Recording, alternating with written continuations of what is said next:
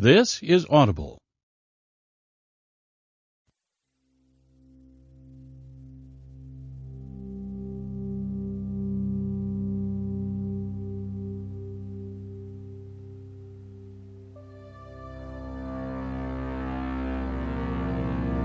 Forward by Jacob Needleman.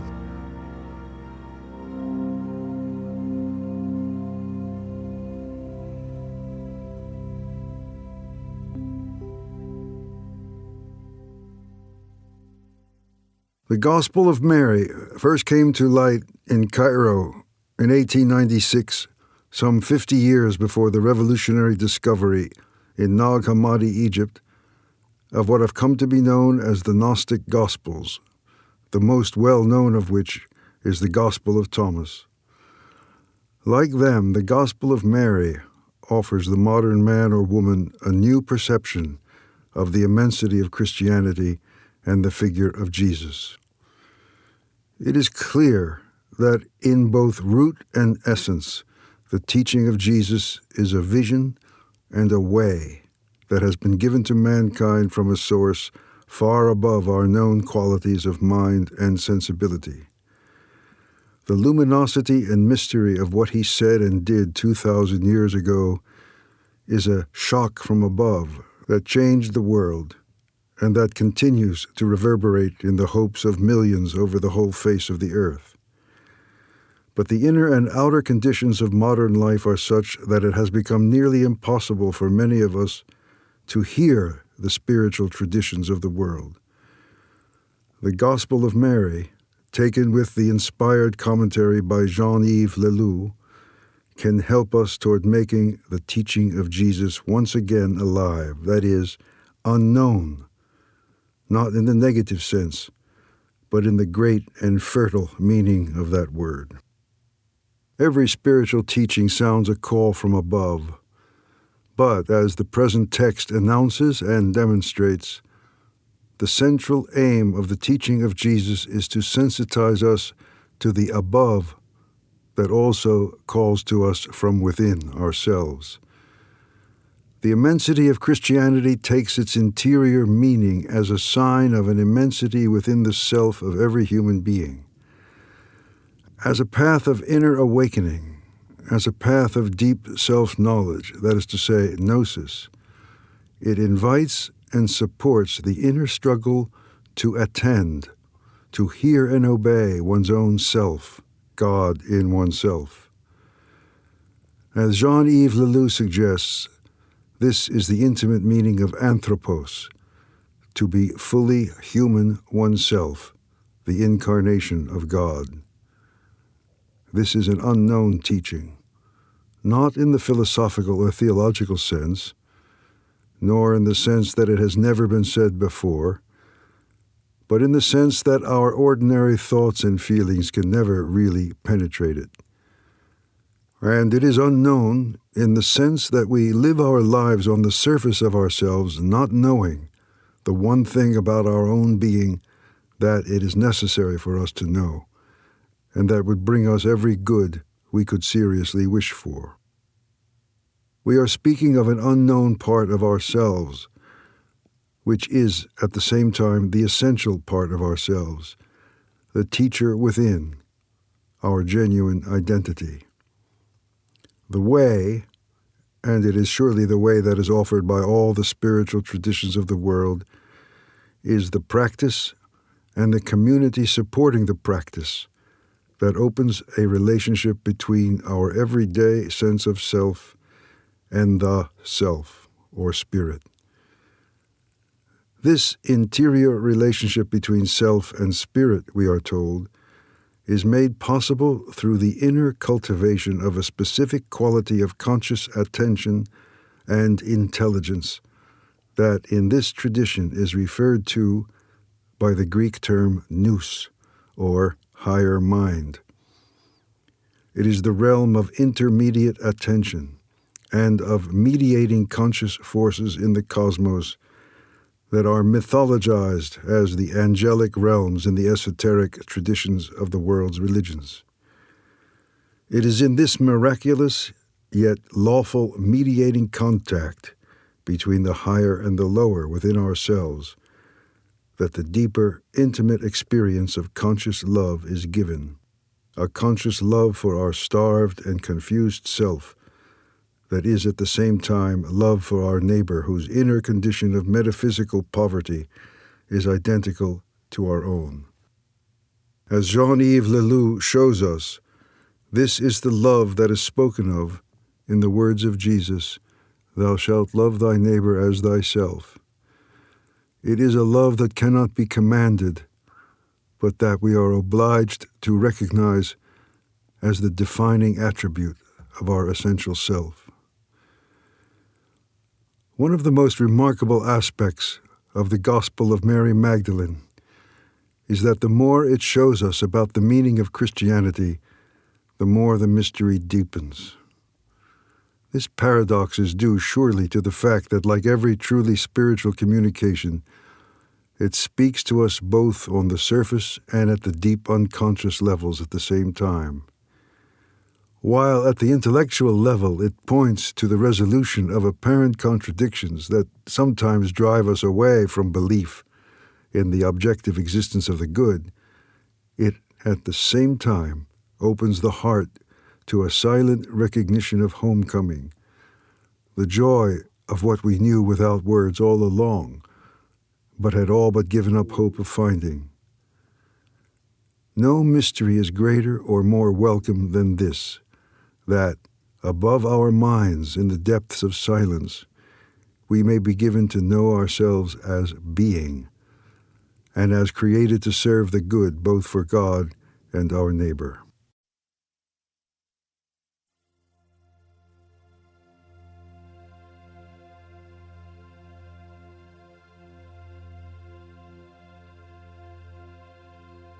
Phoenix Audio presents The Gospel of Mary Magdalene, translated from the Coptic and commentary by Jean-Yves Leloup, English translation and notes by Joseph Rowe, foreword by Jacob Needleman, preface by David Tressimer, Ph.D., and Laura Lee Cannon.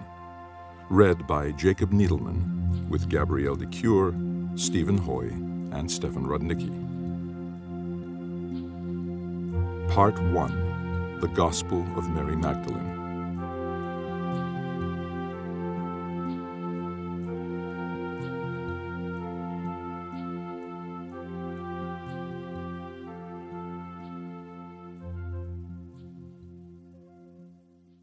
Pages 1 through 6 are missing. Page 7. What is matter? Will it last forever? The teacher answered, all that is born, all that is created, all the elements of nature are interwoven and united with each other. All that is composed shall be decomposed. Everything returns to its roots. Matter returns to the origins of matter. Those who have ears, let them hear. Peter said to him, since you have become the interpreter of the elements and the events of the world, tell us, what is the sin of the world? The teacher answered, there is no sin. It is you who make sin exist when you act according to the habits of your corrupted nature. This is where sin lies. This is why the good has come into your midst. It acts together with the elements of your nature so as to reunite it with its roots. Then he continued, this is why you become sick and why you die. It is the result of your actions. What you do takes you further away. Those who have ears, let them hear. Page 8. Attachment to matter gives rise to passion against nature. Thus, trouble arises in the whole body. This is why I tell you, be in harmony. If you are out of balance, take inspiration from manifestations of your true nature. Those who have ears, let them hear." After saying this, the Blessed One greeted them all, saying, "Peace be with you. May my peace arise and be fulfilled within you. Be vigilant, and allow no one to mislead you by saying, 'Here it is,' or 'There it is.' For it is within you that the Son of Man dwells. Go to him, for those who seek him find him. Walk forth and announce the gospel of the kingdom." Page 9. Impose no law other than that which I have witnessed. Do not add more laws to those given in the Torah, lest you become bound by them. Having said all this, he departed. The disciples were in sorrow, shedding many tears, and saying, "How are we to go among the unbelievers and announce the gospel of the kingdom of the Son of Man? They did not spare his life, so why should they spare ours?" Then Mary arose, embraced them all, and began to speak to her brothers. "Do not remain in sorrow and doubt, for his grace will guide you and comfort you. Instead, let us praise his greatness, for he has prepared us for this. He is calling upon us to become fully human, anthropos." Thus Mary turned their hearts toward the good, and they began to discuss the meaning of the teacher's words. Page 10. Peter said to Mary, "Sister, we know that the teacher loved you differently from other women. Tell us whatever you remember of any words he told you, which we have not yet heard." Mary said to them, "I will now speak to you of that which has not been given to you to hear. I had a vision of the teacher, and I said to him, 'Lord, I see you now in this vision.' And he answered, 'You are blessed, for the sight of me does not disturb you. There, where is the noose, lies the treasure.' Then I said to him, 'Lord, when someone meets you in a moment of vision, is it through the soul, psyche, that they see, or is it through the spirit, pneuma?' The teacher answered, 'It is neither through the soul nor the spirit, but the nous between the two which sees the vision. And it is this which—'" Pages 11 through 14 are missing. Page 15. "And craving said, 'I did not see you descend, but now I see you rising. Why do you lie, since you belong to me?' The soul answered, 'I saw you, though you did not see me, nor recognize me. I was with you as with a garment, and you never felt me.' Having said this, the soul left, rejoicing greatly. Then it entered into the third climate, known as ignorance. Ignorance inquired of the soul, 'Where are you going?' You are dominated by wicked inclinations. Indeed, you lack discrimination, and you are enslaved." The soul answered, "Why do you judge me, since I have made no judgment? I have been dominated, but I myself have not dominated. I have not been recognized, but I myself have recognized that all things which are composed shall be decomposed, on earth and in heaven." Page 16. Freed from this third climate, the soul continued its ascent and found itself in the fourth climate. This has 7 manifestations. The first manifestation is darkness. The second, craving. The third, ignorance. The fourth, lethal jealousy. The fifth, enslavement to the body. The sixth, intoxicated wisdom. The seventh, guileful wisdom. These are the 7 manifestations of wrath, and they oppressed the soul with questions. Where do you come from, murderer? And where are you going, vagabond? The soul answered, That which oppressed me has been slain. That which encircled me has vanished. My craving has faded, and I am freed from my ignorance.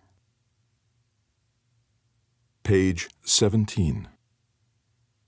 I left the world with the aid of another world. A design was erased by virtue of a higher design. Henceforth I travel toward repose, where time rests in the eternity of time. I go now into silence. Having said all this, Mary became silent, for it was in silence that the teacher spoke to her. Then Andrew began to speak and said to his brothers, Tell me, what do you think of these things she has been telling us? As for me, I do not believe that the teacher would speak like this. These ideas are too different from those we have known. And Peter added, How is it possible that the teacher talked in this manner with a woman about secrets of which we ourselves are ignorant? Must we change our customs and listen to this woman? Did he really choose her and prefer her to us? Page 18. Then Mary wept and answered him, My brother Peter, what can you be thinking? Do you believe that this is just my own imagination, that I invented this vision? Or do you believe that I would lie about our teacher? At this, Levi spoke up. Peter, you have always been hot-tempered, and now we see you repudiating a woman, just as our adversaries do. Yet if the teacher held her worthy, who are you to reject her? Surely the teacher knew her very well, for he loved her more than us. Therefore let us atone and become fully human, anthropos, so that the teacher can take root in us.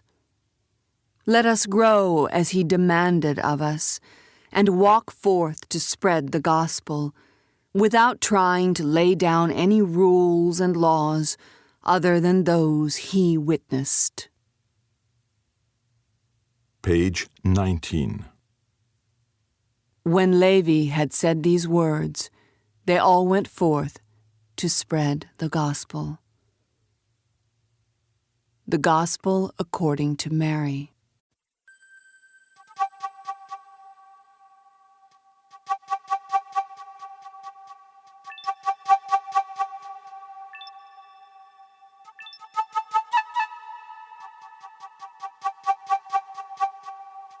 Introduction.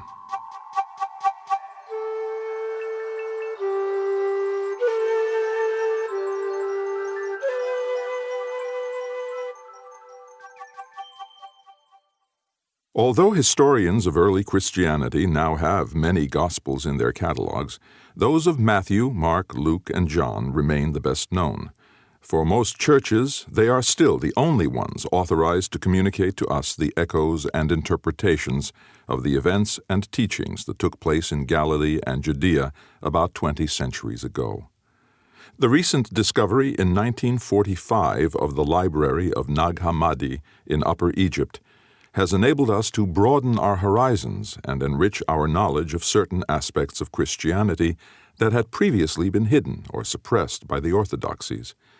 The Gospels contained in this library are written in the Sahidic Coptic language. The word Copt comes from the Arabic Kipt, which in turn is a contraction of the Greek Aiguptos, or Egypt. Most of them are attributed to direct disciples of the Galilean Rabbi Yeshua, considered by some to be the Messiah foretold by Hebraic scriptures, by others as a prophet or a teacher, and by still others as the universal Savior. Today we are able to study these other Gospels, of Philip, Peter, Bartholomew, and most especially of Thomas, right alongside those of Matthew, Mark, Luke, and John. As with some other Gospels that came later, it has been established that the Gospel of Thomas, Thomas being also the name of the evangelist of India whose tomb is believed to be in Madras, contains certain logia, or simple sayings that are likely to be older than the revisions of the canonical texts and may have been skillfully used by the editors of the latter. Among these other Gospels, which have recently become much better known, there is one that does not seem to have attracted the attention it deserves from specialists and is still practically unknown to the public at large. It is the Gospel of Mary, attributed to Miriam of Magdala, Mary Magdalene. Because she was the first witness of the resurrection, she was considered by the Apostle John as the founder of Christianity, long before Paul and his vision on the road to Damascus.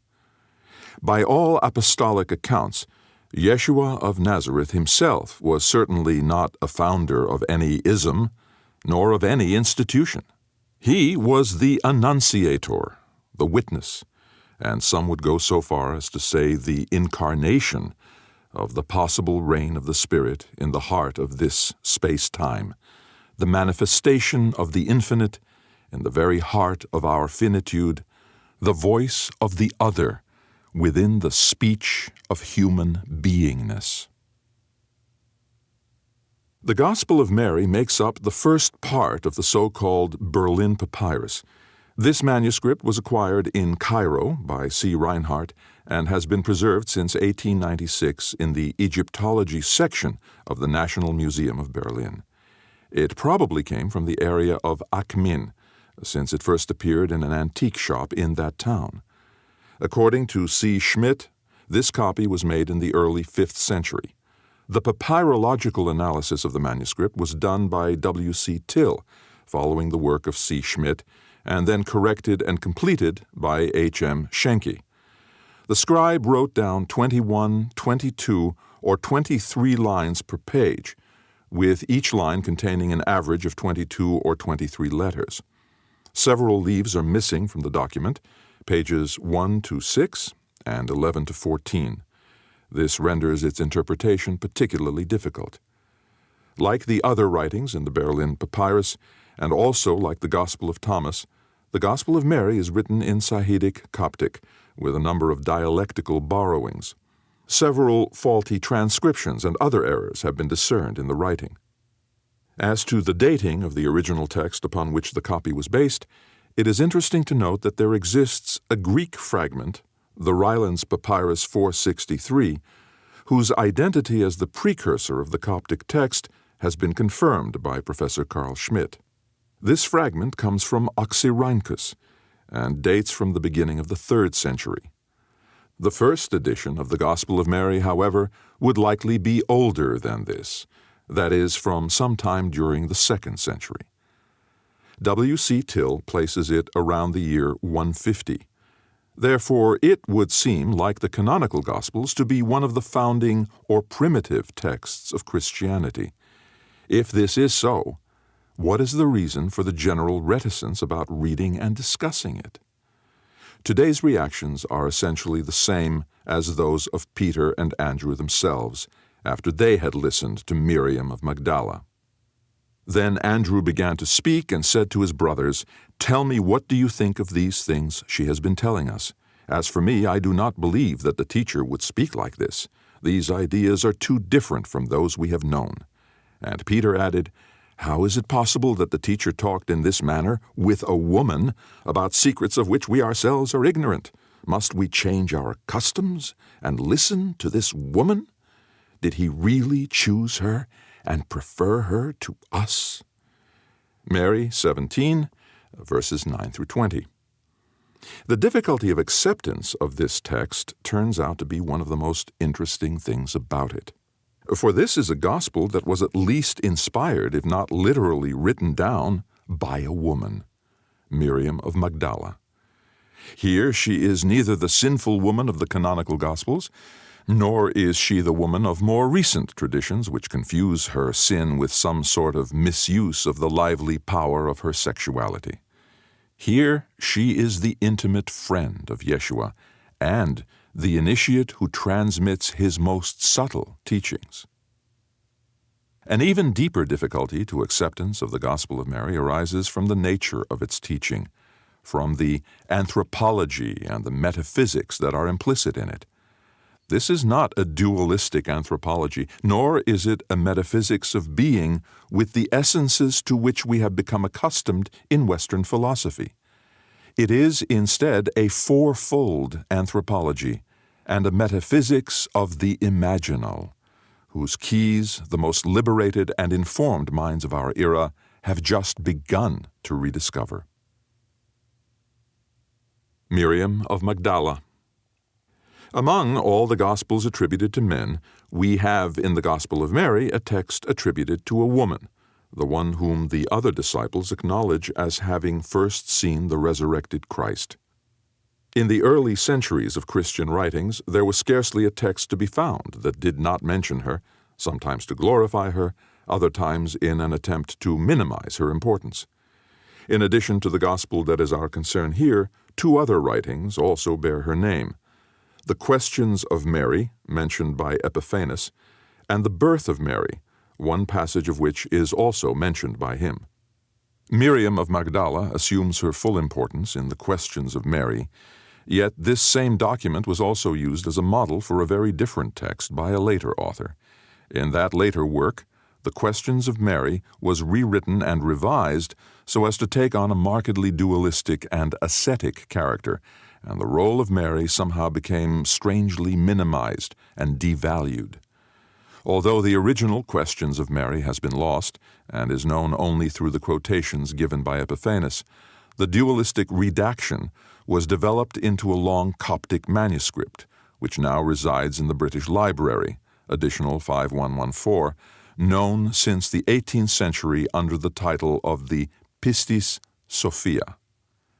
According to Michel Tardieu, editor of the Berlin Codex, the author or authors of the Gospel of Mary sought to take a position in the debate over the role of Miriam of Magdala. The canonical Gospels already contain hints of stories about this subject. Tardieu's further reflections on this are worth quoting at length. All of these Gospels recognize that she had belonged to the group of women who had followed Jesus, that she had been present at his death on the cross, and that she was the first, Mark 16:9, to whom he appeared on the morning of the resurrection.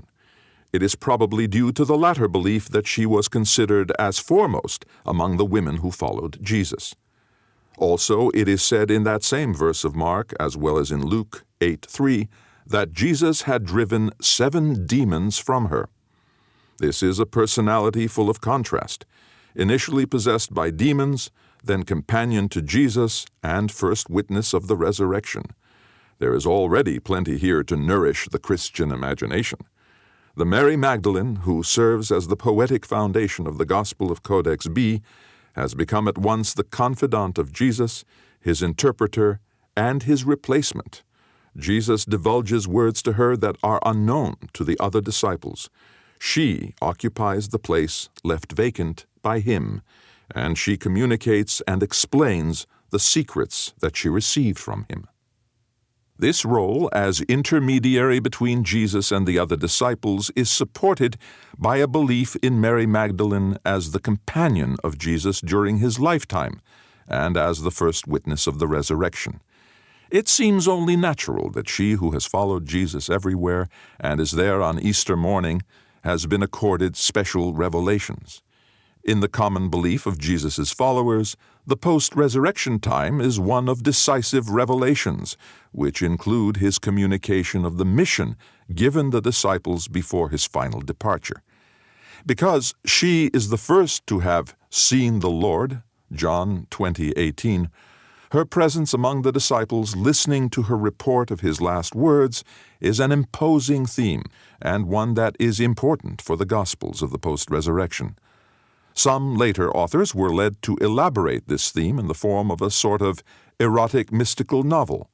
Mary Magdalene is the confidant of Jesus because she is his sexual partner, Questions of Mary. This is the origin of the encratite reaction which shows up in the exegetical and theological London manuscript, Pistis Sophia, where Mary Magdalene is only one of the protagonists in the general discussion that takes place between Jesus and the disciples. It is possible that the editor of Codex B, the Berlin Codex, by selecting precisely this gospel to bear the name of Mary, intended to take a stance in this debate and to counter the excesses of the Questions of Mary. But the authorship of the gospel is not important to the debate. The woman who is in the spotlight is the Mary Magdalene of the New Testament. The poetic details that are supplied, reports of visions, the jealousy of the disciples, her tears, change nothing of the essential personality whom Syrian-Palestinian Christianity credited as the ultimate confidant of Jesus and the revealer of the logia of the Master. But perhaps we could be more simple and direct than this, and join with the Gospel of John 11:5 in saying that the Lord loved her as he loved her sister Martha, her brother Lazarus, and the other men and women who followed him, including Judas. Yeshua did not love John or Peter more than he loved Judas, but rather he loved each differently. He loved them all with a universal and unconditional love, and each of them in a unique and particular fashion. With regard to the unique and particular nature of his relationship with Mary Magdalene, the Gospel of Philip insists, for example, that Mary is the special companion of Jesus, koinonos. Yeshua invites us to experience our capacity for a divine love that includes all beings, even our enemies. But human love includes preferences. In other words, affinities, resonances, and intimacies that are not possible with everyone. The Lord loved Mary more than all the disciples and often used to kiss her on the mouth. When the others saw how he loved Mary, they said, "Why do you love her more than you love us?" The Savior answered them in this way, "How can it be that I do not love you as much as I love her?" Those who are unaware of the founding texts of early Christianity are still shocked by the first sentence of this passage from the Gospel of Philip. It is not my intention to take sides in the polemics around this subject. Some partisans in this debate maintain that Jesus had an obligation to be married because he taught in synagogues. Jewish tradition considers an unmarried man to be either incomplete or disobedient toward God, and he is therefore not allowed to teach in synagogues. Even less could an unmarried man be a priest who is allowed to enter the holiest parts of the temple.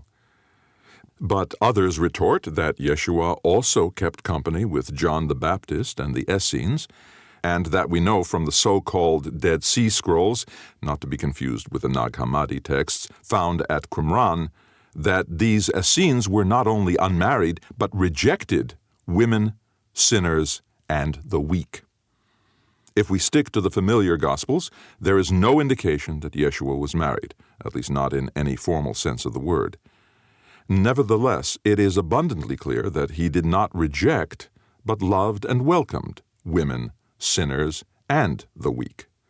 This in itself would have been a scandal not only for Essenes, but also for Pharisees, Sadducees, and Zealots, as well as for other sects of that era. The real question is not whether Yeshua was married, again in the formal sense of the word, for why should that be so important? The interesting question is this: Was Yeshua fully human, with a normal human sexuality that was capable of intimacy and preference? As the ancient proverb says, that which is not lived is not redeemed.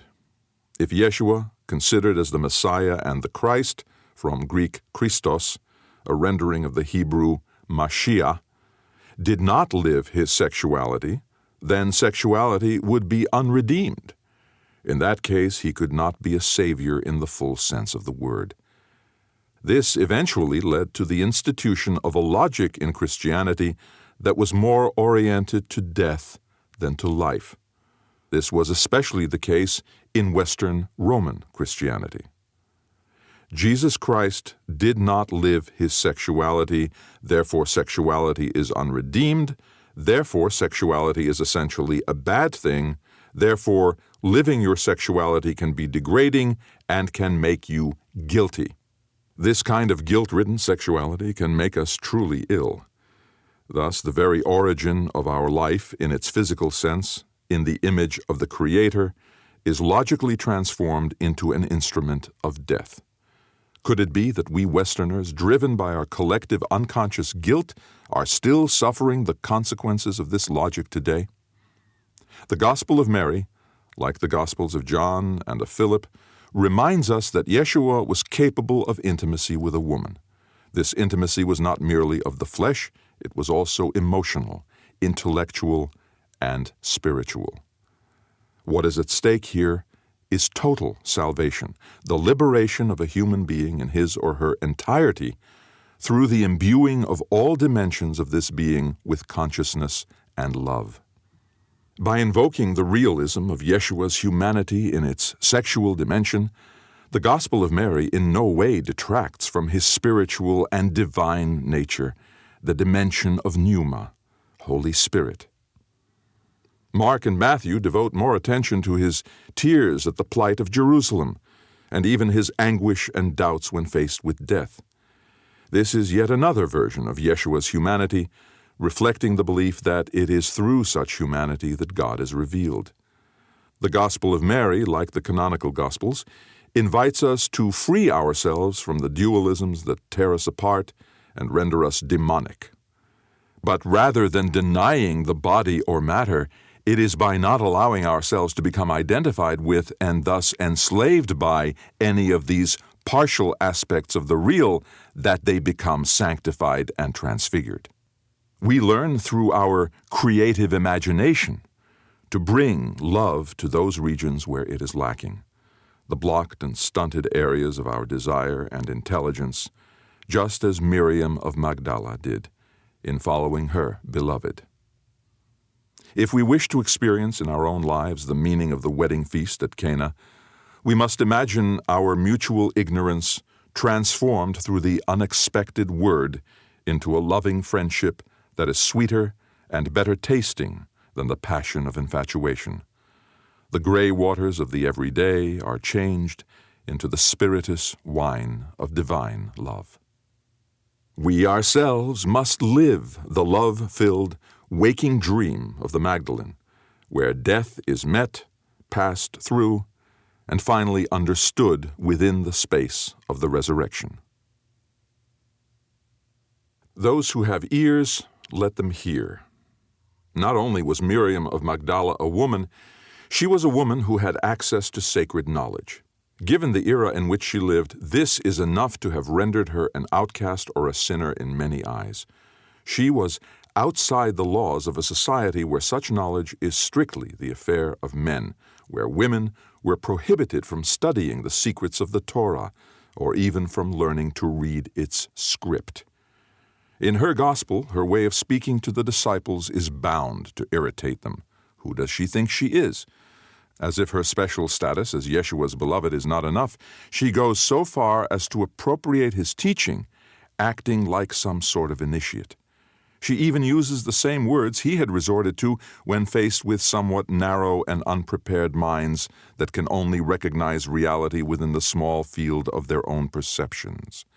Those who have ears, let them hear. But while these words amount to an annoyance to the disciples, reminding them of the limits of their understanding, the Gospel of Mary goes much deeper. It is witness to an altogether different mode of understanding that the masculine mind typically overlooks, a domain of prophetic or visionary knowledge that, though certainly not exclusive to women, definitely partakes of the feminine principle, and is sometimes known as the angelic or Eastern dimension of human knowledge. The teacher is questioned on this subject by Miriam of Magdala. What is the organ of true vision? With what eyes is she able to behold the resurrection? The teacher's answer to this is clear. The resurrection can be seen neither with the eyes of the flesh nor with the eyes of the soul, psyche. This vision is no hallucination, nor is it any sort of fantasy linked to sensory, psychic, or mental stimulation. Furthermore, this gospel tells us that the resurrection is not to be categorized as a purely spiritual or pneumatic vision either. Rather, it is a vision of the nous, a dimension often forgotten in our anthropologies. In the ancient world, the nous was seen as the finest point of the soul, or, as some might say today, the angel of the soul. It gives us access to that intermediate realm between the purely sensory and the purely spiritual, which Henry Corbin so eloquently names as the imaginal. Following Corbin further, we could say that in the Gospel of Mary we are freed from the reductionist dilemma of thought versus extension, Descartes, as well as from a cosmology and epistemology limited to either empirical observation or intellectual understanding. Between these two lies a vast intermediate realm of image and representation that is just as ontologically real as the worlds of sense and intellect. But this world requires a faculty of perception that is peculiar to it alone. This faculty has a cognitive function and a noetic value that are just as real and true as those pertaining to the worlds of sense perception and intellectual intuition. It is none other than the power of the creative imagination. Yet we must beware of confusing this faculty with the imagination as the word is ordinarily used. As Corbin says, the so-called modern mind has reduced this word to the realm of fantasy, a world of merely subjective beings and things. When Ernest Renan says that all of Christianity was born from the imagination of a woman, he is mistaken, for he is using the word imagination in its pejorative, modern sense of something illusory. His thought is conditioned by an anthropology that is ignorant of the categories of the creative imagination in which ancient texts, including sacred scriptures, were conceived and written down. A living deity who wants to communicate thus necessitates an intermediate realm between God and human, between the invisible and the visible, between the world of immaterial spirits and material bodies. It is in this intermediary imaginal realm that Miriam has her meetings with the resurrected Christ. As with the ancient prophets, God activates the necessary visionary imaginal forms in her so as to bring her to the divine. It is only in this sense that Christianity can indeed be said to be born from the imagination of a woman. Lord, I see you now in this vision. And the Lord answered, You are blessed, for the sight of me does not disturb you. Mary 10, verses 12 through 15. Here we have gone beyond any metaphysical opposition of subject versus object. Well, there can be no object without a subject who conceives and represents it, and there can be no subject who is not reacting to an object or environment perceived as external or other. We are in the presence of a metaphysics of openness, a place of meeting, confrontation, and merging of subject and object known in their interdependence. Reality is neither objective nor subjective. It is an inclusive third state where the two imaginally become one. This reveals a field that has been little explored by contemporary philosophies, which still oscillate between the metaphysics of being, as in Heidegger, and of otherness, as in Levinas. The task of the next century will surely be one of engagement with this philosophy of openness, or the in-between realm. Philosophy will no longer seek its missing links in Greek or Semitic thought, but in this oriented synthesis, heretofore rejected by both sides, which begins to reveal itself in these early Christian texts. A true renewal of thinking about the source of New Testament writings must pass through a regeneration of the creative imagination, as Christian Jean-Yves suggests in the following. For the creative imagination is not so named with some metaphorical intent, nor in a spirit of fiction, but in the full sense of the term. The imagination creates and is universal creation itself. Every reality is imaginal because it is able to present itself as a reality.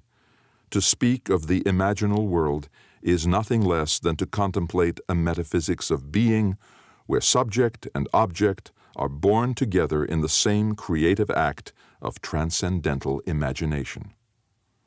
Rather than speaking of the creative thought, we must henceforth speak of the creative imagination.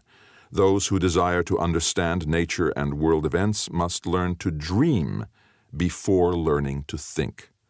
The language of sacred scriptures is one of images and symbols that belongs to dreams more than to the concepts of the sciences. Christian Jean-Yves goes on to say that reality is nature ordered by laws. This is what scientific discourse tells us, and this is the operation of the imagination which creates that discourse. We can see that the mundus imaginalis should be approached with the same method, in the same perspective. It is a mode of interlinking, of constructing a meaning, of interpreting that world. But it is far from being an attempt to say it all. On the contrary, what is constantly occurring is a saying of the one, but only on condition that it cannot be all. For the one is impossible to say. What is revealed is the failure of any reality to satisfy the desire for the one. The mundus imaginalis is the place where what is said is never the all, but the lack of it, the yearning for it. It is precisely here that desire becomes imagination. To this I would also add transfiguration and resurrection. It is this realization and incarnation of her desire that Miriam of Magdala is trying to share with us. It is the creative imagination that this gospel wants to awaken in us, while not avoiding a confrontation with the reservations and objections of a philosophy of sense and reason as represented by Peter and Andrew. The ethical consequences of such a practice of desire and imagination are clear and cannot fail to shock Yeshua's other disciples. There is no sin, it tells us. It is we who continually create sin with our sickly imagination and then invent laws to make it more comfortable. It is our imagination that needs to be healed. We are responsible for the world in which we live, since it is we who create it. Our lack of enlightened imagination encloses that faculty in a death orientation and imposes limits upon it wherein our feeling and intelligence have become arrested. These questions will be further explored in the commentary in the second part of this book. Let us note here that in this gospel attributed to Miriam of Magdala, the creative imagination to which she bears witness is the meeting place where the sensible and the supersensible divine descend together in a single dwelling. The imagination is the sympathetic resonance of the invisible and the visible, of the spiritual and the physical. The motivation behind Miriam's imagination is obviously more than just her personal desire and love. She loves a being whom she has known in the world of sense perception and in whom she has seen the manifestation of the divine beloved. Through the power of the imaginal, she has spiritualized this being in raising it from its sensory form to its incorruptible image.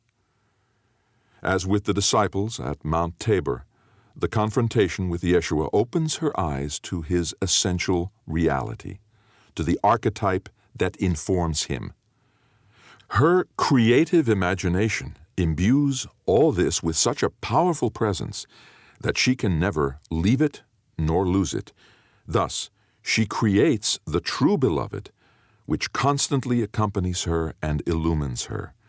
This reality is not any sort of psychological illusion, compensation, nor sublimation. It is an awakening to this intermediate world, an experience and a knowledge in which the Christ is offered as contemplation, as the archetype of synthesis that the soul of desire seeks to embrace. The divine lover is spirit without body. The physical lover is body without spirit. The spiritual lover possesses spirit and body. The apparition that manifests itself to Miriam of Magdala, both inwardly and outwardly, is spirit and body.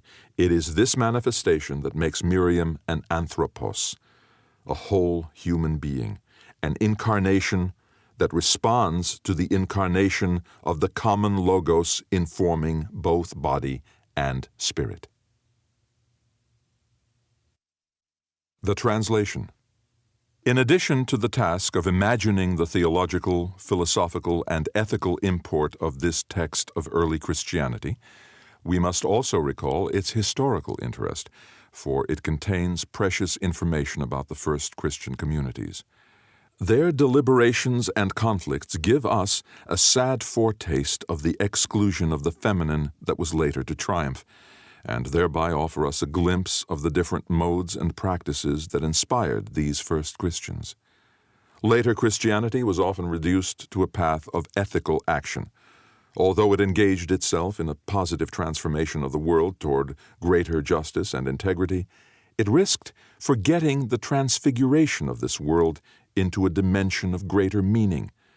It overlooked the need to introduce a lightness into the world's density, an imagination that would open it to new possibilities and make it more bearable. The translation of the Gospel of Mary has also to answer to the call of the creative imagination, without which its text might appear as utterly hermetic and perhaps insignificant. The two previous French translations of this text are difficult to read and sometimes contradictory. Yet this is no reflection of any lack of skill, patience, or courage on the part of those scholars who worked with it. Their considerable labors have provided important references for this translation, which nevertheless is quite different from theirs. My own approach, which may be described as both rigorous and free, is a further development of my earlier work at the University of Strasbourg on the Gospel of Thomas and the Gospel of Truth, the Jung Codex. My aim is different from that of the archaeologist or the brilliant decoder of obscure hieroglyphs. I do not seek to provide scholarly libraries with nuggets of obscure meaning hidden in the convolutions of the text.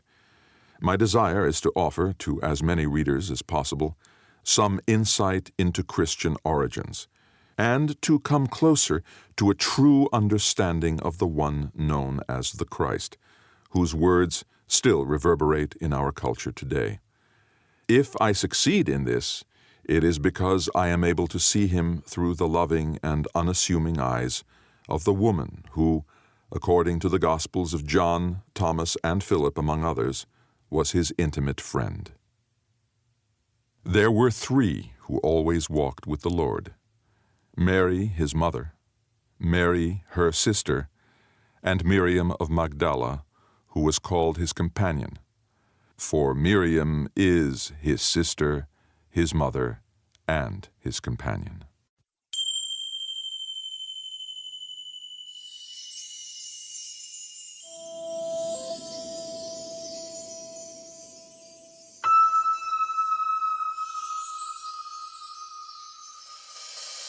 Preface by David Tresimer, Ph.D., and Laura Lee Cannon. Who is Mary Magdalene?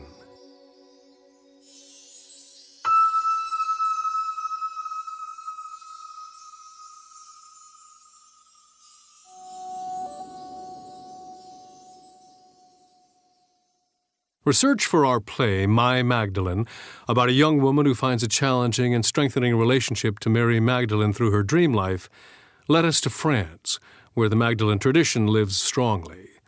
Halfway up the hill to the cathedral at Vézelay, a nexus of Magdalene devotion, and a little stone bookstore opening onto the steep stone street, Joseph Rowe handed us the Gospel of Mary Magdalene in its original French. Completely enchanted by it, we arranged for Mr. Rowe, a very talented translator, dramatist, and musician, to translate it into English. It became our charge to provide the foreword for this new translation. The fruits of our research, we hoped, would place Mary in some context, thereby perhaps making the reading of her gospel more potent. Accomplishing this meant that we needed to find Mary, both historically and geographically.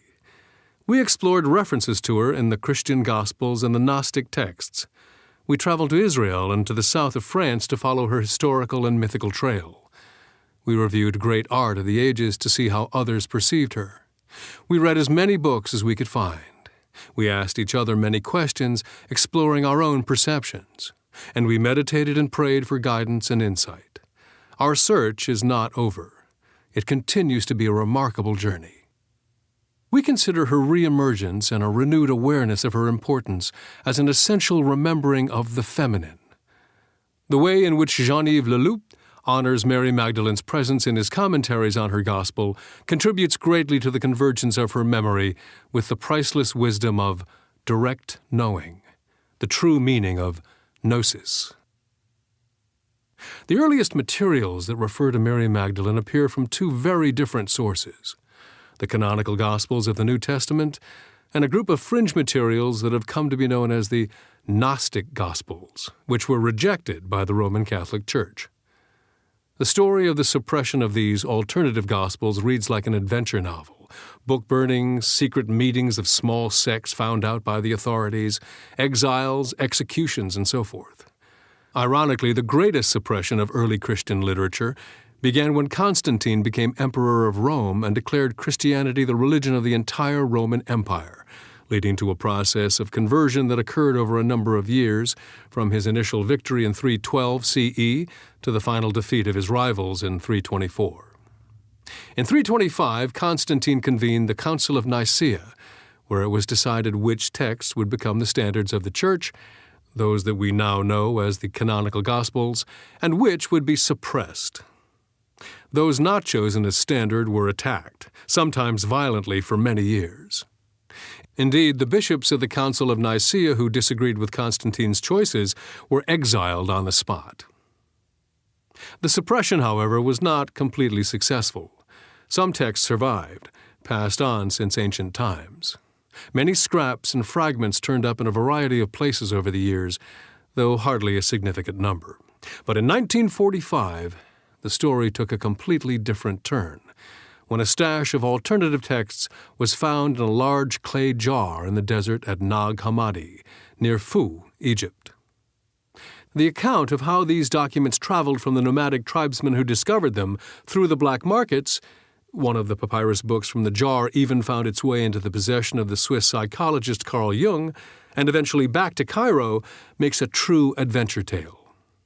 The contents of this jar, along with other scraps or fragments from around the same time period, have become known as the Gnostic Gospels, because of the association of many of them with the belief system of a group who called themselves Gnostics, from the Greek word gnosis, meaning inner knowing, self-acquaintance, or self-knowledge.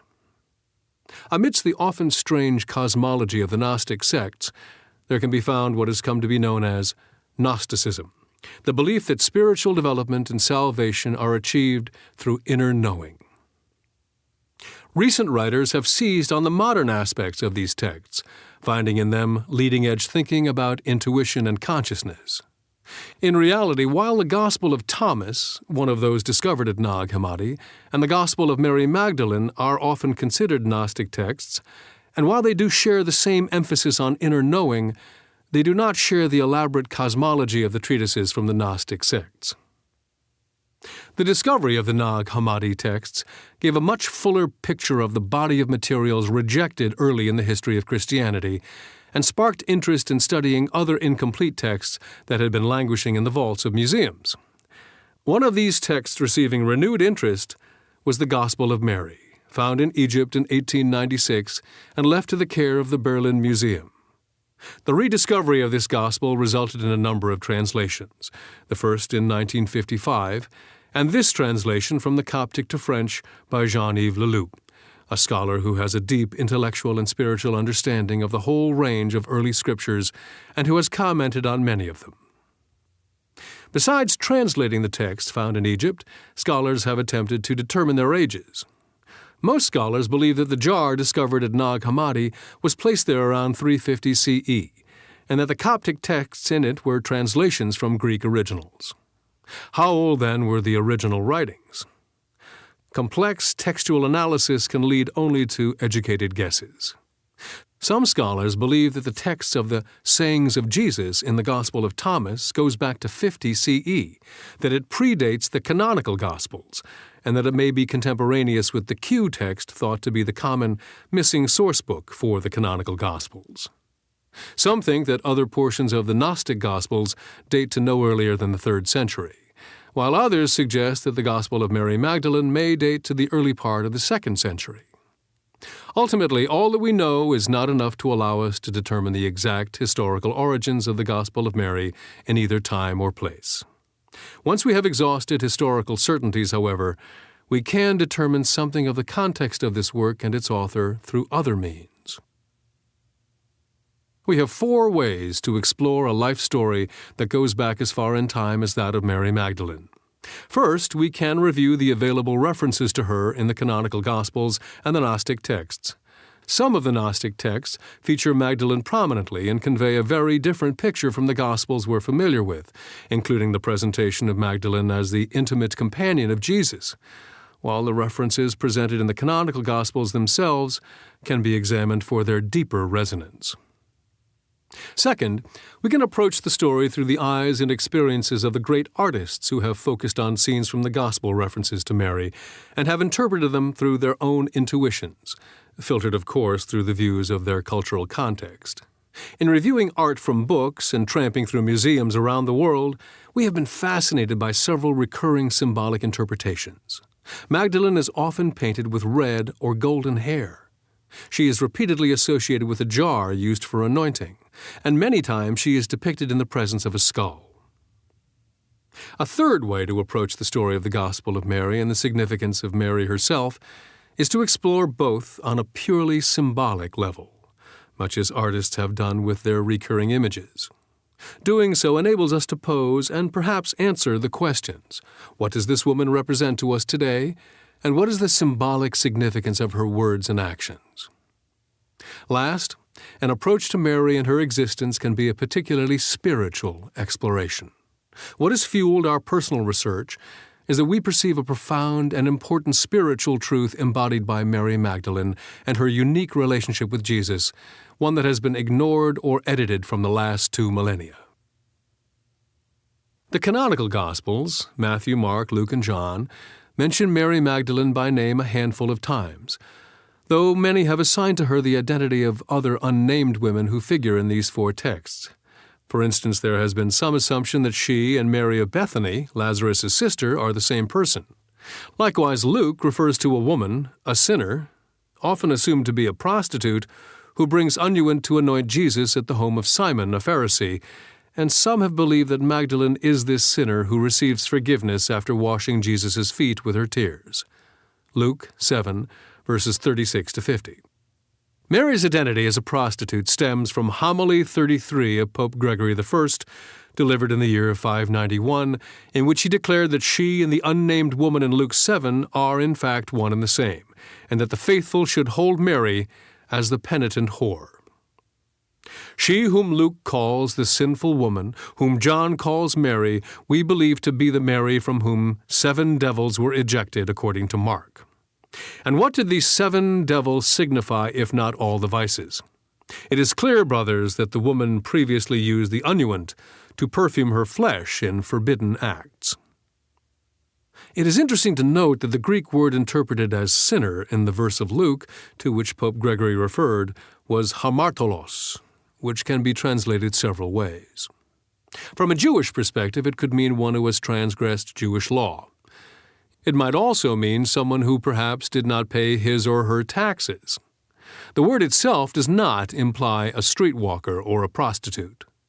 The Greek word for harlot, porin, which is used elsewhere in Luke, is not the word used for the sinful woman who weeps at Jesus' feet. In fact, there is no direct reference to her or to Mary as a prostitute anywhere in the Gospels. Amidst all of the conjecture regarding the identity of Mary, we find some important details that do emerge from all four Gospels. Mary Magdalene is the only woman besides Mother Mary who is mentioned by name in all four texts, and her name, in all but one instance, is the first listed when there is mention of the women present at an event. The texts also clearly indicate that Jesus heals Mary Magdalene by freeing her from 7 demons.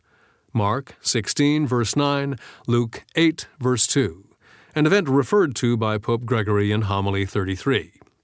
We learn as well that she is one of the 3, along with John the Apostle and Mother Mary, who waits at the foot of the cross during Christ's crucifixion. John 19, verse 25. And most essentially, we know that Mary Magdalene is the first to see Jesus Christ resurrected from the tomb. John 20, verses 11 to 18, Mark 16, verse 9, Matthew 28, verses 9 to 10. It is because of this that she is considered the Apostle of Apostles and is so called even by St. Augustine. Altogether, these specifics seem so paltry, so scant, yet they give us enough to work with if we can understand their condensed meanings. Each of these references translates something more than its face value and provides more insight about Mary. We hear in the Gospels about many healings, of the crowds of sick and needy gathering to receive Jesus' touch or glance.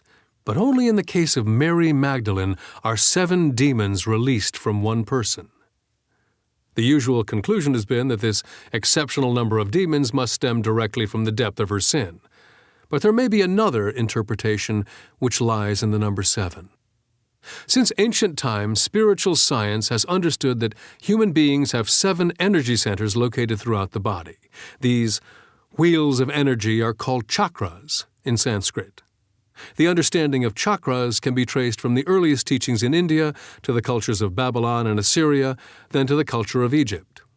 From there it entered the traditions of the Hebrews. There are many references to the 7-fold structure of spiritual worlds in Hebrew scripture and thought, that the Hebrews themselves claim to have received as divine revelation, but which also may have been absorbed during their captivities in Babylon and Egypt.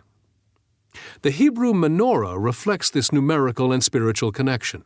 The 6 candles reach up to the 7th central light of the Spirit. Today, the awareness of the body's 7 energy centers is the focus of the spiritual science of many healers who work with chakras and the 7 levels.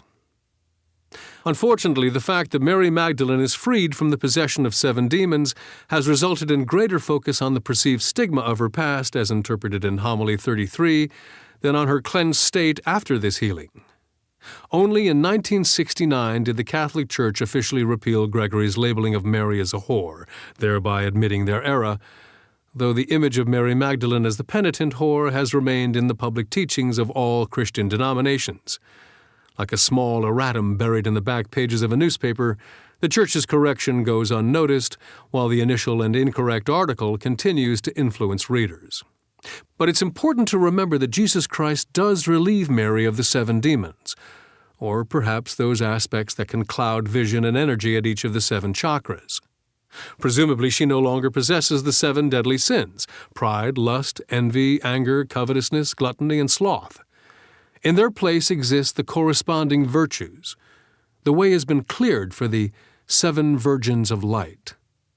If her purification is viewed in this way, it makes her the most thoroughly sanctified person mentioned in the New Testament. Imagine being completely cleansed of prejudice and old grudges, fogs of illusion, hereditary obstacles to health, all desires. Once healed, she can truly see the spiritual truth that works in all things. She can see the barbarity of other human beings, as well as the transcendent beauty of Jesus Christ's teachings. In modern terms, her heart and energetic centers are open.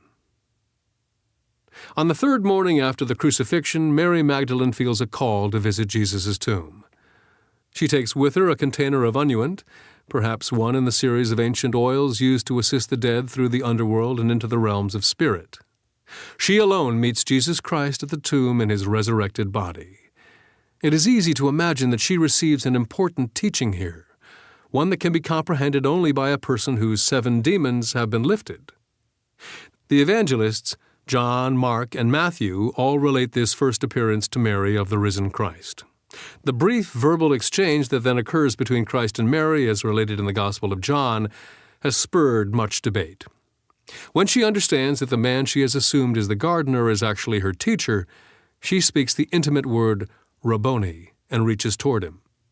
Jesus Christ responds in the King James Version, John 20, verse 17, "Do not touch me." The Latin translation is noli me tangere. These words have been interpreted as confirmation that Mary Magdalene still carries some of the taint from her sins. In other words, some perceive Jesus Christ's words as, "Stay away from me, you soiled woman." Indeed, many statues with the inscription Noli me tangere depict a transcendent Jesus Christ and a woman below him groveling in the ultimate shame of rejection. Were Mary Magdalene still soiled from her past, however, then we would have to conclude that Jesus Christ is not really an effective healer, that he hadn't really done the job of cleansing her of her demons. If we look at Christ's words in the original Greek, the meaning translates a little differently. Me mu aptu uses the imperative mood of the verb aptein, to fasten. A better translation would then be, don't hold on to me, or don't cling to me. Now for the full line. Do not cling to me, for I am not yet ascended to the Father. The last part of the sentence takes on the greater importance. Jesus Christ refers to the nature of the resurrected body that exists between the earthly body and the ascended body, a nature which we could think of as the eidolon, that is, the pure and ideal image. When we let go of the emphasis on Mary Magdalene's rejection that some hear in Jesus' words outside the tomb, and see this instead as a teaching about the other worlds in which we can exist, we can then understand that these words may indicate her very special role. She is the one, perhaps because of her purified state, the only one, who can deliver Christ's message. Go to my brethren and tell them, I ascend to my Father and your Father, and my God and your God. At this point, she becomes, in the canonical Gospels, the Apostle of Apostles, which the other Gospels, from Nag Hammadi, the 3rd century Pistis Sophia, and so forth, expand upon. Jesus clearly asks her to represent a teaching to the others, to the men who were not to be found at the foot of the cross during the crucifixion, the men who did not believe Jesus himself when he told them he would rise. Do we know what she taught? The Gospel of Mary Magdalene is the primary source of the teaching that she received. Jean-Yves Leloup's commentaries add much insight to the text, which is missing some critical pages, and restores this text to a place of importance which other Gnostic compilations have ignored. In a way, this teaching received by Mary at the site of the resurrection is the most important one of all. Tradition hands us a picture of the final moments of Jesus Christ's life on the cross. 3 figures stand at his feet, 3 central people through whom his teachings will go out into the world.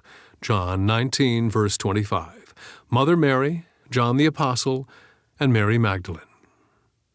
Mother Mary will become the center of the disciples and will focus the descending power of spiritual fire at Pentecost, whereupon the disciples, filled with the Spirit, will go out and preach the gospel, evangelize, convert, and baptize. The so-called apostolic succession means that official Christianity has come through the successive initiations of priest to priest, beginning with Peter. Mother Mary, as the human progenitor at the beginning of this line of succession, becomes the mysterious figure unto whom the faithful project all hidden needs. The tradition of succession, this spiritual stream beginning with the virgin birth of Jesus, concentrates on the outer work of the Church, on telling the good news of the Gospels, on proselytizing to convince and convert others to this understanding. The second figure, John, will accompany Mother Mary to Ephesus for her final years, become the bishop of Ephesus, and eventually suffer exile to the island of Patmos, where he will receive and record a powerful revelation along with his version of the Gospel story. One can gather all the Johns, including John the Baptist, into John the Apostle's mystical teachings and the way of mysticism that has grown from them. But can we identify what lives today from Mary Magdalene's connection to Jesus Christ and her presence at the cross? We see the apostles taking the work of Jesus into the world, but Magdalene was not present at Pentecost. Based on our studies of Mary Magdalene, we imagine the idea of proselytizing did not resonate with her direct experience of the divine. Perhaps her kind of wisdom was not something she could preach about. Instead, Mary Magdalene focuses on the inner worlds of initiation. We imagine that, not through outer pomp and pageantry, but through gnosis, or direct knowing, she seeks union with the divine. Hers is the path of the sacred marriage, accomplished within. Her path emphasizes inner preparation, introspection, and inner transformation. Perhaps in addition, she also represents the feeling world. She carries the sensitivity of sensuality, in the truest meaning of the word, finding the divinity in the senses. In addition, the presence of Mary at the crucifixion and at the tomb, beyond illustrating her love for Jesus, also indicates her comfort and familiarity with death. The many artistic depictions of Magdalene with a skull may suggest that this has long been seen as part of her identity. In fact, Golgotha, the hill where Christ was crucified, means place of the skull. Perhaps visionary artists of the past, in their representations, were implying that Magdalene understands the thresholds of death. Her appearances with special oils to use in anointing Jesus Christ place her in the tradition of priests and priestesses of Isis, whose unguents were used to achieve the transition over the threshold of death while retaining consciousness. Jesus accepts and encourages this anointing, explaining to the other disciples that she helps prepare me for my burial. This statement implies Jesus' knowledge that Mary is aware of what is happening at a deeper level than the other disciples. We can ask ourselves, by what authority does she anoint him? But we cannot ignore the fact that the very word Christ means anointed one. How can it be that Christians have pushed into a dark corner the female minister of the rite of anointing? After one anointing of Christ by Mary in Mark 14, verse 9, Jesus remarks, "Verily I say unto you, wheresoever this gospel shall be preached throughout the whole world, what she has done here will be told in remembrance of her." How is it then that all Christians do not remember and revere this memorial so clearly marked by their teacher? Why do most people know her as the reformed prostitute rather than as what seems more likely, a ministering priestess with a deep understanding of the thresholds of the spirit world? In the legends and stories told about Mary Magdalene, there can be found some hint of what she may represent to us today. As one who was cleansed from sin, who remains with Christ throughout his death on the cross, and who first witnesses, understands, and believes Christ's resurrection, she represents a human being who is open and available to true inner knowing, who can see in deeper, clearer ways through a unique spiritual connection to both earthly death and the divine. In southern France, there is a strong belief that Mary Magdalene journeyed there, along with a small band of followers of Jesus Christ, after the chaos that prevailed in Jerusalem. It is said that she lived in the caves that extend throughout the area and developed a kind of clairvoyance, clear seeing, that permitted her to become intimate with the caverns and passageways without the use of torches. These caves, carved from the region's limestone, extend for hundreds of miles and make up the most extensive subterranean system in the world. There is one cavern at Saint-Baume, in the hills east of Marseille, where Mary is said to have lived the last 30 years of her life in intimate connection with this hidden part of the earth. Each morning, according to another legend, a group of angels lifted Mary Magdalene above the summit of the cliffs where she could listen to the entire choir of angelic hosts, the divine sounds of original and continuing creation.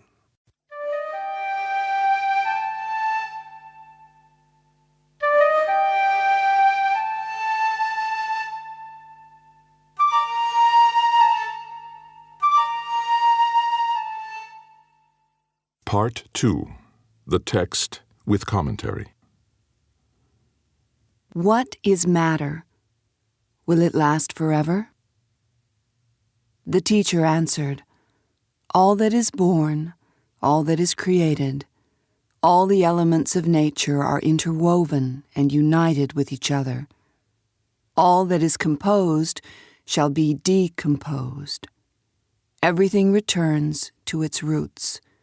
Matter returns to the origins of matter. Those who have ears, let them hear. What is matter? Before asking questions about the meaning, purpose, or workings of the world, it is appropriate to inquire into what it really is and if it was made to last or not. Will it last forever? Might it not be an illusion?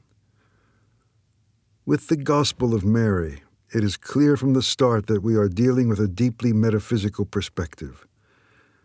Prior to any questions about our actions and their rightness or wrongness, it is important to ask if we are and who we are. Before we ask the ancient question, why does the world contain evil and suffering, we must first question how we know it exists at all. Thus, the path of Christianity that we find in this gospel is one of gnosis, or divine knowledge. It goes deeper than the teaching of rules by which we can live and improve ourselves. Here, Yeshua has something to say about the fundamental nature of the world and of humanness. The Gospel of Mary presents him as the teacher, and the teaching he transmits contains the knowledge necessary for the reintegration of human beings with themselves and with their source and principle, the one that, in most of the Gospels, Yeshua calls his Father. My Father and your Father, and my God and your God, as he tells Mary Magdalene in John 20:17. These are the teachings that can restore human beings to their lost parentage, to an indescribably singular intimacy with their source. Yeshua has always lived in this intimacy, and his words and actions are the expression and manifestation of it. Some translators of this gospel have rendered the word for teacher as Savior. This is another possibility, but only if we bear in mind that what people really need to be saved from is their ignorance and forgetfulness of the being that is their source and destination. Human beings are to be saved from their ignorance and obliviousness of the presence that Yeshua embodies. First and foremost, salvation is knowledge of the truth that shall make us free, free of attachments and identifications with that which we mistake for real being. In these verses, it is matter that is taken as an example of this. The teacher answered, all that is born, all that is created, all the elements of nature are interwoven and united with each other. All that is composed shall be decomposed. This reminder of the interdependence and impermanence of all things is striking in its resonance with contemporary thinking. Nothing exists in itself or by itself, for the world is a vast tapestry woven of relations. Not even the smallest strand in this web can be tugged without affecting all the myriad strands and interdependencies to which it is connected and of which it is composed. This is true of matter, and it is also true of the nature of the human body and the psyche that animates it. Everything that exists is a more or less complex pattern of components and is therefore subject to decomposition. All that is composed shall be decomposed. This is a truth that reminds us that this universe we perceive has not always existed, and that it will not exist forever. What has a beginning also has an end. Ignorance of impermanence generates illusions, attachments, and therefore suffering. All the ancient wisdom traditions tell us this. For those who have ears, capable of hearing this word of the teacher, this can be a source of salvation and freedom. No longer do we continue to indulge in the idolatry of matter. This appreciation of the ephemeral and relative nature of all things actually enables us to love better. We begin to see all things with that loving yet detached regard and equanimity that are the signs of a genuine health of soul. In Greek, the word soteria means both health, wholeness, and salvation. The teacher then adds, Everything returns to its roots. Matter returns to the origins of matter. All evolution involves a return. Yet a return in this sense is not the same as a regression. To return is not to go back. Rather, the return is accomplished by moving forward. It is a return to the place that is both our origin and our destiny, our Alpha and our Omega. Here we make an important distinction between the origin, or the source, and the beginning. We return to the source, not to our beginning. Furthermore, the kingdom that is spoken of in the Gospel of Mary must not be confused with a return to some sort of lost paradise or primal state of consciousness. Rather, it signifies an awakening to this very dimension of being that is the source of our existence now, and of the mystery of there being something instead of nothing. A grain of wheat contains the information that will later generate roots, stem, leaves, and finally the new grains, which ripen slowly with sun and rain and finally offer themselves to the nourishment of those who eat them. Then comes winter, decay, and the new planting of the grain, returning to the roots, yet also to the root symbolized by the information in the grain. But the true source cannot be grasped by the mind, though it is the source of the mind and of all things. Thus, matter returns to the origins of matter. Yet the ultimate source can never be an object of any kind, and can only appear as nothingness. Nothing that can be found in the all of which it is the cause. In speaking of the Logos, the Gospel of John, chapter 1, verse 3, which was probably written during the same period, says that through him all things came into being. Not one thing came into being except through him. The Logos, the origin, this nothing that is the cause of everything, and through which all things have their being, what are we speaking of when we speak of this divinity as he, she, or it? Surely it is nothing that can be imagined, thought, or represented. Yet, if we also subscribe to the principle that nothing comes from nothing, then what can be the meaning of this unthinkable fecundity, this womb of emptiness? Those who have ears, let them hear. This recurrent phrase is not some elitist irony through which the teacher alludes to secret tidbits, nor does it reflect an impatience with long explanations. It is an invitation to have ears, to develop an organ of subtle perception, a special faculty of attention.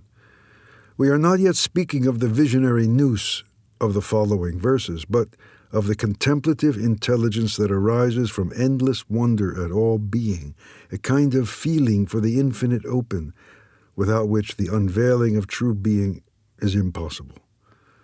For the real only offers itself to those who take the time needed to hear, those who can endure and listen fully to the silence of the fathomless before it finally begins to speak. Shema Yisrael, listen, O Israel. The same practice that Moses advocated to his distracted, chattering companions is the one transmitted through this teaching of Yeshua. If the conscious subject has no ears, there will be nothing to hear. If the eyes are not open, there will be nothing to see. If the heart or the nous is not awake, there will be nothing to understand. Matter and its origins will offer them neither obscurity nor clarity nor meaning. Peter said to him, "Since you have become the interpreter of the elements and the events of the world, tell us, what is the sin of the world?" The teacher answered, "There is no sin. It is you who make sin exist when you act according to the habits of your corrupted nature. This is where sin lies." Having listened to the teacher and having recognized him as the interpreter, hermeneutes, he who imagines and gives meaning to the elements and events of the world, Peter now questions him in the language of that period about the sin of the world. The meaning of this term is often very unclear, both in Yeshua's time and after. There were those who held that human nature itself is tainted with original sin, that matter, the world, and the body are traps from which deliverance is needed. When one sees sin and evil everywhere, the consequences are especially serious when they are seen as being in an other, for this other must then be destroyed or killed. Those who have committed such crimes in the name of the good see themselves not as murderers, but as saviors, ridding the world of sin and evil so as to make it pure again. All such persecutions, bans, burnings at the stake, and death camps are founded upon the same logic. The rotten apple must be removed from the barrel to rid the whole contents of contamination.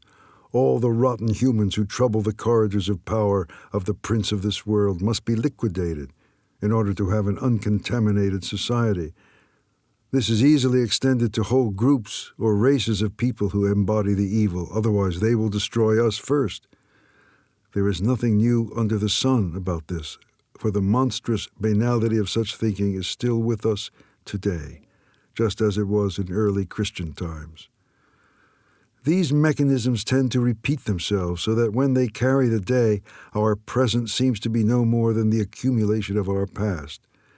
The new teaching has still not been heard, yet the word of the teacher here is unmistakably clear in the way it cuts through this question. There is no sin. It is you who make sin exist. There are, of course, different levels of interpretation of this. Let us begin with the traditional reading and see how it opens naturally into a deeper interpretation. It might be summarized as, there is no sin, only sinners. Matter, the world, the body, are not sinful in and of themselves, yet it is possible to make bad use of them, and we are all more or less sinners to the degree that we do not know how to adjust or harmonize ourselves with the real. Instead of experiencing peace, we not only hit the wrong notes, but we create shrill disharmony and war. Nevertheless, it is clear that matter is not bad, nor is anything that exists in the world. In fact, neither the body nor sexuality are bad or sinful. Echoes of the previous passage can even be heard in the writings of Paul, for instance, in this extract from his letter to Titus 1:15. All is pure to those who are pure, but nothing is pure to those who are contaminated and do not believe. The meaning of Paul's words is this: it is you who have made sin exist. Thus, sin is not inherent in things, nor is it some element of the cosmos, nor of human nature. Yet, it is definitely found in the way human nature is translated. It is a disorientation of desire, a kind of overlooking or missing the goal. And here, Yeshua's word rejoins the etymology of the Greek word for sin, hamartia, to miss the mark. Through poor use of our senses, intelligence, and emotions, these faculties have become disoriented. They have lost their orient, that is to say, their attunement with the being that is at the heart of all the impermanent, transitory phenomena of the world. It is only this disorientation that enables us to pervert ourselves, society, and the universal order itself.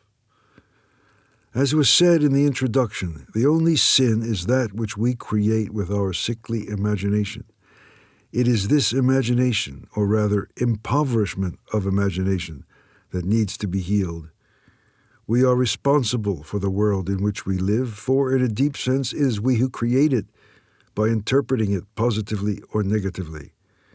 Our lack of enlightened imagination encloses the world in being for death, and encloses us in an arrested perception of the world.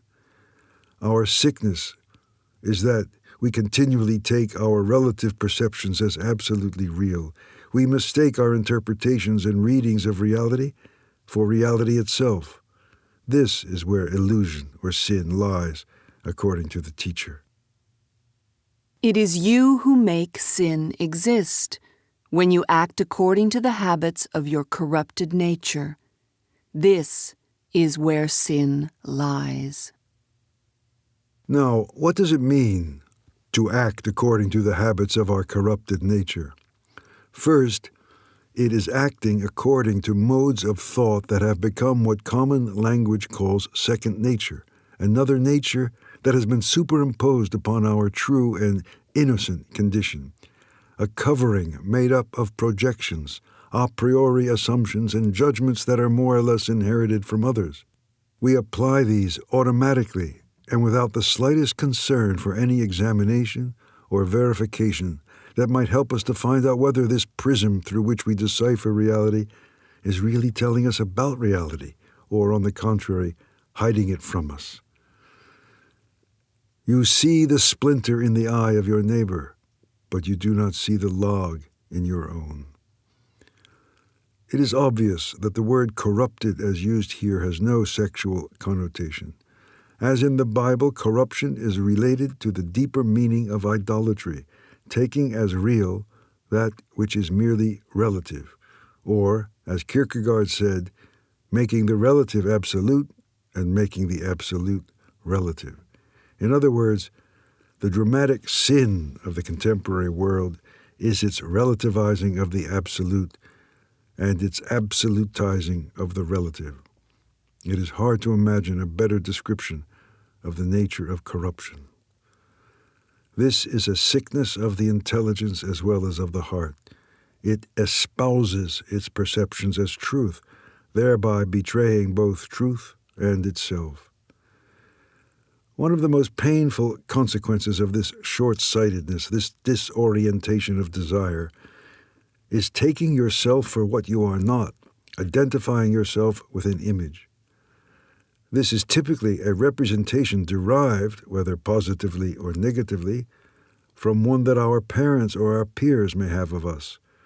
The pathologies that are known nowadays as inflation, megalomania, manic depressive swings, etc., are but extreme forms of this condition.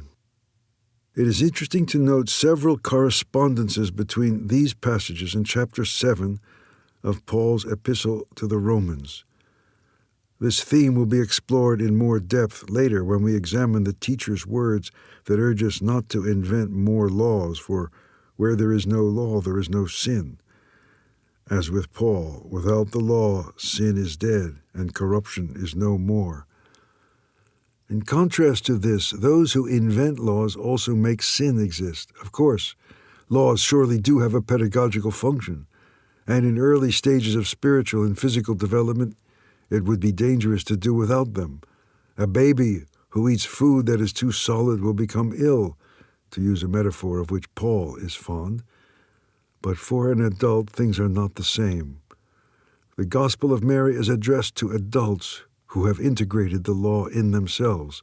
For them, the law is no longer a barrier to the movement of life and the inspirations of the Spirit. Like the wind, it fills the sails of their truest desires and calls them to the freedom of open spaces.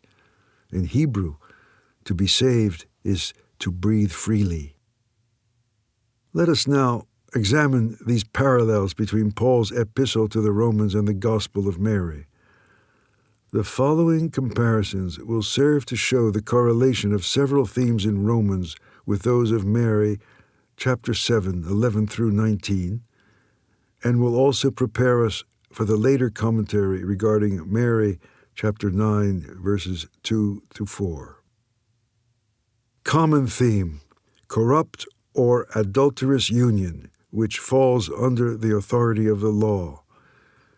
Romans 7, example of the woman who can no longer be considered an adulteress because she is free from the law. Quote, "But if her husband be dead, she is free from that law, so that she is no adulteress, though she be married to another man." Romans 7:2. In the Gospel of Mary, when you act according to the habits of your corrupted nature. Mary, chapter 7, 16 to 18. Common theme: belonging to the resurrected one. In Romans 7, "Wherefore, my brothers, you too have died to the law, so as to belong to another, to him who has raised from the dead." Romans 7, 3 and 4. And in the Gospel of Mary, the disciples are commanded to follow the Son of Man without imposing any new law. Common theme: liberation from the law that binds or enslaves. Romans 7. "But now we are delivered from the law, for we became dead to that which bound us." Romans 7, verse 6. The Gospel of Mary: do not add more laws to those given in the Torah, that is, in the manner of a legislator, lest you become bound by them. Mary 9, 2 to 4. Common theme: the non-existence of sin. Romans 7, "For without the law, sin is dead." Romans 7, 8. Gospel of Mary: there is no sin. It is you who make sin exist. Mary 7, 13, 14. Common theme: the sequence: law, sin, death. In Romans 7, "But when the commandment came, sin came to life, and I died." Romans 7, 9 and 10. Mary: this is why you become sick and why you die. Mary 7, 21 and 22. Common theme: two laws in conflict. In Romans 7, "In my inmost self I delight in God's law, but in my members I perceive another law which is at war with the law of my intelligence, and which holds me captive to the law of sin." Romans 7, 22 and 23. Mary: two commandments. 1. Follow the Son of Man who dwells within oneself. 2. Shun the law of the legislator which brings enslavement. Mary, chapter 9, 2 through 4, chapter 18, verse 20. Just as Paul asks that Christians free themselves from the domination of laws, traditional, conscious, and unconscious ones, so as to live through the spirit of the resurrection, the Gospel of Mary invites them to live this same freedom by abiding with the one who, in their own inmost being, incarnates all goodness and guides them into the vibrant flow of intimacy with their uncreated source. This is why the good has come into your midst. It acts together with the elements of your nature so as to reunite it with its roots. Lack calls for fullness. Thirst calls for the source. The good has come into our midst because the nature of matter involves lack. Humans as we know them are beings who feel a lack of being. The process of corruption begins with their own identification with this lack. They then confuse themselves with the matter of which their bodies are composed, which ultimately leads to an experience of their own vanity and emptiness. Thus, they may finally become open to that which can fill them. In more traditional religious terms, it is said that sin calls forth the Savior, Blessed fault of Adam that gave us such a Redeemer, says the traditional chant for Easter night. Blessed corruption of Adamah, which means potter's clay in Hebrew, whose fault was to identify himself with matter, which then enabled him to experience his nothingness. It is from this experience of lack that the call is born, the desire for not being for death. Where could such a strange desire have come from? How could such a madness of waiting for the unexpected have found its way into our genetic programming? What is it that transforms matter, Adamah, a lump of clay, into Adam, the true human being capable of this essence of desire? Meister Eckhart, a Christian whose metaphysics was very close to the Gospel of Mary, said it more simply. If you do nothing, truly nothing, God cannot help but come into you. Unfortunately, in those who are full of themselves, there is no place for the other. This is why he added, if you leave, God can enter. This means that we must leave the illusion of taking ourselves to be something, an object that exists in time. We must return to our true being as subject, living in wonder at its manifestation in those transient objects that it calls its world, its body, its emotions, its personality. When we leave behind the illusion of belief in a permanent thing, the good can then come into our midst. In the heart of this finally accepted impermanence shines the presence of this unborn, unmade, uncreated nothing that can be found in the all of which it is the cause. This is the clear light, unimpeded by the opacity of all the things with which we are identified. In the midst of the heavy, the light is revealed. According to the Gospel of Mary, the teacher came in order to help free us from the ignorance that is identification, corruption. For he is the very countenance, the incarnation, and the practice of this good. The good is the manifestation of the famous triad of the ancient philosophers, goodness, truth, and beauty. The good, in this sense, does not have evil as its opposite, for it means the unity of these three, the one that embraces the multiplicity of all qualities through which it is expressed. What does goodness become when separated from light, consciousness, and truth? A softness that is the gateway to hypocrisy and compromise. What does truth become when separated from goodness, love, and beauty? A hardness that is the gateway to fanaticism and persecution.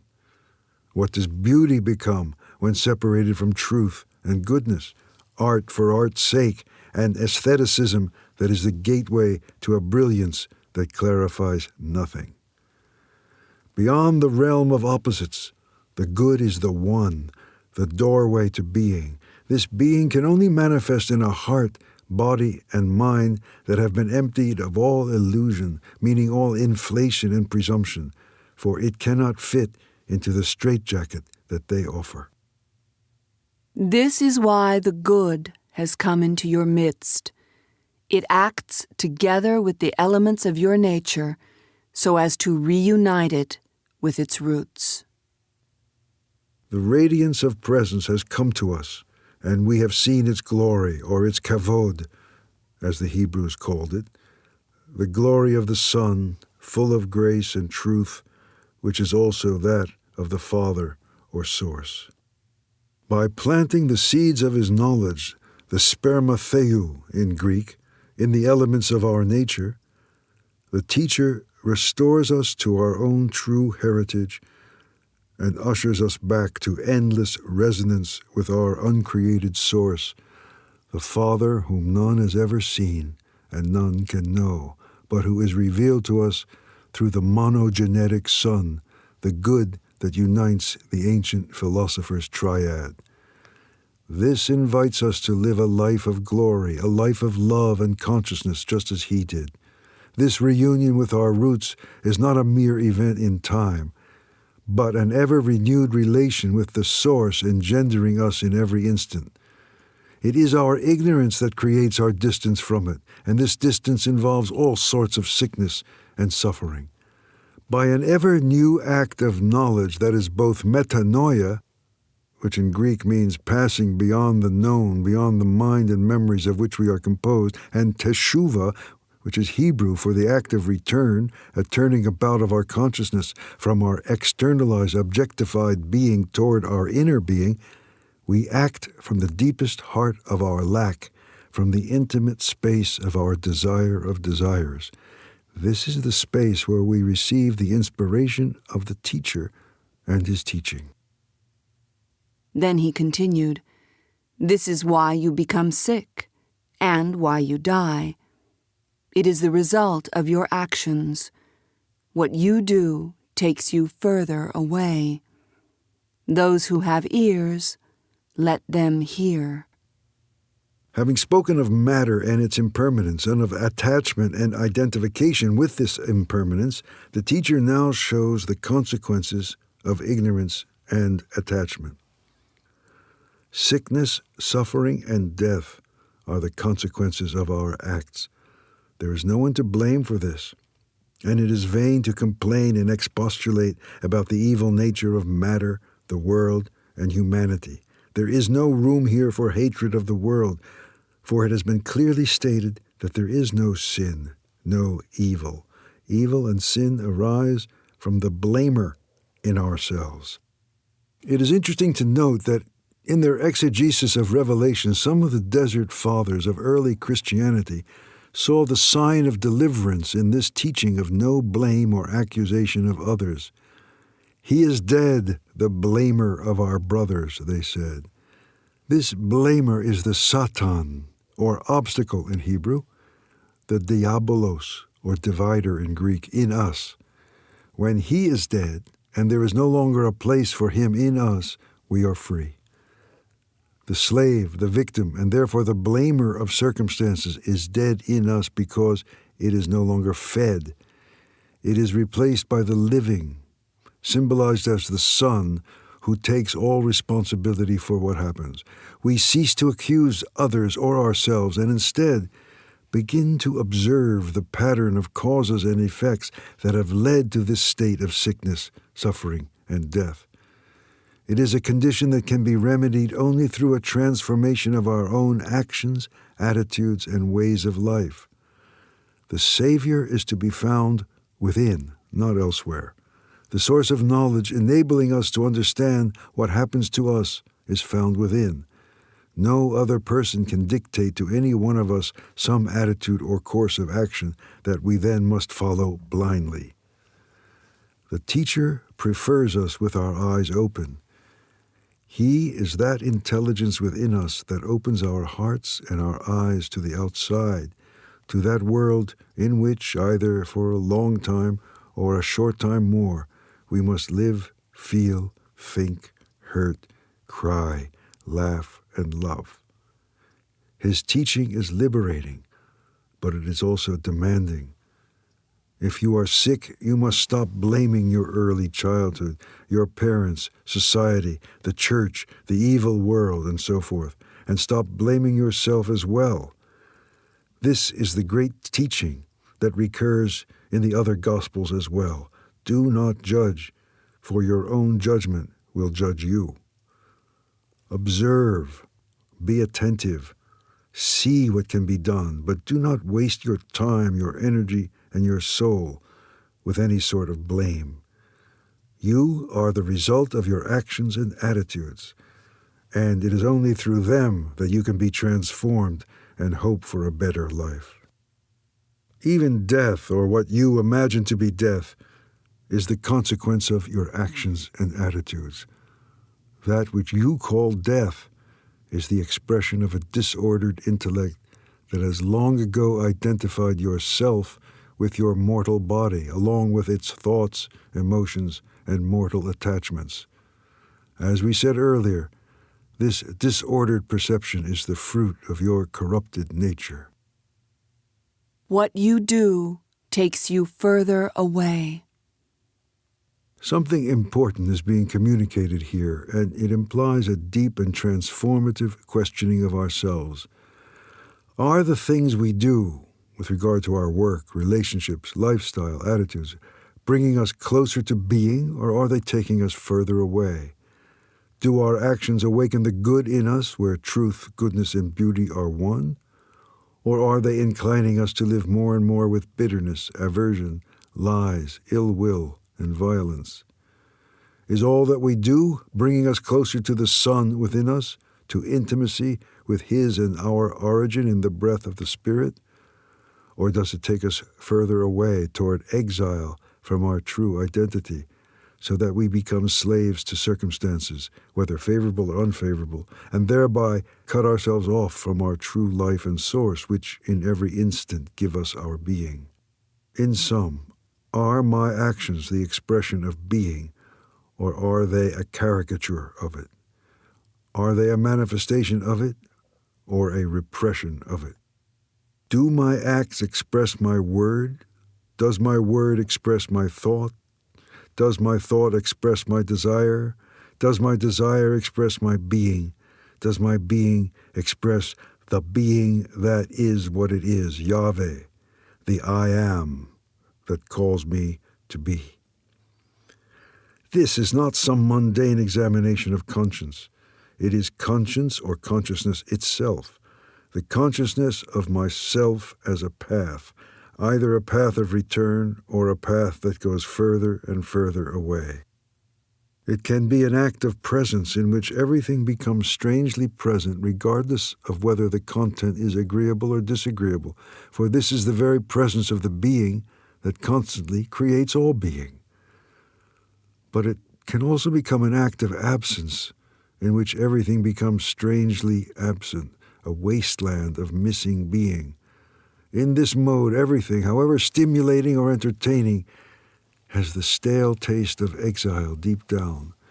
Whether the content is agreeable or disagreeable is of no real importance, because everything ultimately feels empty of meaning.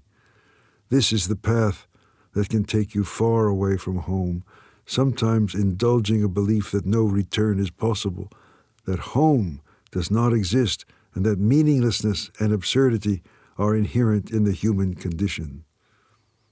The choice here is mine alone. How shall I use my intelligence and my imagination?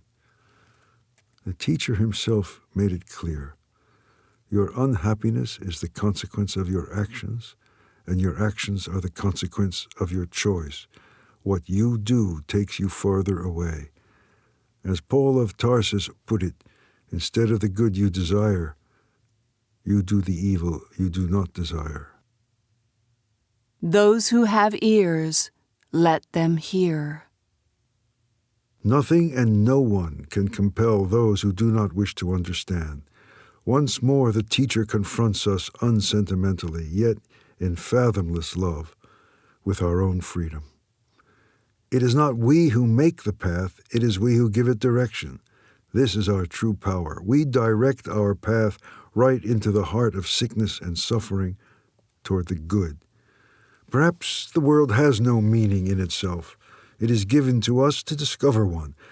This, of course, requires courage.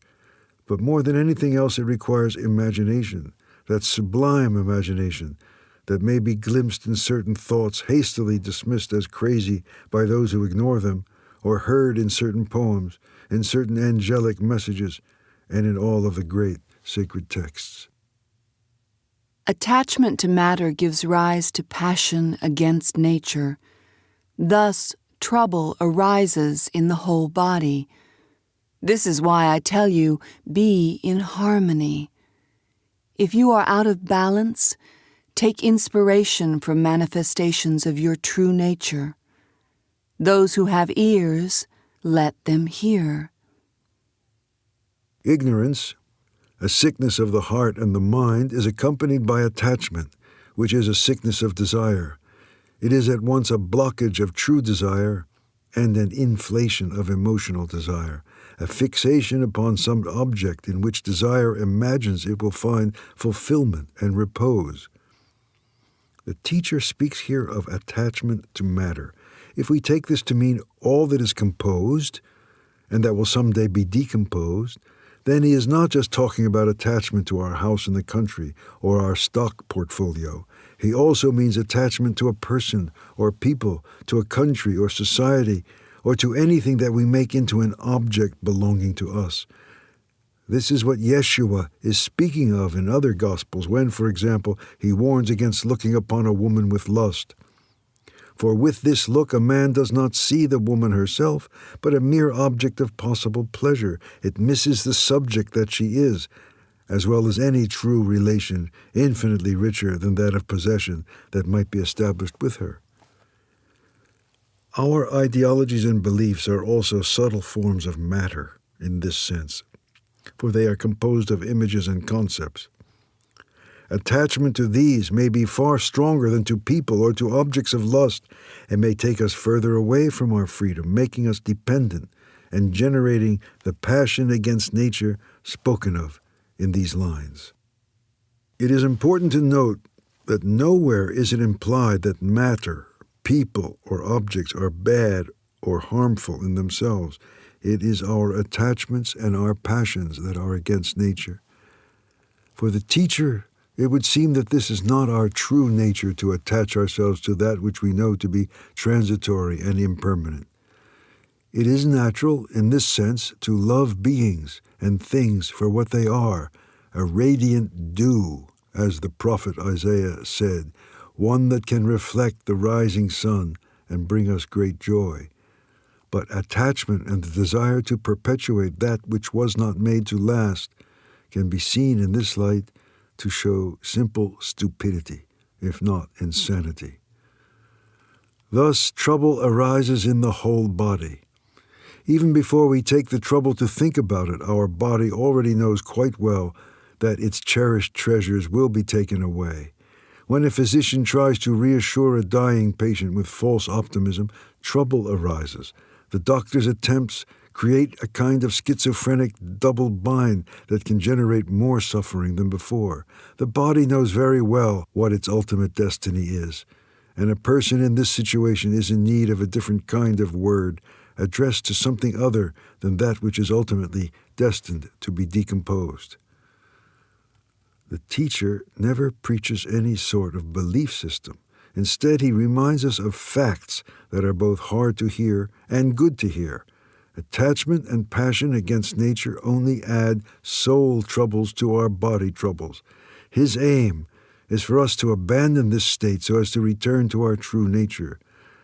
As St. John of Damascus, an early Christian father, phrased it, conversion is the return to what is with nature from what is against it. To look at an object, a person, or a landscape with love and without attachment, with no desire for appropriation of it, is to see it more clearly. This clear seeing also allows the gift to appear, revealed to us through the object, person, or scene. Nothing is owed to us, everything is given to us.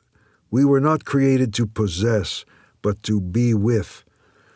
This has implications that challenge all our usual notions of responsibility, for these ideas are generally developed within the context of our notions of ownership. To think that we can really possess any object or person, even our own bodies, our own thoughts, our own lives, is an illusion. This illusion is the cause of trouble, the fundamental insecurity that undermines our greatest riches, our dearest loves, our highest thoughts, and our deepest devotions. Because it sets up a relationship of power and dependence, it is the opposite of true relationship, which is in harmony with all that is. This is why I tell you, be in harmony.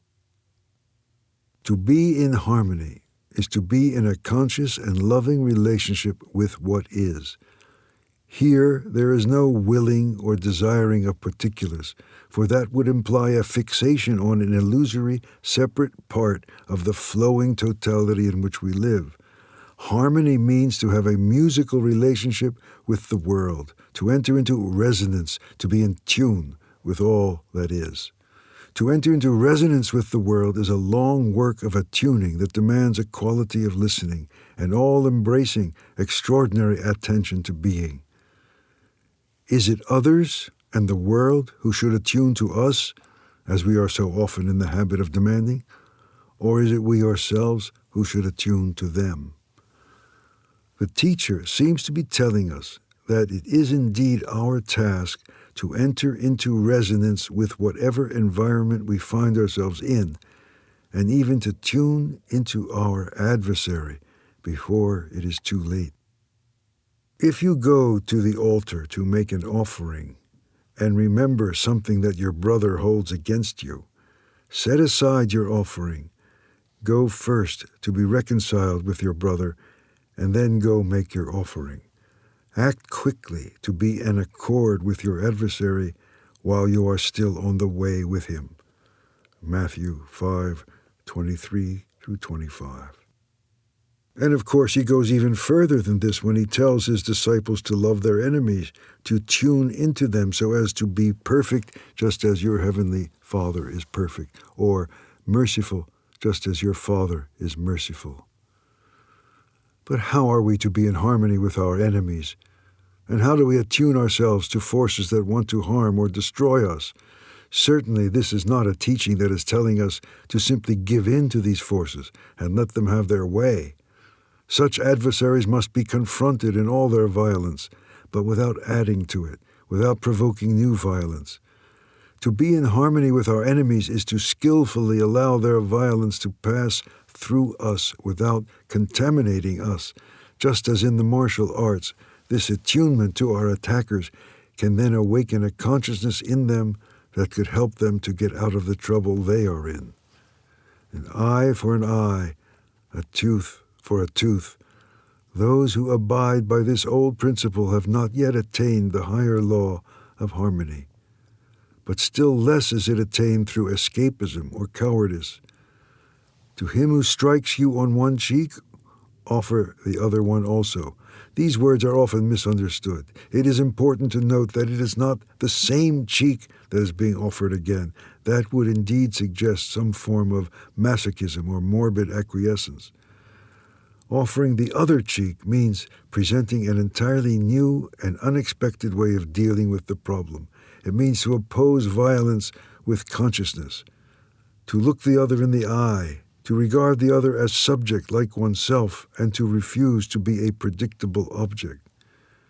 To be in harmony is to enter into resonance with other subjects, with other liberties. But this cannot happen without friction and conflict. Is it even possible? Certainly it is easier for violins than for human beings to be attuned to each other. This is at least partly because we are out of balance, as the teacher says. Before trying to harmonize with the world and with others, it is surely necessary to be in harmony with yourself. How can an instrument that is out of tune with itself be tuned to other instruments, regardless of whether or not they also need tuning? To care for one's instrument, to harmonize head, heart, and body, is the first condition for any possibility of harmony with others. If people have no inner peace, how are they to find it outside of themselves? If the different quarters of our inner Jerusalem are not united, how can we possibly accomplish this in the outer Jerusalem? In each of these quarters, there is a cult that claims superiority over the whole city. In human beings, it may be emotion, reason, or instinct that becomes such an inner cult, attempting to dominate the entire composite human. Yet this composite was created for harmony, for a communion in which each part is there to serve the others. Harmony may manifest when oppositions suddenly discover themselves to be quite complementary, so that discordances themselves are integrated into a higher order of harmony, where it is at last recognized that each is contributing to the symphony of the all. When your instrument is out of tune, when you are surrounded by discordance, and you find yourself in disharmony, perhaps to the extremes of fear, contempt, hatred, then take inspiration from manifestations of your true nature, or, as it might also be translated, from images of your true nature, but in the imaginal, not the imaginary sense of the word. When you are out of balance, simply acknowledge it instead of indulging in it, or worse, justifying or blaming yourself. Allow yourself to be inspired by manifestations of the fully human and incarnations of the peace and harmony that we know is possible in ourselves. In this particular context of Yeshua as divine manifestation within the human, Paul of Tarsus described the teacher as the image of the invisible God. To take inspiration from such an image is more than just receiving positive feelings from an icon, for this icon is a window into the invisible, where we see what humanness is capable of, where we see the incarnation of love that is our true calling. As John the Evangelist said, if Yeshua had not come, there would be no sin. In other words, if we had never been able to know of an authentic human being, we would be ignorant of the fact that we are not yet human. If we had never seen a human in true health, we would not know that we are sick. If we had never seen a truly balanced human whose desire is properly oriented, we would not know of the disorientation of our own desire. If you are out of balance, take inspiration from manifestations of your true nature. In fact, this is an exercise advocated by all the great spiritual traditions. It is essential for anyone who would truly engage in a spiritual path, yet it may take different forms, such as spending time in the company of wise and holy people, or visiting special places where their presence is felt, and taking inspiration from the actions and attitudes of those beings who incarnate our own true nature and manifest what is both completely human and fully divine in us, those whose inner truth, beauty, and goodness are the signs of the forgotten God who dwells within us. This passage concludes with the teacher's recurrent phrase reminding us that these signs are especially for those who dwell in wholehearted attention and thus know how to look and listen deeply to slow and subtle gestures. Those who have ears, let them hear. After saying this, the Blessed One greeted them all, saying, "Peace be with you. May my peace arise and be fulfilled within you." Note that this is the only passage where this gospel refers to the teacher Yeshua as the Blessed One, the embodiment of bliss. This is a good place to pause and consider the following propositions. Pleasure is the delight and fulfillment of the body, soma. Happiness is the delight and fulfillment of the soul, psyche or psyche. Joy is the delight and fulfillment of the spirit, nous. All of these delights and fulfillments are the reverberations within a created being of uncreated bliss, a more or less limited participation in the being of the Blessed One. In this sense, all pleasure, happiness, and joy are relative, yet they are also sacred. Bliss is the delight and fulfillment of the Holy Spirit, pneuma, in humankind. And it is this blessing that the teacher embodies. He engenders pleasure, happiness, and joy through reflections of the light of the blessing that fills him. When his peace and equanimity arise and are fulfilled within us, these are the closest, most intimate reflections of the secrets of his quickening life. Though the teacher emphasizes the trouble, tarakeh, that arises from our ignorance, he emphasizes even more the arising of his peace. Peace be with you. May my peace arise and be fulfilled within you. The preceding pages show that this peace is first of all eukrasia, harmony, literally good mixture, good proportions, or more precisely, balance. The injunction to be in harmony could also be translated as to be well balanced. This invites the disciples to be eukratoi, those who are balanced and at peace in body, soul, and spirit. This experience of krasis, mingling or mixing, is dealt with in the Hippocratic medical tradition.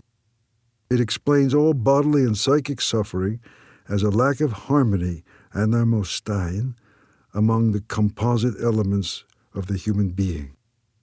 But the peace offered by the teacher goes even further than a state of harmony, balance, or wholeness. Shalom in Hebrew also refers to this state, for to wish someone shalom is to wish them to dwell in wholeness.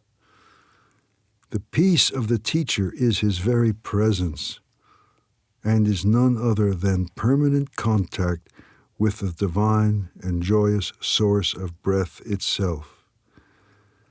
This peace is the Father who in spirit engenders the Son in us. It is not a physical or a psychic peace, for either one of these is always more or less dependent on favorable circumstances. Instead, it is an unconditional peace that no one and nothing can take from us. John 14:27, I leave you my peace. I give you my peace. I do not give it to you as the world gives it. The world offers pacifiers, reassurances, euphoria. It does not offer the peace which never passes, for this peace is the other. It is the I am, the presence of being that remains through whatever good or bad times are being lived. At this point, it is useful to recall the parallels between the Gospel of Mary and the canonical Gospels, based on the work of Anne Pasquier. Gospel of Mary, 8:13, Peace be with you. The New Testament, Peace be with you, Luke 24:36, John 20:19, 21, 26, during the first appearances of Jesus after his resurrection. Gospel of Mary, 8:13, 14, May my peace arise within you. The New Testament, Peace I leave with you. It is my peace that I give you. John 14:27, during the Savior's farewells after the Last Supper, announcing his journey to the Father and the coming of the Holy Spirit. Various sayings regarding signs and the coming of the Son of Man. See Mark 13:5 and Luke 21:8. Gospel of Mary, 8:15 and 16. Be vigilant and allow no one to mislead you. New Testament. Take care that none deceive you, for many will come in my name, saying, I am the Christ. Matthew 24:4 and 5. Gospel of Mary, 8:16 through 18. By saying, here it is, or there it is. New Testament. Therefore, if anyone tells you, look, here is the Christ, or there he is, do not believe them. Matthew 24, verse 23. Men will tell you, here it is, or there it is. Luke 17, verse 23. On the presence of the kingdom. When the Pharisees asked him when the kingdom of God would come, he replied, the kingdom of God does not come with your careful observation, nor will people say, here it is or there it is. Luke 17:20, 21. Gospel of Mary 8, verse 19 and 20. For it is within you that the Son of Man dwells. New Testament. For the kingdom of God is within you. Luke 17:21. Mary 8:21. Go to him. The New Testament. If anyone would come after me, he must deny himself and take up his cross and follow me. Matthew 16:24, after the first announcement of the Passion. Mary 8:22, for those who seek him, find him. New Testament, seek and ye shall find. Matthew 7, verse 7, seeking the kingdom and the treasure of heaven. Gospel of Mary 8:23, 24. Walk forth and announce the gospel of the kingdom. New Testament. And this gospel of the kingdom will be preached in the whole world as a testimony to all nations, and then the end will come. Matthew 24, verse 24, of signs and the coming of the Son of Man. Mark 16, verse 15, go unto all the world and preach the gospel to all creation. Mary 9, verses 1 through 4, impose no law other than that which I have witnessed. Do not add more laws to those given in the Torah, lest you become bound by them. The New Testament. But now, by dying to what once bound us, we have been released from the law. Romans 7, verse 6. This peace that the teacher offers us is a seed. After it has taken root in good soil, it still must grow. We are not yet in peace, for this peace is a process of becoming, a work that we accomplish, or rather, that we allow to be accomplished within us. Nowhere else will it be found, and no one can sell or rent it to us. There may well appear merchants of happiness with pacifiers that can calm the troubles of our days and nights for a while, but there are no merchants of beatitude. There is only a presence that is to be discovered and allowed to grow in the very core of ourselves. This recalls the story of the woman who was looking for her lost jewels in the village square. The other villagers wished her well and were trying to help her find this treasure in the area in and around the square. They had been searching fruitlessly for some time when someone asked her, "But exactly where did you lose this treasure?" "I lost it in my home," the woman answered. "But are you crazy? If you lost it in your home, why are you having us help you search out here in the square?" "And you, my friend," she replied, "is this not what you are always doing, searching for your treasure in the streets, in the square, when it is really in your own home that you lost what you most want? Don't you go everywhere in vain search of peace and happiness, your greatest treasure, which you have lost in your own home, in your own heart? That is where you must search. It is there that your treasure has always been waiting to be found." Yet another version of this story tells of a man searching for his lost key out in the street underneath the lamp because the light is better there than in his house. Many search for peace where there seems to be the most light, the light of explanations, reasons, and justifications, the relative light of our small worlds and our supposed knowledge. But the abode of peace is not to be found there. Sometimes we must venture into the darkest rooms of our house and search in certain corners of the unconscious. There is darkness that turns out to be more brilliant than our little lamps and fireflies.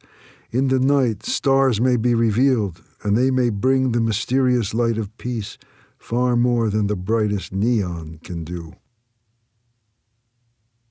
Be vigilant, and allow no one to mislead you by saying, "Here it is," or "There it is."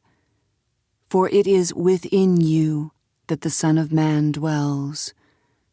Go to him, for those who seek him find him. Today, as in the time of Yeshua, messiahs abound.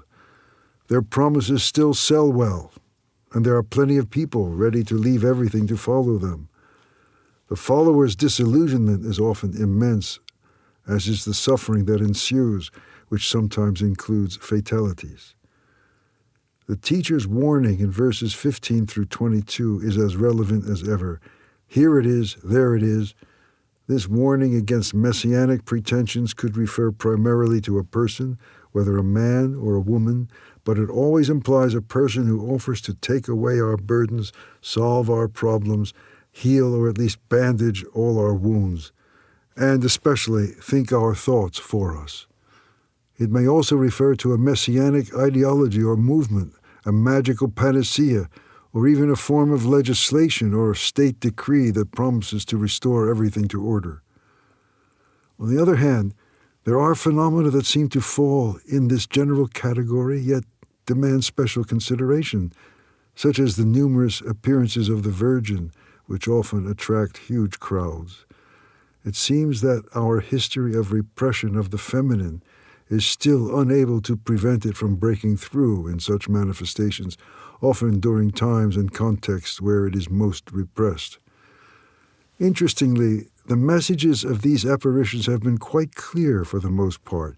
Do not become attached to their forms, but repent and return to yourself through means such as prayer or fasting. Rediscover the experience of being rather than doing and accumulating things, and renew in yourself the art of giving and receiving rather than producing and exploiting. Our purpose on earth is not to manipulate things, these messages tell us, but to meet each other in living encounters. Life is too short to be lived by exploiting each other. There is something better for us to do, and the time we have is barely enough to learn how to love one another. And no one can learn this for us, because no matter how we may search outside ourselves for he or she who will save us from the burden of our freedom, no matter where we travel in our searching, if the message we find is authentic, it will send us right back to ourselves. For it is within you, entos humon, that the Son of Man dwells. It is important to note that the teachings of the apparitions, the canonical Gospels, and the Gospel of Mary Magdalene all agree on this point. As long as our peace is dependent on any kind of external reality, it is not peace. As long as our love for others and for the world is dependent on attitudes and feelings toward us, it is not love. To the extent that our life depends on the material circumstances and conditions that constitute us, it is not yet life. It is still within the domain of the outer person who is destined to fall in ruins. It is still within a universe that is subject to the laws of entropy and daily decay. Only within our true being do we find a reality, a life, a knowledge, a love, and a peace that are not dependent. These are the Son of Man, who is also the Son of God. This reality is both who we are and what we must become. On Friday, October 29th, 1943, in the midst of the Nazi horror that had overtaken Hungary, a voice spoke to Gita Malas and her friends. The created world and the creative world, between the two, the abyss. Be sure you understand this. You yourself are the bridge. It will not avail you to desire the radiance of creation when you, within yourself, are the bridge. This has been given to you. The correspondence between the vision the words of this voice conjure and that of the Son of Man, which we are and yet must become, is worth exploring a bit further. Years later, in conversation with her friend Patrice van Eerzel, Gita Malas drew a figure representing 4 levels of reality. In it, the human being, the incomplete human, is at the center of a figure that can be seen as a bridge between created and creative or divine realms.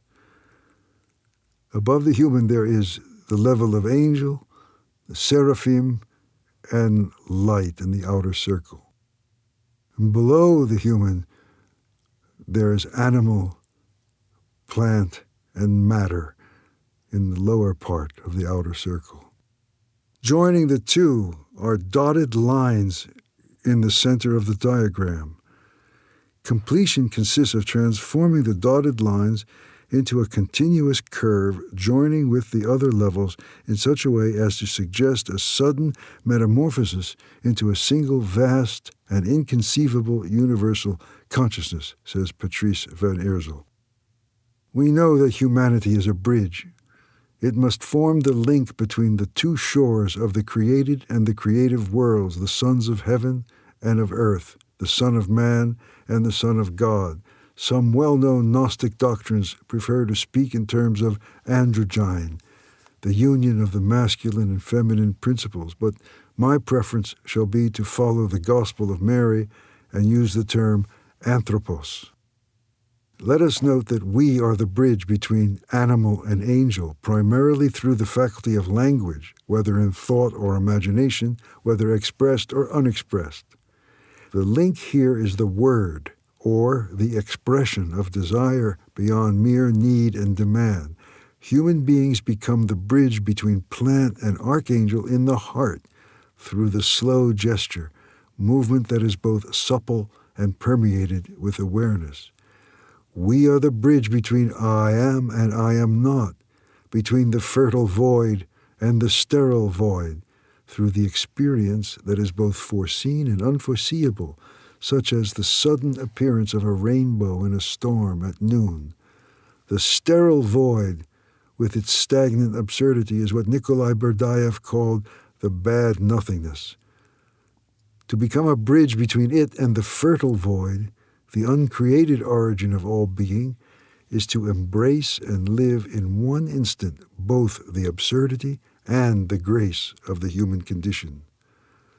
To be or not to be is not at all the question, for it is revealed as an expression of torment and even stupidity. To be and not to be, that is the question.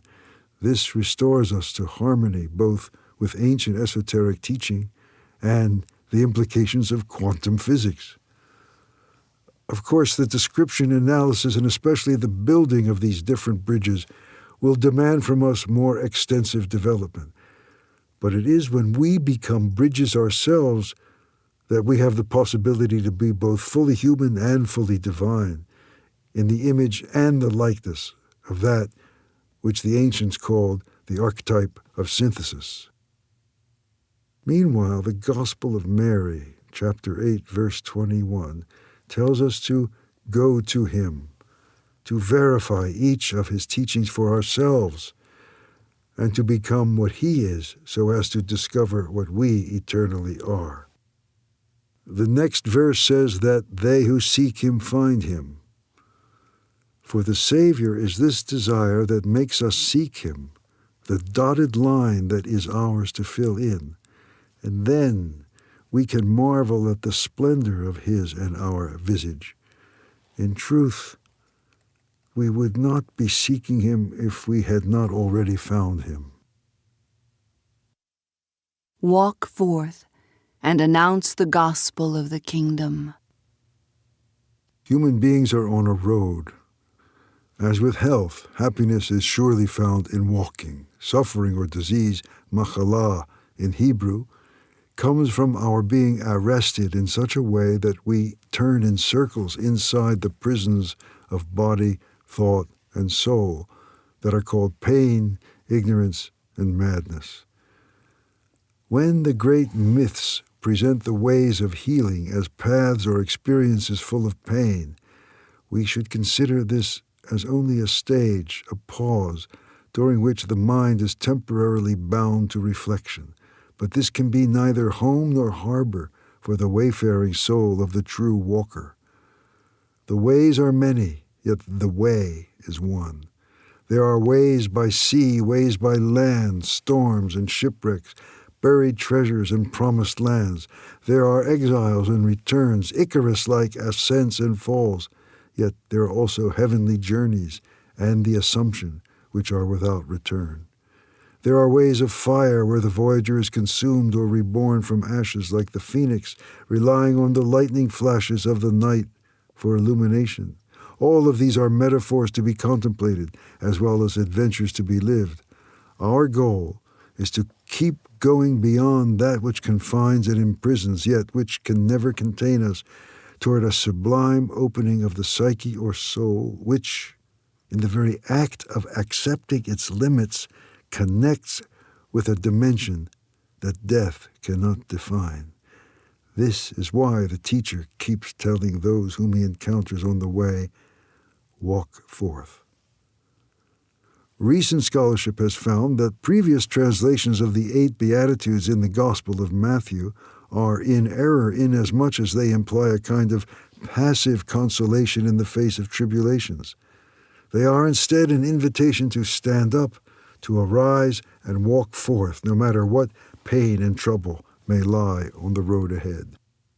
When we return to the original Semitic terms underlying the Greek version of Jesus' words in this gospel, we find that blessed should be replaced by walk forth, which restores the text's original dynamic quality. Walk forth, you in whom the breath or spirit is held back and restrained by emotions and by fear. Walk forth, you gentle and humble ones, for your gentleness is your strength. The earth resists those who are violent and offers herself to those who respect her. As the Indian proverb says, walk softly upon the earth, for she is sacred. To act more gently is not to act more feebly or slowly, it is to act with more consciousness and love. Now we begin to understand why the earth is given as the rightful heritage of the gentle and denied to the violent. Walk forth, you who weep, for you shall be consoled. The scholar Andrei Shuraki translates you who weep as those who mourn. To mourn authentically is to accept that what is past, an indispensable condition for going further. This does not mean we should refrain from tears or other emotions, but that we are not to indulge in them. It means to pass through them, walking forth toward a higher serenity and more sensitive maturity. Walk forth, those who starve and thirst for justice. Yes, they shall be satisfied. Thus, those who hunger and thirst must not remain static, for they are on a quest, and the quest for justice, which is also holiness, can never be final. Yet this does not imply some perpetual dissatisfaction, but the knowledge that the perfectibility of humanity and of the world is infinite, an undertaking that can have no final conclusion. Walk forth, the pure of heart. Yes, you shall see Elohim. To see the other, our vision must be emptied of presuppositions and judgments. Hence, in order to see God, it is even more imperative that we embark on a long walk, one of distancing ourselves from our projections, even the most seductively beautiful, that we often take for spiritual experiences, even for an experience of God. But these have nothing to do with the divine reality, for they are still much too bound up with our ego and its infantile dreams of omnipotence. We may know the attributes and qualities of being, but only the pure of heart can taste being as it is, without qualities and in its true holiness, which is beyond all comparison. Walk forth, merciful ones, you shall receive mercy. Happy are those who are able to remain sensitive to the misery and suffering of others. The future belongs to the pure and gentle, not to the rigid purists of all our fundamentalism. If the latter have the purity of angels, they also have the pride of demons, like all grand and petty inquisitors who shed blood in the name of purity, religious faith, traditional values, or race. The greatest crimes against humanity are always committed in the name of goodness and the need to preserve integrity and purity. We have yet to fully appreciate the danger and delusion of purity without mercy.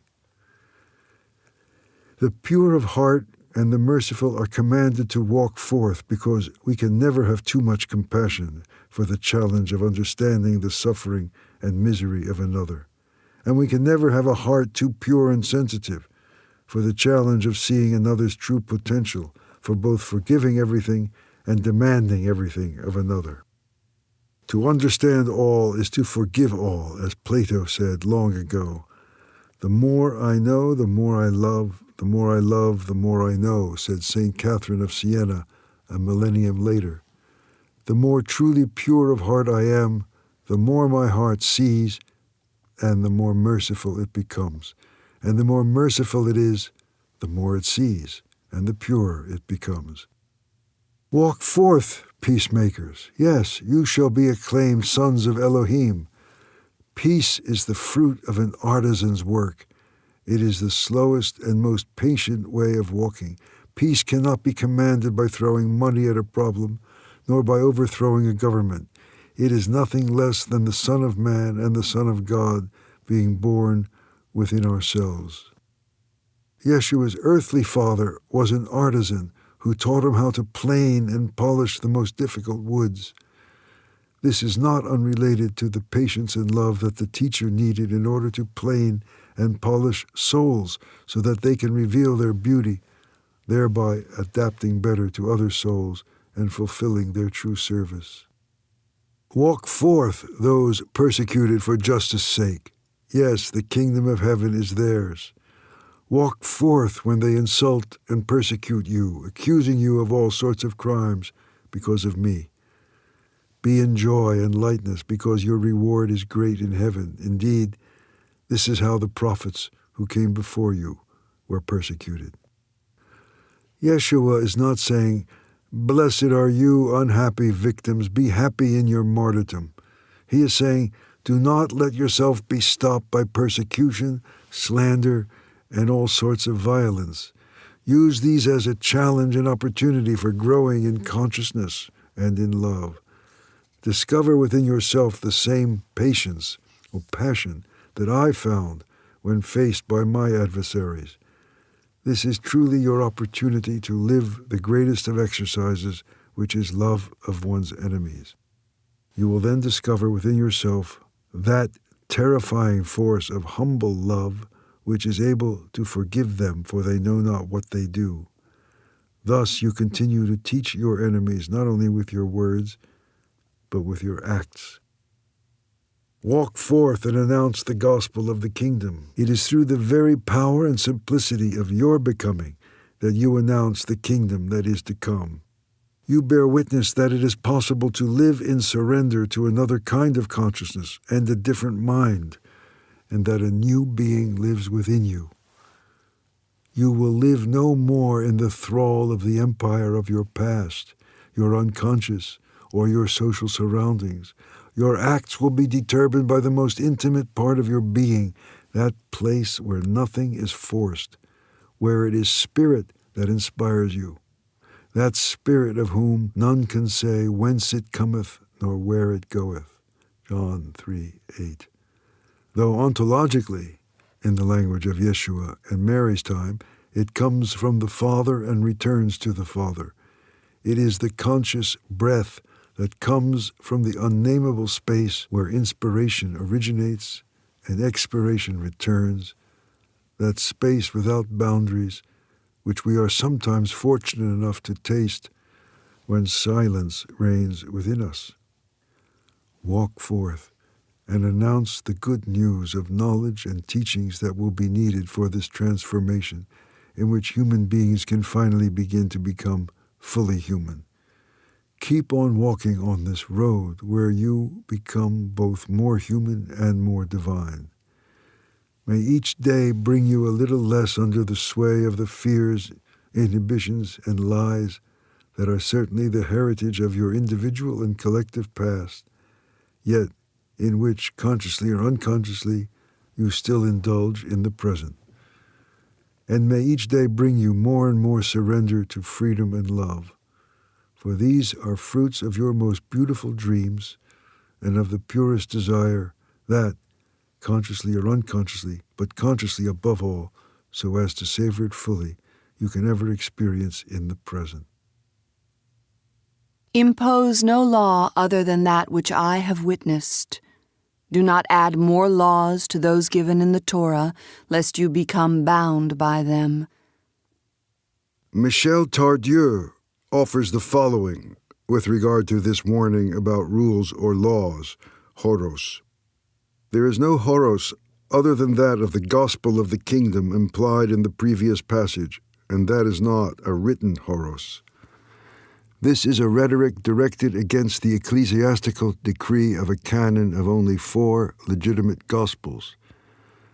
The gospel of the kingdom is declared as the only new law, thus opposing any attempts to imitate the lawgiver, that is, Moses, considered to be the author of the Torah by church authority. Here we have an echo of the resistance of certain early Christian circles to the ecclesiastical decision to limit the canon of its own scriptures, the New Testament, and to recognize the Jewish Bible as the Old Testament. The invocation of the kingdom implies an inward kind of rule, a gospel that arises from inner revelation, and not from some outer authority's decision, law, or testament. These reflections of an eminent Dominican scholar pose no problem for us so far, but we cannot accept his subsequent interpretation of this passage as an example of anti-Semitism, or more precisely, anti-Judaism, that would be even more radical than that which already exists in the New Testament, and as a polemic against the decision of ecclesiastical authority to honor the Torah along with its own scriptures. Tardieu claims that this passage of the Gospel of Mary would make it impossible for the flock to obey the Mosaic law. Is this sort of interpretation really necessary? Does it not simply add to the multitude of misunderstandings that have set Christians against Jews ever since the time of Paul of Tarsus? Yeshua clearly said, "Do not think that I have come to abolish the law or the prophets. I have not come to abolish them, but to fulfill them." And he even declares that the Torah be respected in its smallest details. This is what compels us to stick to the simple and literal meaning of this text. You are not to add more laws to those already given by the lawgiver, that is, the author of the Torah. St. Francis of Assisi, when asked by his brothers to lay down laws for them, answered, "Do not add anything to the gospel, for we have no other rule than the gospel. Do not add to it. Do not make other rules. Your rule is the gospel, and he who incarnates it. Follow him. Walk with him." And St. Ignatius of Antioch said, "My law archives are simply the Christ." The law is not just a collection of precepts and commandments. It is an incarnation and a way of living. Impose no law other than that which I have witnessed. This law is that of love and freedom, of which Yeshua is the act and the flesh, and which he has witnessed with his words, his deeds, his patience, and his forgiveness. Be yourselves also the witnesses of love in flesh and bone. Even more, be incarnations of him, said Elizabeth of the Trinity. Be creative subjects who speak and love in the midst of inanimate objects, thus rendering unto them their true names and souls. Love one another as I have loved you. John 15:12. There is no other law.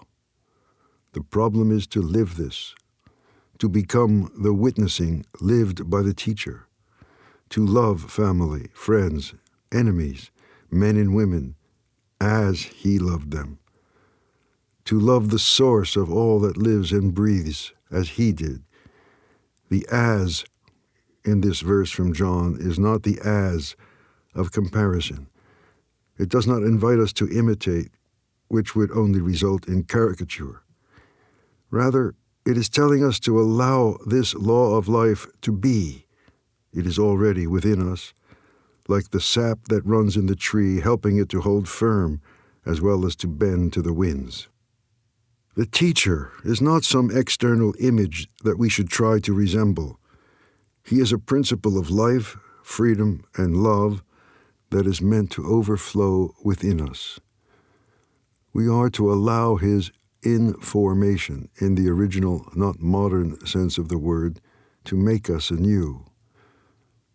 And we are to allow his teachings to work in us, so as to bring about the union of divinity and humanity, of which he is the witness. This does not detract from the pedagogical value of the Torah. The role of external law is one of setting limits, and the ancients often played with the words horos and nomos, law and limit. Human beings need limits in order to find their form. Children who receive no limits to desire from their parents will have great difficulties in finding and recognizing themselves. And experienced parents can testify that children are actually demanding to be shown limits when they indulge in extreme behavior. The problem lies in how to give limits that do not confine, distort, or even mutilate the growth and development of a human being. We need both security and freedom for our growth. Some people primarily lack the former and are bereft of the principles, limits, and grounding they need in order to live with assurance and confidence. Others lack the latter and remain imprisoned by principles that stifle and block them from living fully. The Gospel of Mary reminds us that the greatest law is that of love, the love of which Yeshua was the witness. To love, however, is not to be a slave of the law. It is to go beyond the law by fulfilling it. We are not to add more to the law in order to accomplish this. Here the teacher reveals himself as both a Jewish radical and as something quite beyond any such cultural category or label, a fully human being. Do not add more laws to those given in the Torah. It was Moses who gave us the essence of the Torah. If this was indeed the same Moshe, who was the humblest man on the face of the earth, then who are we to add to the laws given through him? The laws are to be lived, not simply followed. And this requires a thou canst rather than a thou shalt. It is we who have edited and altered the Torah, the teaching that was intended to sustain and free us, and made it into a mere legal code that captures and imprisons us. Great teachings must always be renewed and reinterpreted so that their essence is still communicated, so that it remains the sap of a living tree. This was the work of the teacher, who both transmitted and incarnated the Torah, the only work that a Messiah in the true sense of the word need accomplish.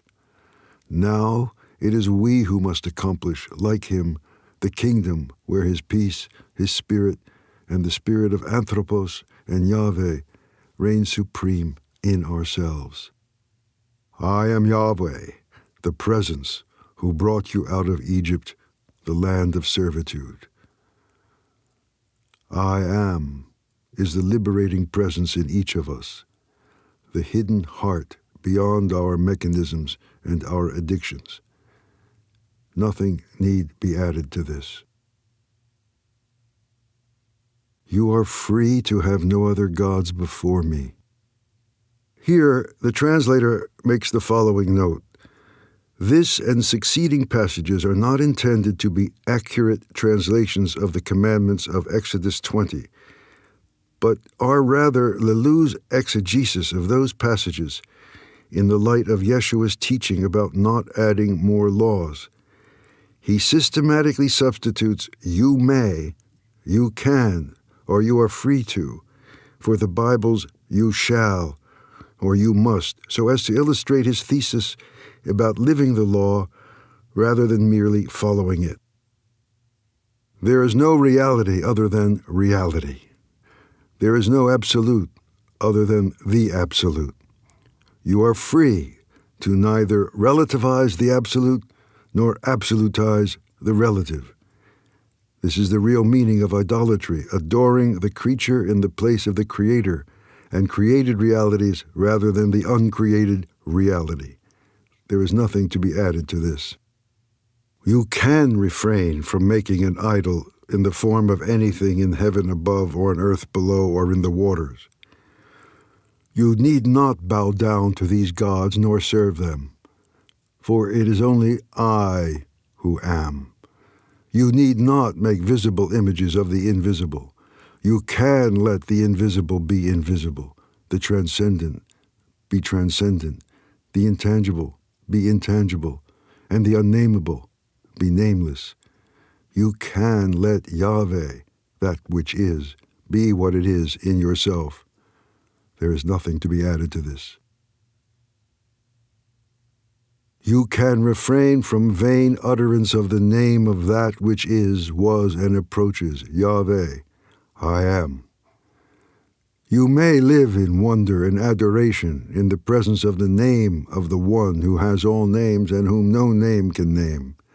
You may allow the one who is to take whatever name it so pleases within yourself, without this name becoming your possession or your power, for no name can define or circumscribe it. There is nothing to be added to this. You may honor the day of the Shabbat and make it a holy day. You may rest from all your doing, working, and producing. Human beings are not only made for work, but for repose, that holy repose that is fully savored after good work, not only on the Sabbath, but every day.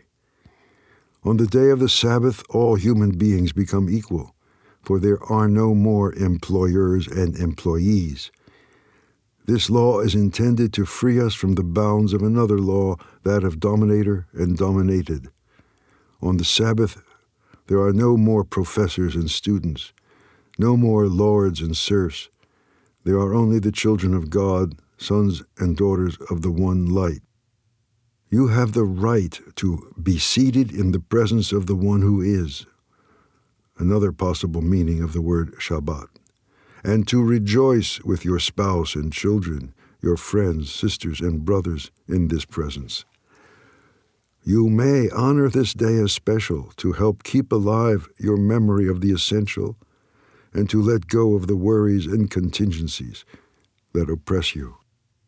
You may openly avow your freedom from the powers, possessions, and knowledge of the world. Your treasure is the rediscovery of this peace, this pleasure of simply being who you are, a participant in the bliss of being itself. On the day of Shabbat, you may let go of your ordinary identity of this one or that one, rich or poor, happy or unhappy, in good health or bad health. You may be, I am. There is nothing to be added to this. You may honor your father and your mother. You may not love your parents, for love cannot be commanded, though it can be learned through practice. When there is too much bitterness, violence, or coldness, it serves nothing to try to force yourself to love. Yet you can still honor them in the sense of recognizing them in their humanness, whatever their flaws. Whether you like it or not, life has been given to you through them. To honor your father and mother is also to honor the incarnate reality of your story. This story is what it is, and it is certainly not a perfect one. But if you hope to change it, you will never succeed through denying it and refusing your parents this human respect. Such denial cuts you off from the real and may ultimately have serious consequences for your physical and psychic health. Honor your father and mother, and if possible, allow yourself to love them. And especially love them for what they are, fragile, flawed, impermanent human beings who will someday no longer be with you. Any other kind of love risks becoming distorted into dependence or alienation.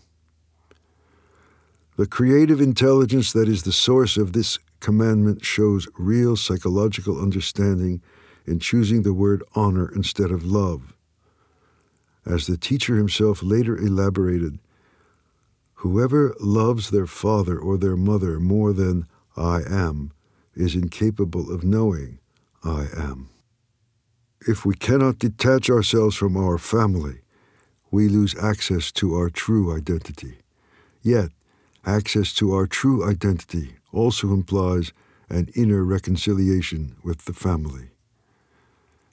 Finally, we cannot truly love the uncreated source of our being without honoring the created origin of our physical existence. There is nothing to be added to this. You may refrain from killing. This does not just mean the use of arms or physical violence. It is also possible to kill through words, even through a look or a thought. With this in mind, we might ask, if it is really possible for us not to kill. One being's life on this planet is always at the expense of some other form of life. We never cease to kill in order to feed ourselves, whether vegetarian or not. And sometimes, not content with the food on our plate, we indulge an appetite for psychic food by feeding on the ruined reputation of our neighbors. All sorts of strange food sticks to our plate, and our lips are stained with blood. Even more than knives or guns, these signs show the violence in our hearts and the judgment in our minds. And yet, you may refrain from killing. As with the other teachings, this is a process of becoming, a road that we are invited to walk upon, a process of radical transformation of our entire being. It would, of course, take an inspired and mighty effort to imagine a believable society that is not founded on murder, on self-assertion at the expense of someone else, and the many other forms of destruction of others in the name of survival.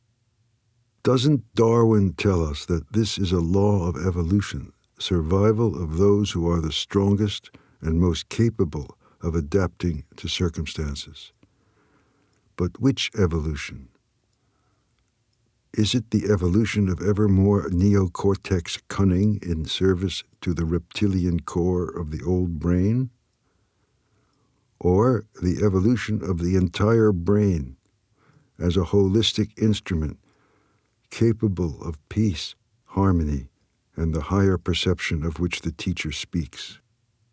You may refrain from killing is an evolutionary teaching that makes technological progress a servant of the process of our humanization instead of a mere instrument of our animal heritage. There is nothing to be added to this. You may refrain from adultery.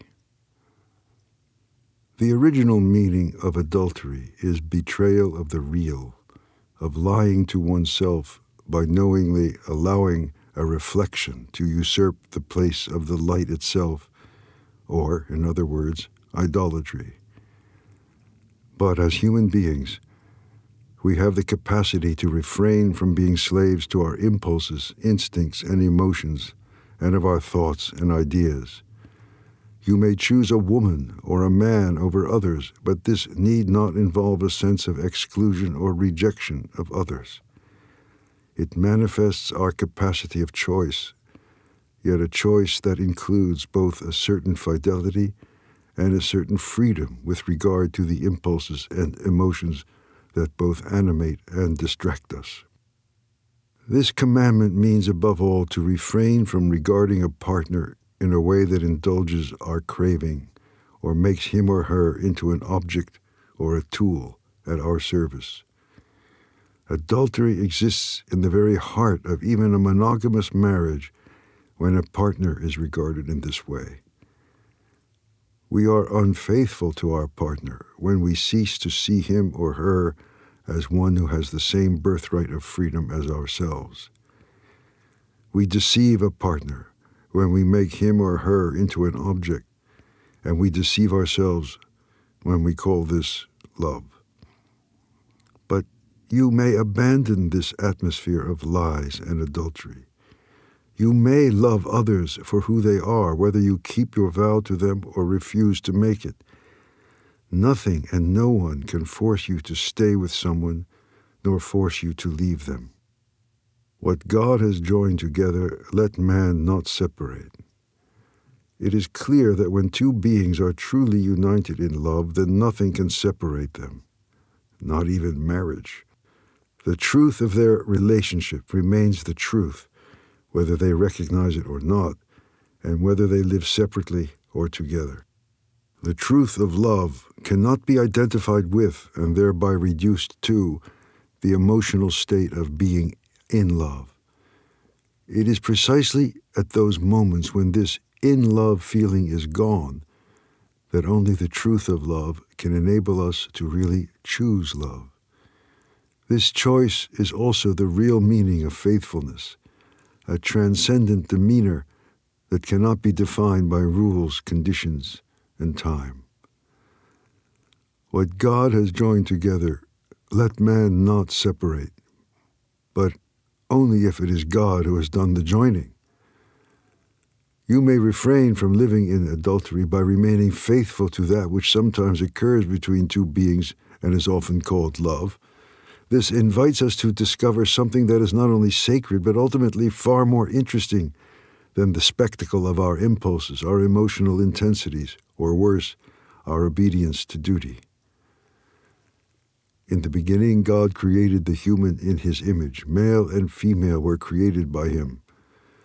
This passage from Genesis 1:27 means, among other things, that in the heart of a conscious and loving relationship, we are invited to experience a love that is not of time and the convoluted paths of our passing loves. There is nothing to be added to this.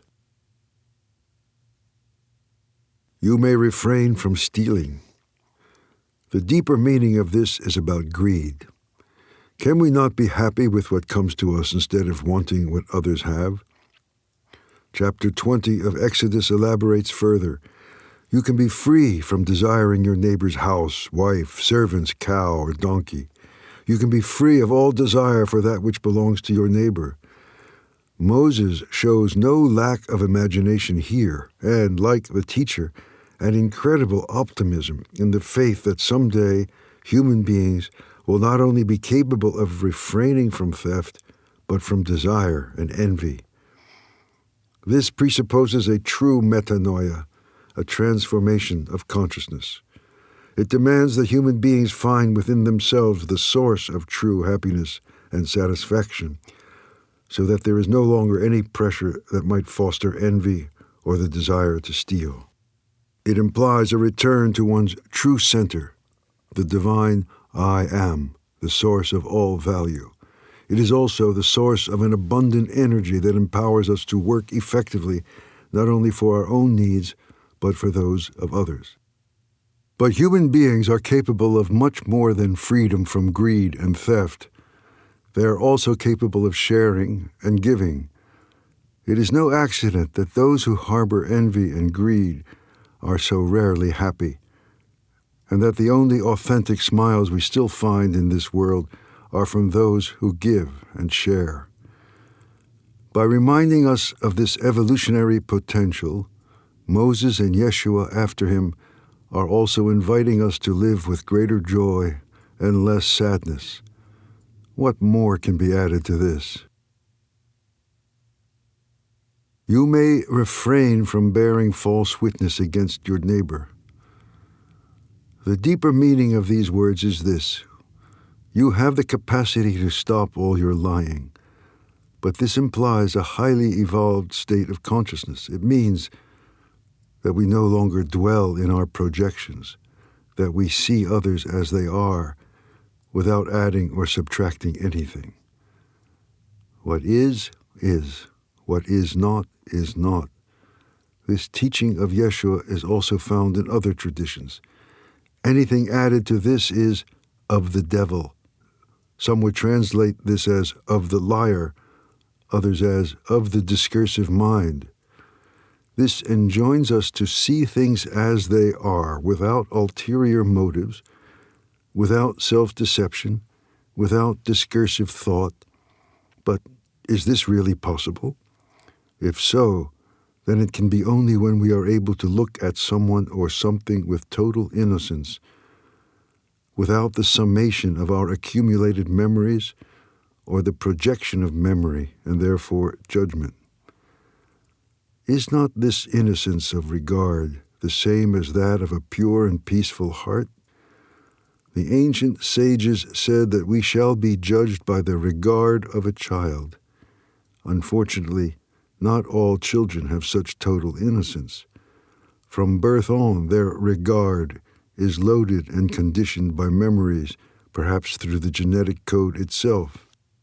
Hence, their regard already may be somewhat mentally loaded, certainly with less baggage than that of most adults, but with baggage nonetheless.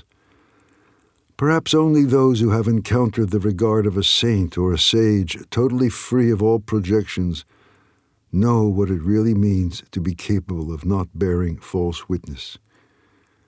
We have been seeing others and ourselves through perceptions based on lies. In regarding others, the number of mental associations from the past varies greatly among us. Sometimes we may feel a certain richness in such memories. Yet it is this very richness that often prevents us from simply seeing others, from seeing what is. One of the teacher's closest companions said, "We shall see God as he is, for we shall have become like unto him." As God is, not as we think of, imagine, or represent God. We can see only that which we are like. To know both the divine and the human as they truly are is to become like unto both. There is nothing to be added to this. The entire Torah of Moses can be summarized in this great exercise that the teacher reminds us of. You shall love the Lord your God with all your heart, with all your strength, with all your mind. You shall love your neighbor as yourself. When was it that someone told us this means you must love? Since when have we been able to love on command? When we accepted such a command, we became as hypocritical as it is possible for a human to be. The teaching of love has never been you must, you should. The teaching has always been you can love. You shall love not only with all your heart, but also with all your mind and strength. You can love with all your being, rediscovering in this very act of love your own wholeness, your own divine human nature. There is no obligation here, and that is what is so difficult for us. The only thing that Yahweh cannot do is oblige us to love. Love cannot be forced, but only aroused, called by desire. This is why Emmanuel, meaning God with us, is the very desire we feel for him, this desire to love him with all our intelligence, feeling, and force. And it is why Emmanuel is also the desire to love our neighbor as we love ourselves. Finally, it is only through knowing the love of God that we are able truly to love ourselves. There is in us this potential and this longing to love the other as Yahweh loves the other, this longing to allow I am to love us, and to allow ourselves to love one another. As that great dreamer Paul of Tarsus said after being blinded by the clear light on that famous road to Damascus, "May God become the all in all." There is nothing to be added to this. To elaborate upon such words is to detract from them. Yet in the place of this great law of life, we have substituted all sorts of little rules, conventions, and contraventions that poison life, corrupt desire, and grieve the holy breath. This is why the teacher warned us to impose no law, that is, do not impose the projections of your individual ego or of the collective ego of society other than that which I have witnessed, other than the Torah and the love, intelligence, and freedom that Yeshua embodied. Do not add to what Moses was able to transmit, for there is nothing to be added to it. Do not become the slaves of the laws you have imposed upon yourselves and upon others. Neither become the slaves of the laws written in your very genes and flesh, for you were created to evolve, to advance not toward that sterile, negative void, but toward the divine and fertile emptiness.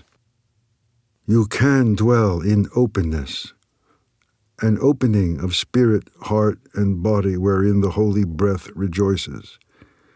Dwell in freedom even as I dwell in freedom. I am with you unto the end of the worlds.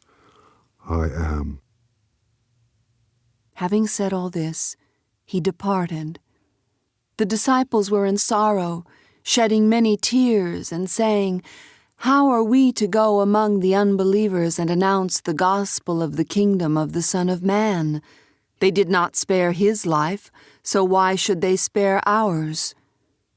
This reaction of the disciples to the departure of the teacher shows that his peace had not yet become established in them, that his teachings had not yet been fully integrated, and that fear and loss were still basic, unhappy constituents of their emotional nature. The old man of whom Paul speaks is still active in them. Yeshua's information has not yet become transformation. Yet surely it is only human, a natural reaction of any psychic being, to shed tears at the departure of a friend. Nevertheless, the Gospel of Mary seems to be telling us that there is something other than human nature at work in the disciples, which affects their motivation. They are afraid to announce the good news to unbelievers, afraid of being persecuted as the teacher was persecuted. It is from this fear that he desired to free them when he said, "Walk forth those persecuted for justice' sake." In the light of Pneuma, the spiritual reality in which Yeshua was inviting the disciples to live, persecution becomes an opportunity for growth in consciousness and love. This seems to have escaped most of them, but it certainly does not escape the one whom they have tended to regard as a weak woman. In the hour of adversity, Miriam of Magdala proves herself to have the most strength, faith, endurance, resolution, and hope in her suffering of the crucifixion of their master and friend.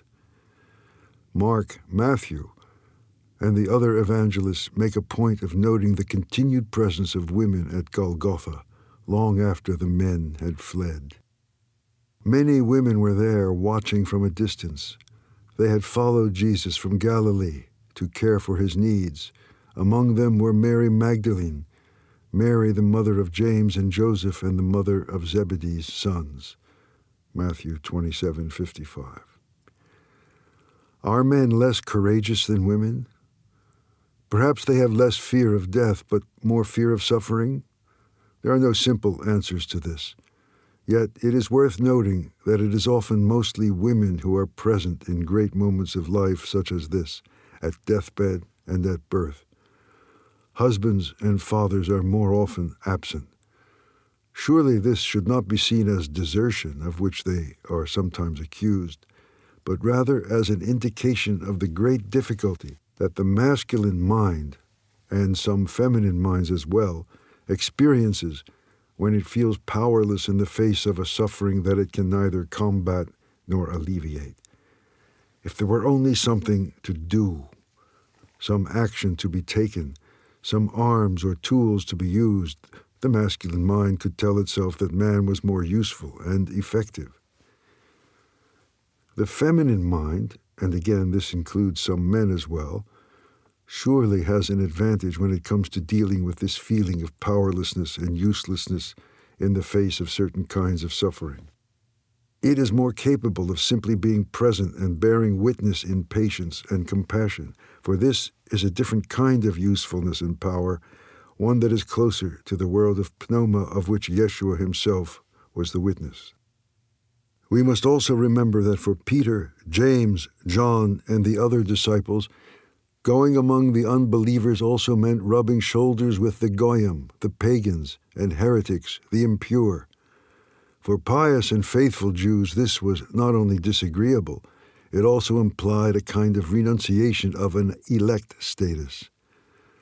But the teacher had shown them that the divine lineage was not the exclusive privilege of a specific people, but of all those who dare to open their minds and hearts to the teachings of the living one. For Peter, a great vision was needed for him to understand that God does not show favoritism, but welcomes those of every nation who do what is right and who seek and love him. The next day, as they approached the city, Peter went up to the rooftop about the 6th hour in order to pray. He felt hungry and asked for something to eat, but as his food was being prepared, he fell into ecstasy. he saw the sky open up and an object like a huge cloth being lowered to earth by its four corners. Inside the cloth were all sorts of four-footed animals, reptiles, and all kinds of birds of the air. A voice then spoke, "Get up, Peter, sacrifice and eat." But Peter replied, "But no, Lord, I have never eaten anything so dirty and impure." Again the voice spoke, "Do not call impure what God has purified." This was said 3 times, and the object was then carried back to the sky. Greatly perplexed, Peter was wondering what this vision could mean when at that moment some men sent by Cornelius arrived at his house. They inquired of those below if this was indeed the house of Simon, known as Peter, and asked if he were there. While he was still reflecting upon his vision, the Spirit said to him, "3 men are here looking for you. Go downstairs and go with them with no misgivings, for it is I who have sent them." Peter went down to them and said, "I am the man you are looking for. Why have you come to me?" They answered, "The centurion Cornelius, a just and God-fearing man, respected by all Jews, has been told by a holy angel to bring you to his house so he may hear your words." Then Peter bade them enter and gave them hospitality. The next day he went off with them, accompanied by some of the brothers from Joppa. They arrived at Caesarea the following day. Cornelius was waiting for them along with his family and close friends. He began to kneel down and bow. But Peter said, "Stand up, I am only a man myself." As he came into the room talking to Cornelius, he saw that there were many people gathered there and said to them, "You are well aware that it is against our law for a Jew to visit and associate with Gentiles like this. But God has shown me that I should not call any person impure or unclean." Acts chapter 10, verse 9 through 28. So we see that the disciples are being asked to overcome this prohibition and thereby renounce their status of being in the elect. For the male religious mind, this is not an easy thing to do. At this point, we need to clarify the meaning of the word elect, for this has been used not only to apply to the Jews as chosen people, but also by Christians and centuries later by Muslims as well.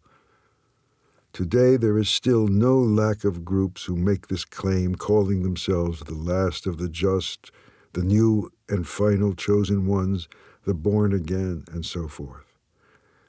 What does it mean to be chosen? This recalls the story of the old rabbi who said, "God chose us because we were the least spiritual, the most wanton and stubborn of peoples, stiff-necked and slow to believe. So if we are the elect, then other groups must be even more so if they are less proud and slow to believe than we are." The rabbi's words echo those of Paul of Tarsus. "If God has chosen me, a persecutor and a criminal, then certainly he has chosen you who have not killed and persecuted." We could go even further back to David, the Messiah king, to find yet another example. Was he not an adulterer and criminal who sent Uriah to die because he wanted Uriah's wife, Bathsheba, even though he already had a large harem of concubines? God does not choose us as a people or as individuals because of our worthiness, but because of an overflowing of love that transcends our simple human ethics without denying them. In exactly that area where we feel most condemned by human judgment, there appears another resource, a different kind of conscience, which knows us as we are, however sordid or pleasant the appearances. But the words elect or chosen are not always understood in this sense, and this has unfortunately given rise to an interpretation tainted by arrogance of the elect toward those who are not of the chosen group. This is clearly the basis of Yeshua's critique of those with whom he shared the same lineage, traditions, and faith. Just as he could be so kind to those whom Jews called sinners, he could be very harsh with the self-righteous. You believe yourselves righteous among men, but Yahweh, the one who is, knows your hearts. That which men hold supreme is an abomination in the presence of Yahweh, the one who is. These words from the Gospel of Luke recall the famous story of the Pharisee and the tax collector. Two men went up into the temple to pray, one a Pharisee and the other a tax collector. The Pharisee stood and prayed thus with himself, God, I thank thee that I am not like other men, extortioners, unjust, adulterers, or even like this tax collector. I fast twice a week, and I give tithes of all that I get. But the tax collector, standing far off, would not even lift up his eyes to heaven, but beat his breast, saying, God be merciful to me, a sinner. I tell you, it is this man went down to his house justified rather than the other. For everyone who exalts himself will be humbled, but he who humbles himself will be exalted. Yet we might sometimes be tempted to reverse things for the contemporary scene, where there are now so many who stand at a distance and beat their breasts loudly for their sins in order to display their humility and make themselves feel better. Pharisees wearing the masks of tax collectors. At any rate, we can see that the disciples as portrayed in the Gospel of Mary have not yet found the peace and freedom of the Son of Man within themselves. They are not yet able to walk forth and announce his gospel to all. They fear suffering at some level, whether of body, mind, or reputation. But the teacher has already foreseen the trials of his disciples. If the world hates you, know that it has hated me before it hated you. Truly, truly, I say to you, you will weep and lament, but the world will rejoice. You will be sorrowful, but your sorrow will turn into joy. When a woman is in labor, she has sorrow because her hour has come. But when she is delivered of the child, she no longer remembers the anguish for joy that a human being, anthropos, has been born into the world. It is Miriam of Magdala who serves the disciples as a midwife, not of body or soul, but of that eternal Son whose presence seeks to reveal itself in the very heart of that which trembles most within them. Then Mary arose, embraced them all, and began to speak to her brothers. Do not remain in sorrow and doubt, for his grace will guide you and comfort you. As her brothers despair, Mary rises, anastasis in the Greek.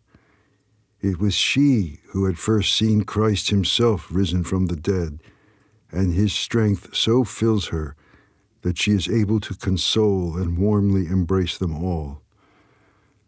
Her tears and tenderness are not reserved for her beloved apart from others, for this love knows no exclusion and is offered in purity of heart to be shared by all. This demonstrates a simplicity of contact and relationship that is typical of the earliest Christian communities. In their sharing of faith, their memories of Yeshua and his teachings, and their very bread, they include the body in a non-dualistic vision of oneness with the living Christ. Do not remain in sorrow and doubt. A more literal translation might be, do not be sad and do not have a divided heart. As in other Gospels, sadness and doubt imply indecision, the hesitation that weakens and destroys faith. Those of divided heart and mind live in a duality that can lead to a kind of schizophrenia or internal split. Actions are in conflict with words, words with thoughts, and thoughts with desires. Their desires no longer express their being, and that being is estranged from its source in being. Once again, harmony is shattered, and there is anguish and war between the human being and his or her self-image. Let man not separate what God has united.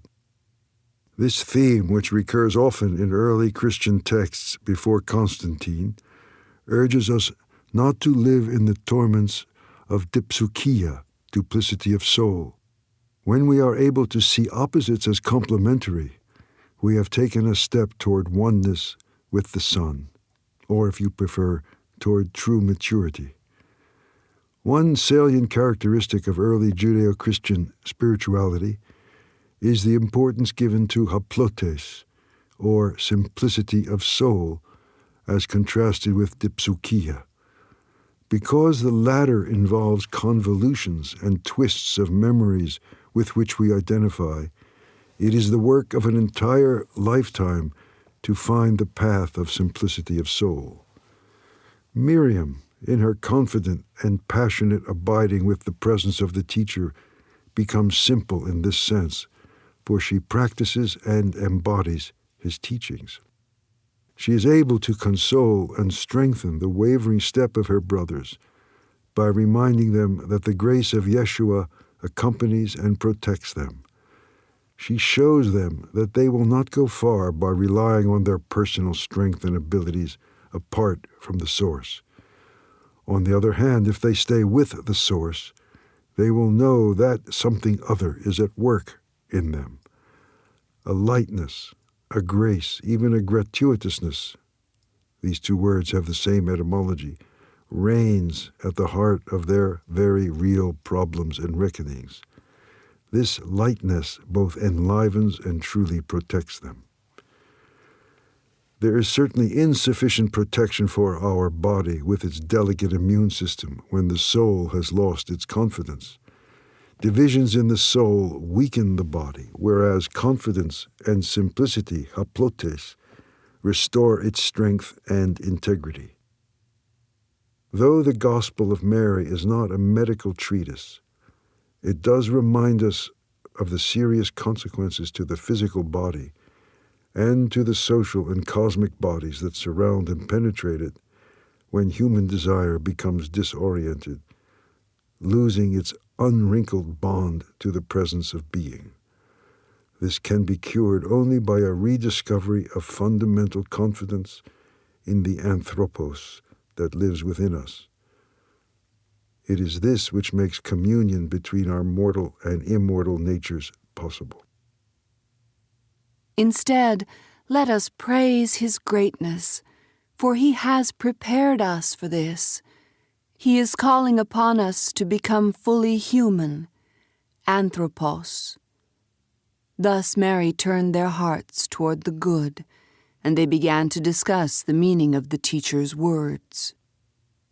In the face of adversity, with fear and dissension among the disciples, Mary reminds them of the unifying power of praise. Instead, let us praise his greatness. As long as we are able to praise God for being God, whether manifest or unmanifest, the seeds of peace will be able to grow in us. But the space for praise and gratitude that we withhold in ourselves will be quickly taken over by doubt or sadness, in old-fashioned language, by the devil, the diabolos, meaning the divider who introduces dualism into us. This does not imply any sort of willed gaiety or joy. Praise, like worship, which is silent praise, is a way of restoring things to their proper place, of reconnecting with a sense of value and discrimination as to what is truly essential for our life and what is not. In the present situation, Miriam asks the disciples to center themselves in the greatness of God rather than in their small, troubled selves. This is to leave egocentrism and return to theocentrism. The ancients sometimes said that the worst sin is ingratitude, which is a forgetting of the greatness, beauty, truth, and goodness of the source that is constantly creating us. In other terms, a forsaking of being and of the good. And yet, He has prepared us for this. His mission and teaching among us was a ceaseless recollection, using both ancient scriptures and entirely new situations, of that which is our true nature.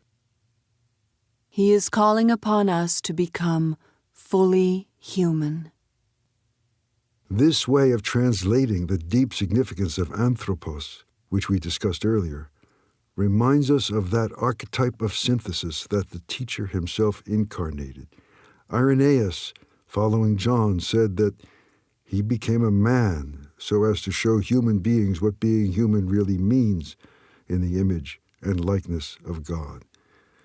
We are this anthropos, both already and not yet, just as the acorn is both already and not yet the oak tree in all its splendor.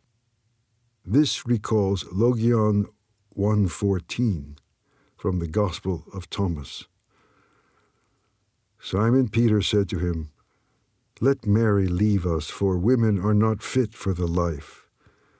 Jesus answered, "See, I have been guiding her so as to make her into a human, anthropos. She too will become a living breath like you. Any woman who becomes a human will enter the kingdom of God." The error of many translators is to render this as having something to do with being male. It is clear from the original Greek that the meaning is that of anthropos, human being in the general sense, and not of andros, man in the masculine sense. It is true that in order to become whole, a human being must integrate in herself or himself the complementary gender, and this work or realization of wholeness is certainly not something that only or especially women have to do. We each have our own work of becoming an anthropos, a fully human being. Among the various texts of ancient Christianity, we might also mention the writings of the pseudo-Clementine homilies, as well as those of Theodotus and Asclepius, all of whom identify the kingdom as presence of the anthropos in his or her full humanness. These texts also speak of the inner or essential man, the ontos anthropos. For Jacques Maynard, the most suggestive example would seem to be that passage from the Pistis Sophia, where Mary Magdalene is said to feel this inner human in herself, and when she identifies this as her true self, she understands everything. The term anthropos is also richer than the term androgyne, which is sometimes used as the translation of the former, for sexual and psychic polarities form only a part of what must be integrated in becoming fully human. This recalls a passage from the Gospel of Matthew. "But he said to them, 'Not all men can receive this saying, but only those to whom it is given. For there are eunuchs who have been so from birth, and there are eunuchs who have been made eunuchs by men, and there are eunuchs who have made themselves eunuchs for the sake of the kingdom of heaven. He who is able to receive this, let him receive it.'" Some scholars have detected here the hand of an editor who was influenced by some sort of dualistic or ascetic teaching, one that was to influence Christianity's monastic departure from Old Testament teachings. Indeed, it does seem implausible that Yeshua would advocate destroying the work of the Creator. How could he who claimed to be one with the Father advocate such mutilation of his creatures? Others explain this by an improper translation or transmission of Yeshua's words. The word eunuch should be replaced by the word androgyne.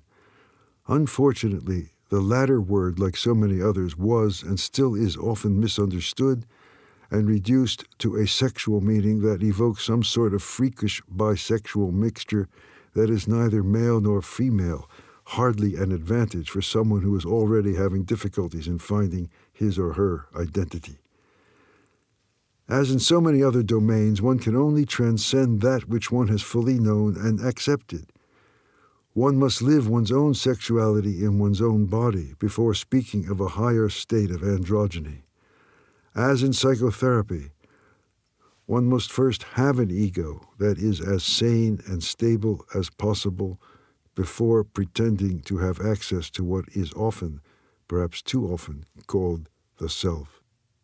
This is why the authors of the Gospel of Mary considered it so important that Yeshua really lived his masculine sexuality, perhaps with Miriam, perhaps with another woman. This was necessary in order for him to become the archetype of synthesis, the anthropos, that he was. I prefer the term anthropos to androgyne because the latter word still leads to confusion today, in spite of a widespread contemporary appreciation of the value of spiritual integration and balance of male and female polarities in us. Rather than defending the literal translation of the original word used in certain early Christian texts, it is preferable here to defend, through the word we choose as its translation, the truth and richness of meaning in what the original word communicates. What is important is to become whole. This is what makes us able to truly love, not from our sense of lack, but from our plenitude, as Yeshua himself loved us. In the same way, we can say that it is because Miriam of Magdala fully lives her feminine sexuality, and because she fully accepts and integrates the masculine dimension of her being, that she is able to speak with authentic knowledge of the Word, though today, as during her time, there are still those who would deny her this. But it is only after the long and slow work of becoming fully human that she can legitimately speak as an anthropos of the fullness of a humanity that, like Yeshua's, is open to the divine and transparent to its clear light, the most invisible and subtle of lights. Thus Mary turned their hearts toward the good. Her words are a recollection of the essential, inviting the disciples to abandon vain talk and false rhetoric. She turns their hearts toward the good, reorienting their minds and desires towards that living anthropos within them to which the teacher had urged them to bear witness. And they began to discuss the meaning of the teacher's words. His words are a lamp shining upon the darkness of the road. Together, they enlighten each other by discussing them. Like the disciples on the road to Emmaus, they hear and feel the meaning of the words. Did our hearts not burn within us while he talked to us on the road and opened the Scriptures to us? Peter said to Mary, "Sister, we know that the teacher loved you differently from other women. Tell us whatever you remember of any words he told you, which we have not yet heard." Having been consoled and had his spirits restored by Miriam, Peter now asks her to reveal the teacher's words known to her alone. His attitude suggests a certain deference and respect for her, both because of her special intimacy with Yeshua and because of the peace of the Son of Man that she has just manifested. This deference, however, is not to last for long when she actually began to comply with his request. The character of Miriam of Magdala, as revealed in this gospel, is fascinating and deserves an entire study in itself. Nevertheless, we must also consider her in the context of how the other Gospels and early Christianity in general viewed her. Some scholars have argued that there are three different Marys in the Gospels: Mary the sinner, Mary of Bethany, and Mary Magdalene. Whatever conclusion we may draw, their arguments are not irrelevant, for the stories of these three Marys are indeed those of three different women. But according to the ancient exegesis, this does not literally mean three women, but one woman depicted at different stages of her evolution: sinner, contemplative, and intimate friend of Yeshua. Miriam is, in fact, much more than three women. Just as she is capable of embodying 7 demonic aspects of femininity by obstructing, Satan in Hebrew, the manifestation of being, through dividing it, diabolos, she is equally capable of embodying 7 angelic, or at least more fully human, aspects of femininity as she draws ever nearer to the anthropos, the man-God embodied by her teacher. Thus we see that the early exegetes gave priority to an archetypal reading of Miriam's words, deeds, and gestures. Making use of the canonical Gospels, they considered her as a feminine archetype at work in all human beings, and one whose mutations can shed light on each person's path. We can distinguish at least 7 images or feminine archetypes that come into play in the specific scenes from the canonical Gospels where Miriam appears. A major one is the archetype of the lover whose desire is disoriented or disturbed. This interpretation of the repentant sinner whom we find at Yeshua's feet in Simon the Pharisee's house has become the dominant popular image of recent centuries, yet there is nothing in the passage itself about the nature of her sin. We have already noted that her transgression could also be related to her thirst for knowledge, her desire to engage in studies reserved for men only in those days. This would certainly be enough to make her a dangerous woman, even an outlaw. Curiously enough, there is nothing in any of the 4 Gospels that states that she was ever a prostitute. Of course, lust may be one of the 7 possessing demons of which Yeshua cures her. If so, it certainly isn't the only one, nor the deadliest. The canonical Gospels offer no information as to the specific nature of the 7 demons or spirits that initially possess Miriam, that is to say, alienate her from her freedom. However, we might make some surmises about them by referring to other texts that were current in those times. According to Evagrius Ponticus, who made a thorough study of such matters, these logismoi, his term for negative or destructive thoughts, act to destroy a person's orientation toward the nous, and then the orientation of the nous toward the pneuma. In other words, they act to obstruct peace, contemplation, and the presence of the Son seeking to establish itself in the person. Lists of such demonic spirits vary. In the West, they later became known as the 7 deadly or cardinal sins: gluttony, fornication, covetousness, sadness, anger, vainglory, pride. Evagrius adds axidia to the list, meaning a kind of despondency or apathetic rejection of spiritual realities.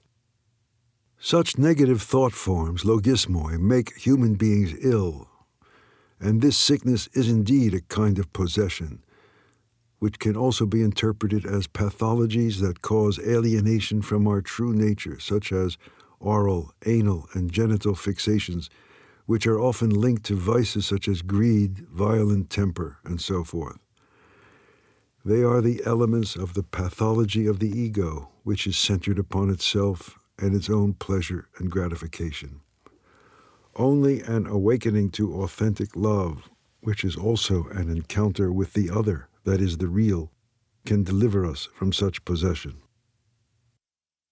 In the Corpus Hermeticum, it is said that these demons are the malignant offspring of our harmful actions. They are like torturers whose punishment is intended to drive us back to awareness.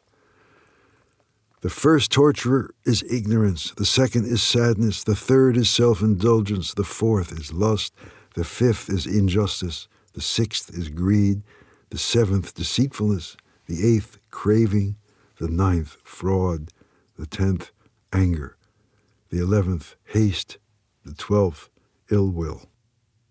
Here we have 12 demons instead of 7.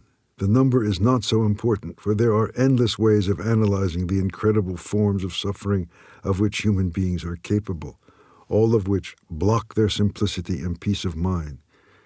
We might note that all these lists of demons or pathologies would seem to have some sort of relation to the 10 Commandments of the Torah, describing the unhappy consequences of making bad use of one's freedom. Let us now turn to the Shepherd of Hermas and the Testaments of the Apostolic Fathers, a text contemporary with the canonical Gospels.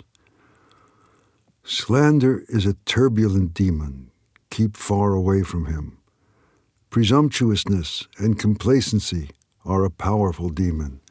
Anger is a very malicious spirit. Covetousness is a savage one and very difficult to tame. Doubt is an earthly spirit that is of the devil, and sadness is the most harmful of all the spirits. Thus, even though the Gospels do not specify Miriam of Magdala's demons, we have grounds for trying to learn something by imagining them. Undoubtedly, there are demons or pathologies peculiar to the male or female sex. The most useful thing for us to know is the power of our own shadow. Without this knowledge, any of us is capable of being taken over by the worst of our worst aspects and finding ourselves behaving in a fashion that is rightly called inhuman. The presence of incarnate love frees Miriam from these powers that are said to have inhabited her.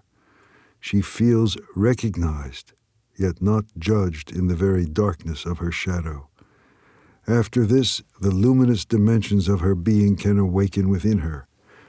This is what gives her access to the best of her best aspects, which allows her to become fully human, rather than taking the road that ultimately leads to the inhuman. Even more, she enters the path of becoming an anthropos herself, in the image of the one who has truly loved her in her entirety. This enables her to embody another feminine archetype, that of the contemplative, dwelling in a ground of silence, listening with total attention to the teacher.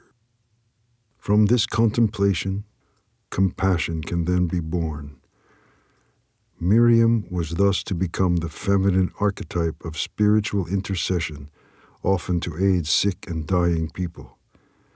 In fact, with her prayers, she participated in the revival of her brother Lazarus.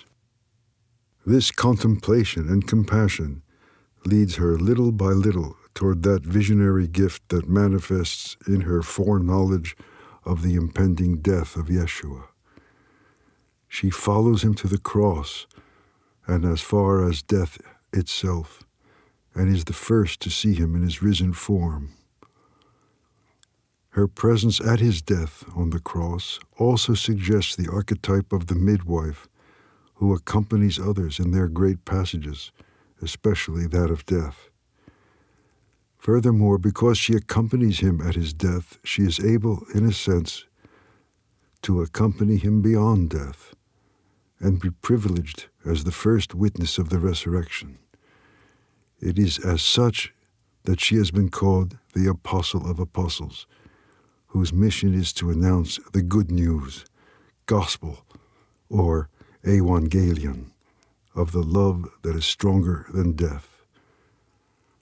Through this process of initiation, she ultimately becomes the Sophia, wedded to the Logos, the revealer of mysteries.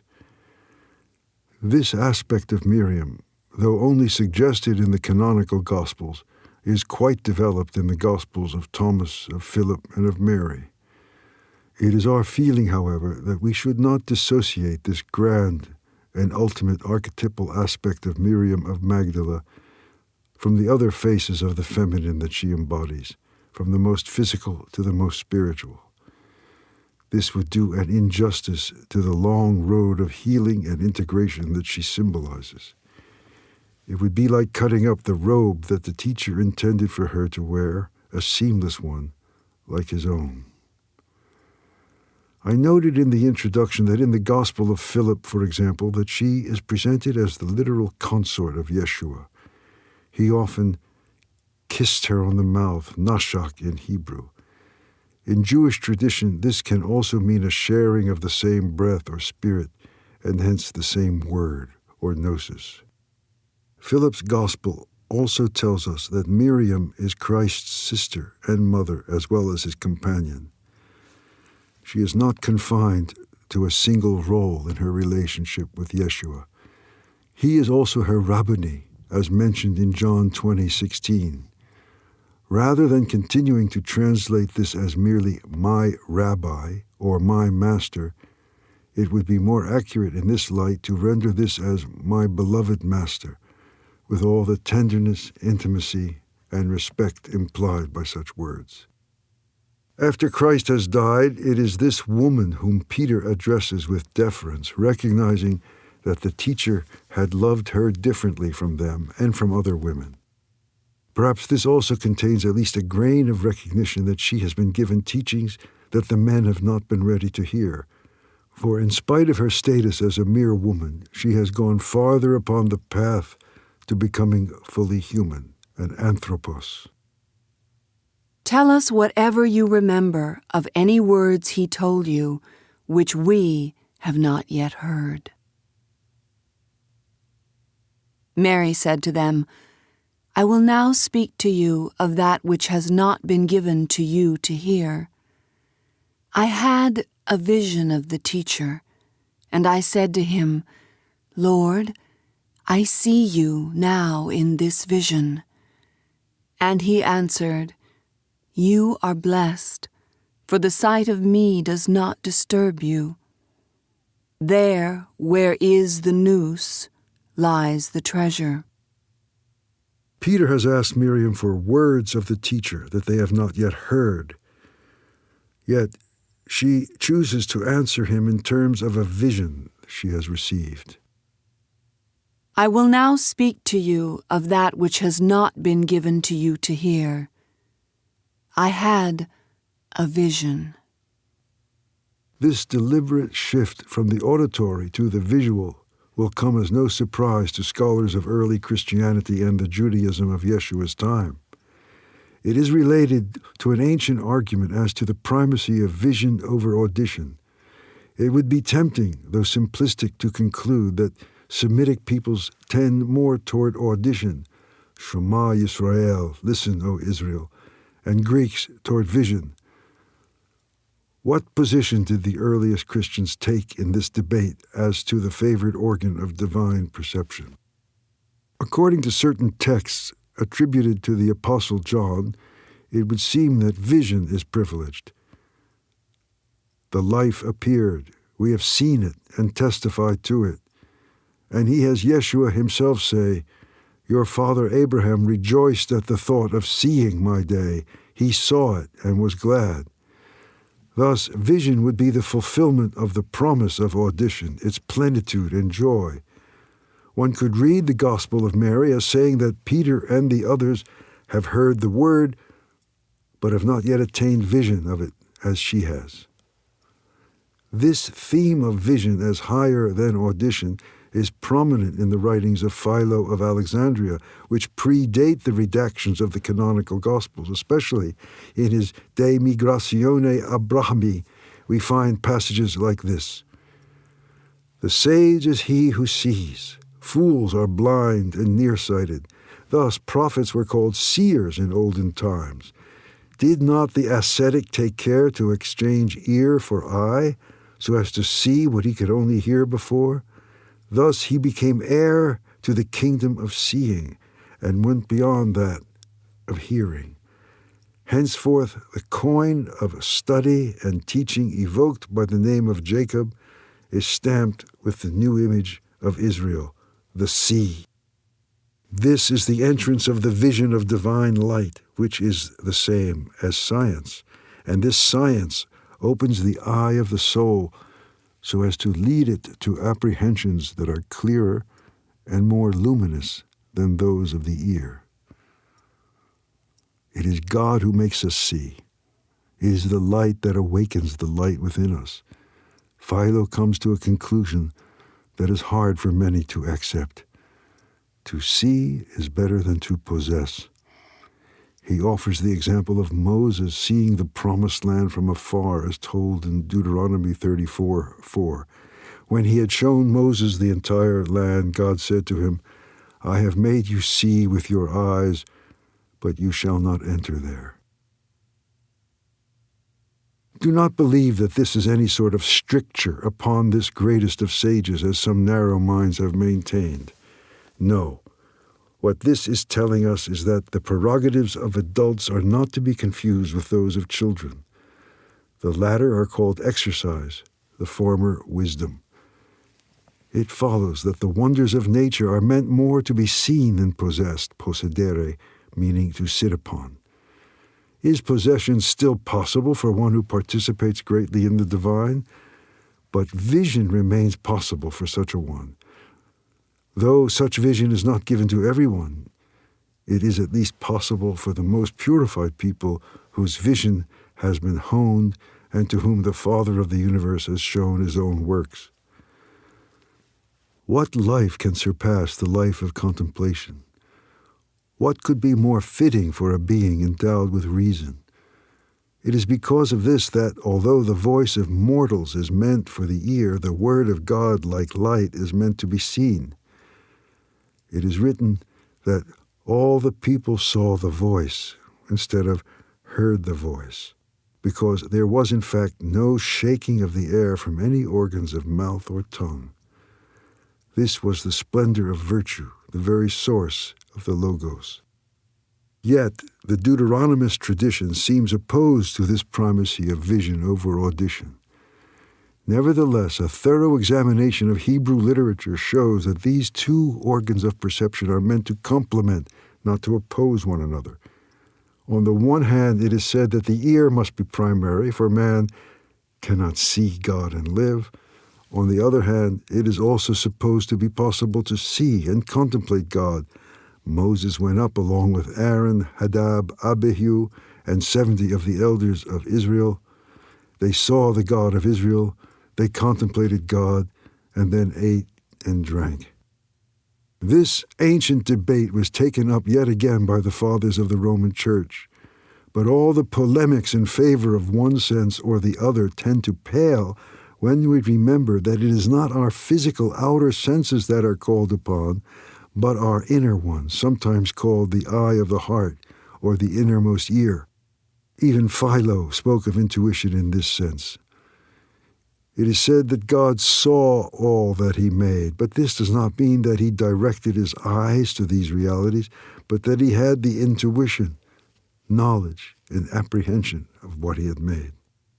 So the question posed by the Gospel of Mary is not whether those who hear the teacher or see him are more privileged. The question is how this inner audition for Peter and this inner vision, the eye of the nous for Miriam, are possible.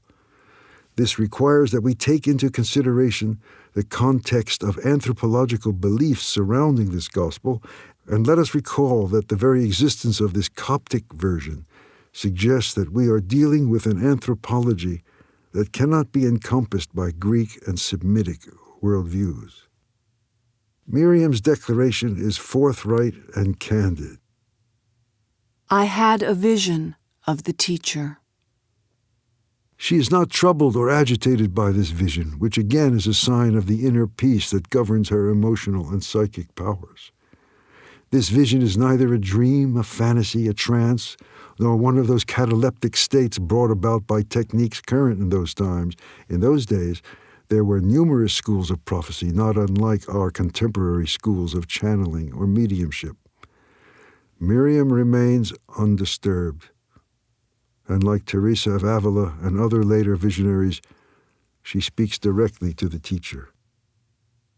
Lord, I see you now in this vision. She addresses what she sees, and what she sees addresses her. Thus, there is no opposition of word and vision. Just as he did in his mortal existence, the teacher responds to Miriam's thirst for truth and knowledge. You are blessed, for the sight of me does not disturb you.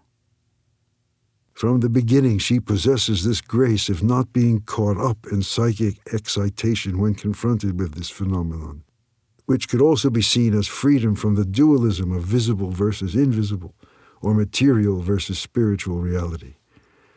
She remains in the same intimacy with him as when he lived in space-time.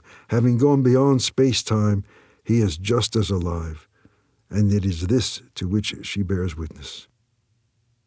There where is the nous lies the treasure.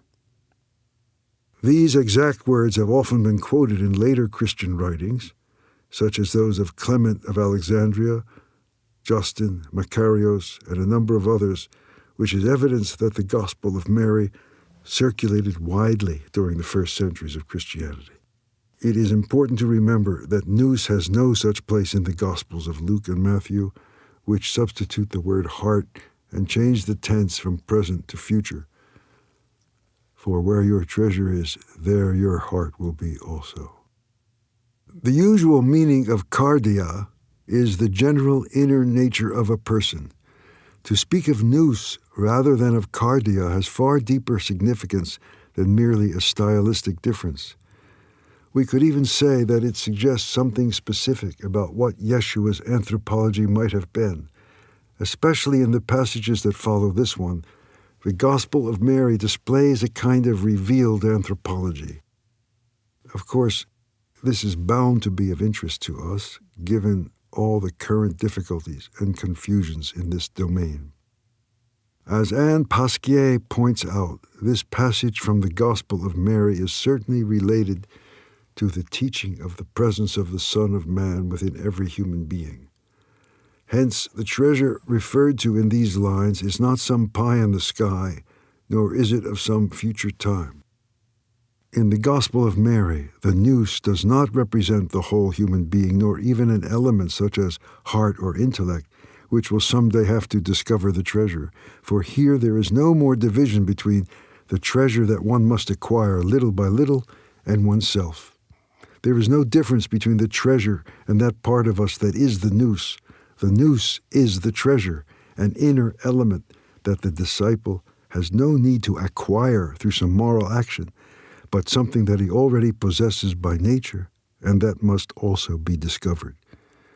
Furthermore, the absence of the possessive pronoun in the Gospel of Mary indicates that the nous represents far more than the individual or personal soul. There where is the nous lies the treasure. In other words, we become what we love, and we become what we know. My desire for being is being itself, desiring itself in me. As Meister Eckhart said, the eye with which I see God is the eye with which he sees me. Then I said to him, Lord, when someone meets you in a moment of vision, is it through the soul, psyche, that they see, or is it through the spirit, pneuma? The teacher answered, It is neither through the soul nor the spirit, but the nous between the two which sees the vision. And it is this which... The canonical Gospels, even that of John, have left us unprepared for this kind of question. It is as if the disciples of those Gospels were totally uninterested in epistemological or metaphysical questions. Being men of practical intelligence, they were concerned only with questions of how to live and act. It is as if they had no interest in probing the nature of their own knowledge and perception of the resurrected Christ. But what is the basis of belief in their perception of the resurrected Christ? Is there a way of knowing real vision from vision that merely seems to be real? And how does this gnosis work? What are its means and organs of perception? Such questions are not asked, and it would seem that you have either to believe it or not. Are these a woman's questions? Or questions of a man endowed with intuitive and imaginative intelligence?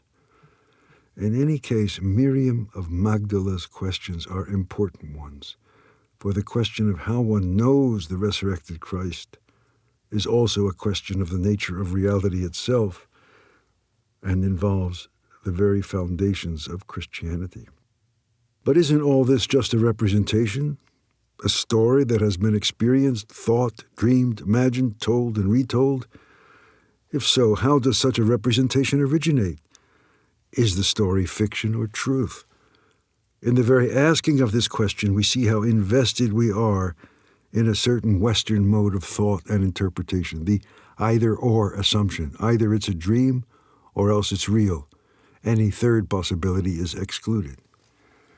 And what if it is precisely in this excluded third possibility that reality lies, a kind of synthesis or reunion of subject and object that had temporarily been dissociated so as to make the representation intelligible? And how is all of this possible? How is a representation of the resurrected Christ possible? How did Christianity become possible? We can begin to understand why some disciples were taken aback by the audacity of such a question. Lord, when someone meets you in a moment of vision, is it through the soul that they see, or is it through the spirit? In other words, how is it possible that I see you, and through what eyes?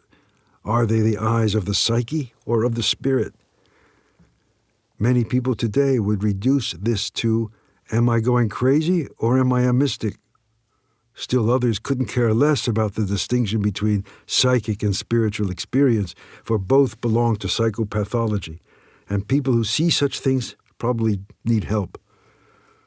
They are in the same class as others who have hallucinations of things that are not of this world, the world that everybody sees with the eyes of consensus. After all, what other world is there? This view, which is still very influential, would have us deny the existence of a different perception or consensus than the dominant one. The teacher's answer does not make things easy for us, especially considering the unfortunate lack of pages 11 to 14. It would seem that he is just about to develop this theme and perhaps even reveal his anthropology of different modes of knowledge. But this could also be seen as a blessing in disguise. It certainly encourages our humility as exegetes. There will always be a huge question mark in our interpretations, and this gap may offer a space of freedom for those who want to take their quest further. Thus, we continue to feel the lack of any adequate, tangible representation of the real that can be imagined or thought. And the yearning for truth with which this leaves us is in fact the source of our aliveness. The teacher answered, "It is neither through the soul nor the spirit, but the nous between the two which sees the vision.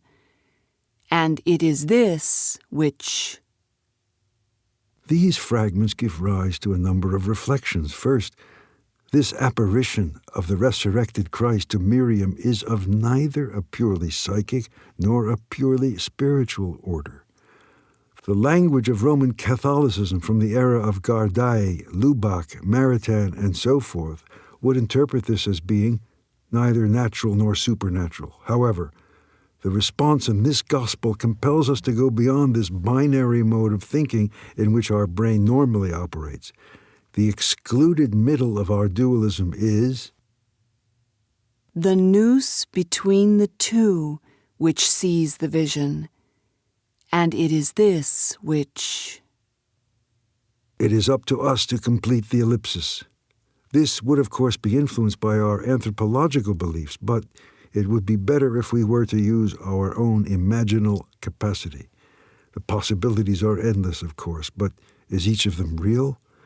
Which of them are necessary and true? Which are most in harmony with the silence that permeates this discontinuity in the sayings of Yeshua? It is the nous that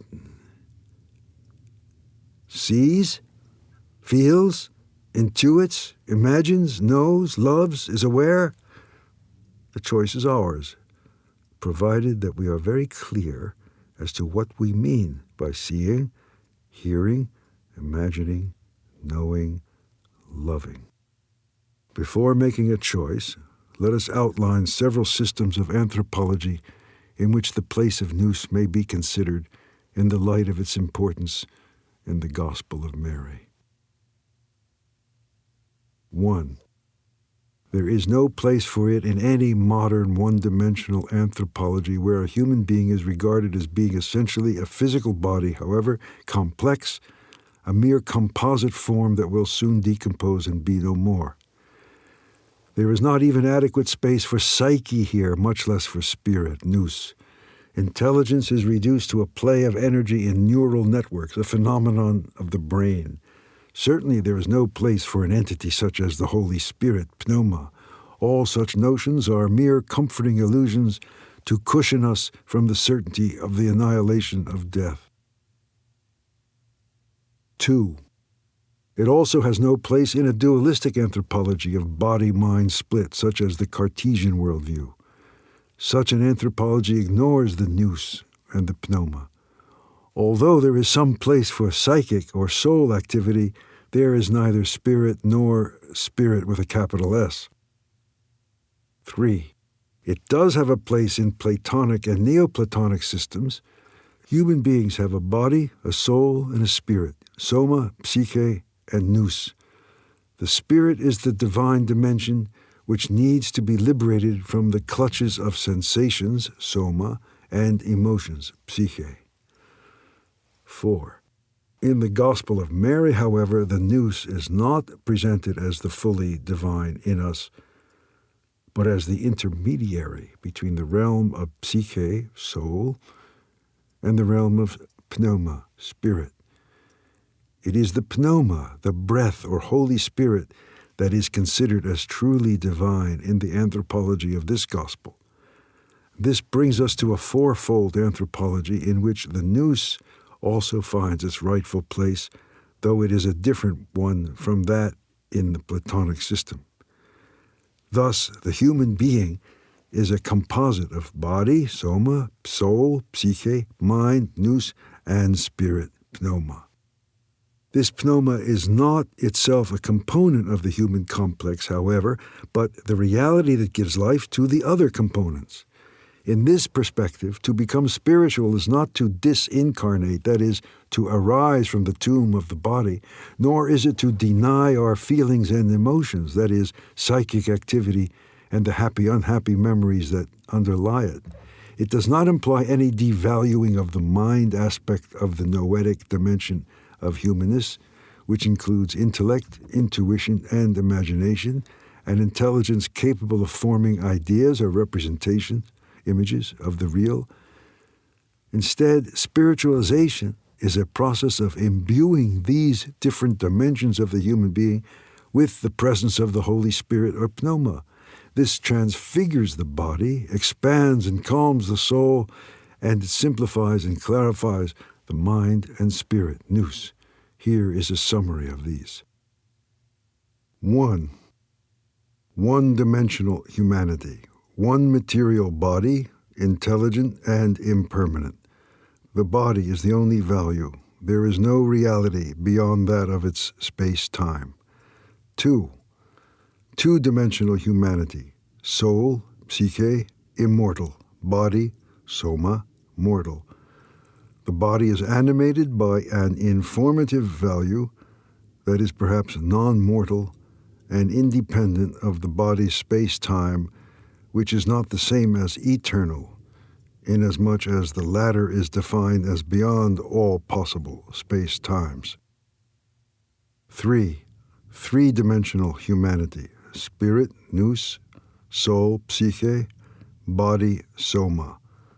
The psychosomatic complex is joined to a spirit, nous, that is considered as the supreme value. 4. Fourfold humanity. Spirit with a capital S, pneuma. Spirit, nous. Soul, psyche. Body, soma. The human complex, body, soul, spirit, has an opening through its spirit or higher mind, nous, to a dimension beyond space-time known as the pneuma or Holy Spirit. It is this last fourfold anthropology that is probably that of the Gospel of Mary. It embraces both the Platonic and Neoplatonic Greek traditions, body, soul, spirit, as well as the Semitic tradition, which equates the pneuma with the Hebrew ruach, the holy breath or Holy Spirit that gives the human complex its life and coherence. According to the Gospel of Mary, it is precisely this nous, human higher mind or spirit, that receives the pneuma, Spirit of God, and transmits its fire and light to the other elements of the human complex. Various ways of symbolizing these systems are to be found in the writings of the early church fathers, especially in the anthropological synthesis of the Christian tradition by Maximus the Confessor. The sinner, meaning the unhappy, unbalanced human being, is one who is cut off from the Holy Spirit. The human spirit, nous, having turned away from the Spirit of God, the pneuma now turns toward its own soul, psyche, and this entangles it in the passions, pathe, or pathologies. The soul then turns toward the body, soma, and becomes a slave of its sensations and instincts. The body, having nothing toward which to turn, returns to nothingness. All that is composed is decomposed. The theos anthropos undertaking would seem to have failed. The happy, well-balanced, normal, saved human being is one whose spirit or mind, nous, is turned toward the pneuma and looks and listens for the message communicated by the breath. Such a mind is able to orient and clarify the psyche. The psyche then transmits its light to the body, bringing it vitality and peace. This is the human being who is completely turned toward the divine or uncreated being. This is the human who becomes anthropos, the union of theos and anthropos. Such individuals are able to freely appropriate all of the potentials written in their genetic heritage, plus those granted by the opening of their humanity. Yet much remains to be said about the specific nature of this nous, which is neither completely psychic nor completely spiritual, and which forms the bridge between the two. The nous between the two which sees the vision, and it is this which... Might we complete this sentence with sees and hears, and it is this which sees and hears? It would at least bring together the partisans of vision and audition, Greek and Semite alike. But if we stick to the text as we have it, the focus is on vision, and it is through the nous that one sees. For Miriam, the apparition of the resurrected one thus becomes not just a belief or a possibility, but a certainty and reality. We could even go so far as to say that it is the very foundations of Christianity that are at stake, inasmuch as these embrace the love and knowledge of the Christ who was witnessed to have lived, taught, and suffered, and who was crucified, killed, and buried, and who was witnessed after his death as resurrected and alive, and who is still present now, who, according to his words in Matthew 28:20, is with you always unto the end of the age. This suggests several hypotheses regarding the nature of that which sees, and which seems to see through the mind or imagination. This especially evokes an experience very similar to that explored by Henri Corbin in his numerous works on mystics and saints, which he calls the creative imagination following Ibn Arabi, or the imaginal. But we might also consider what has been said by some other thinkers less open to charges of mysticism than Corbin. For example, in the Critique of Pure Reason, Kant has some interesting things to say regarding the place and specific limits of the imagination, which he considers to be the faculty of synthesis. Quote, I mean synthesis in the most general sense of the word, the act of adding together diverse representations so as to comprehend this diversity in knowledge, unquote. Thus, addition becomes unification. Kant continues, synthesis in general is the simple effect of the imagination, that is to say, of a human faculty that is blind but indispensable, and without which we could never have any sort of knowledge, though we are only very rarely aware of this. Christian Jambet comments on this text. It is clear that the blind imagination is, for us, dark, hidden, and mute, for it does not reveal anything in particular to us, and especially nothing imaginary. It gives nothing more than the world and just the world. Its place is close to the ultimate root of subjectivity, transcendental apperception, which unifies the totality of the given and the edifice of judgments. This place is so enigmatic that Heidegger, meditating upon the most famous passages of the Critique, coined this most striking resume: the transcendental imagination is without a homeland.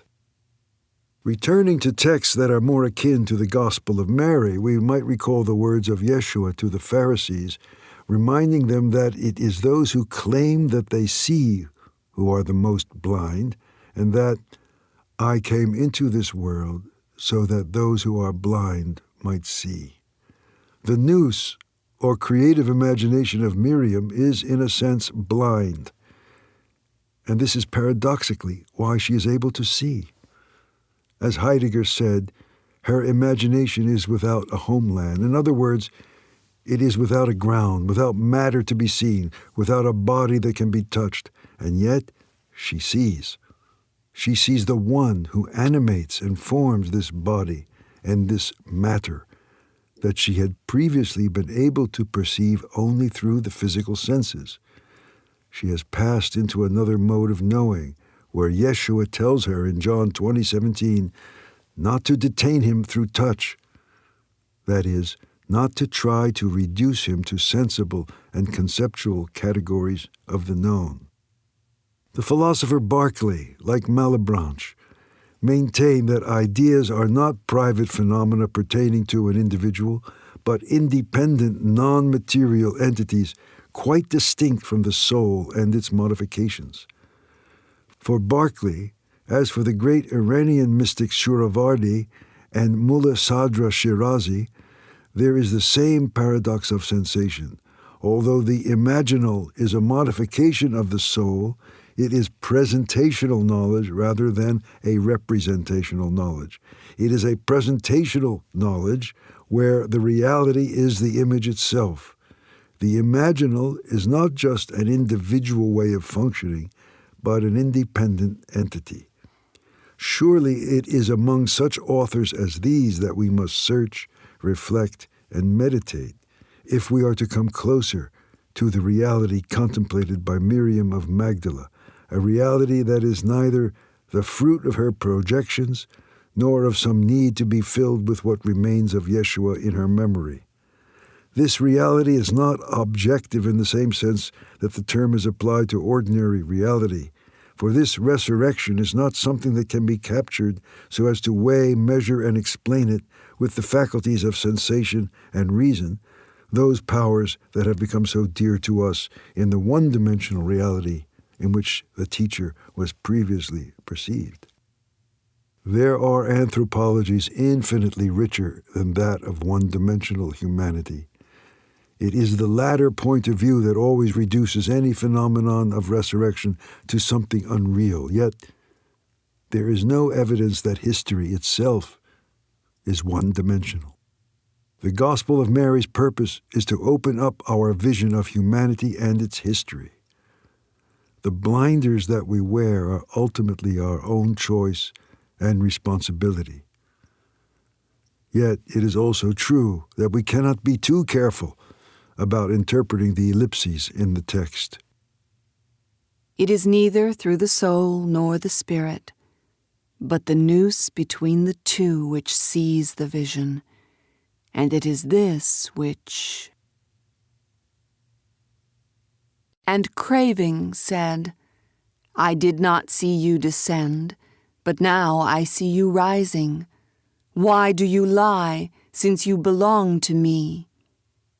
The soul answered, I saw you, though you did not see me, nor recognize me.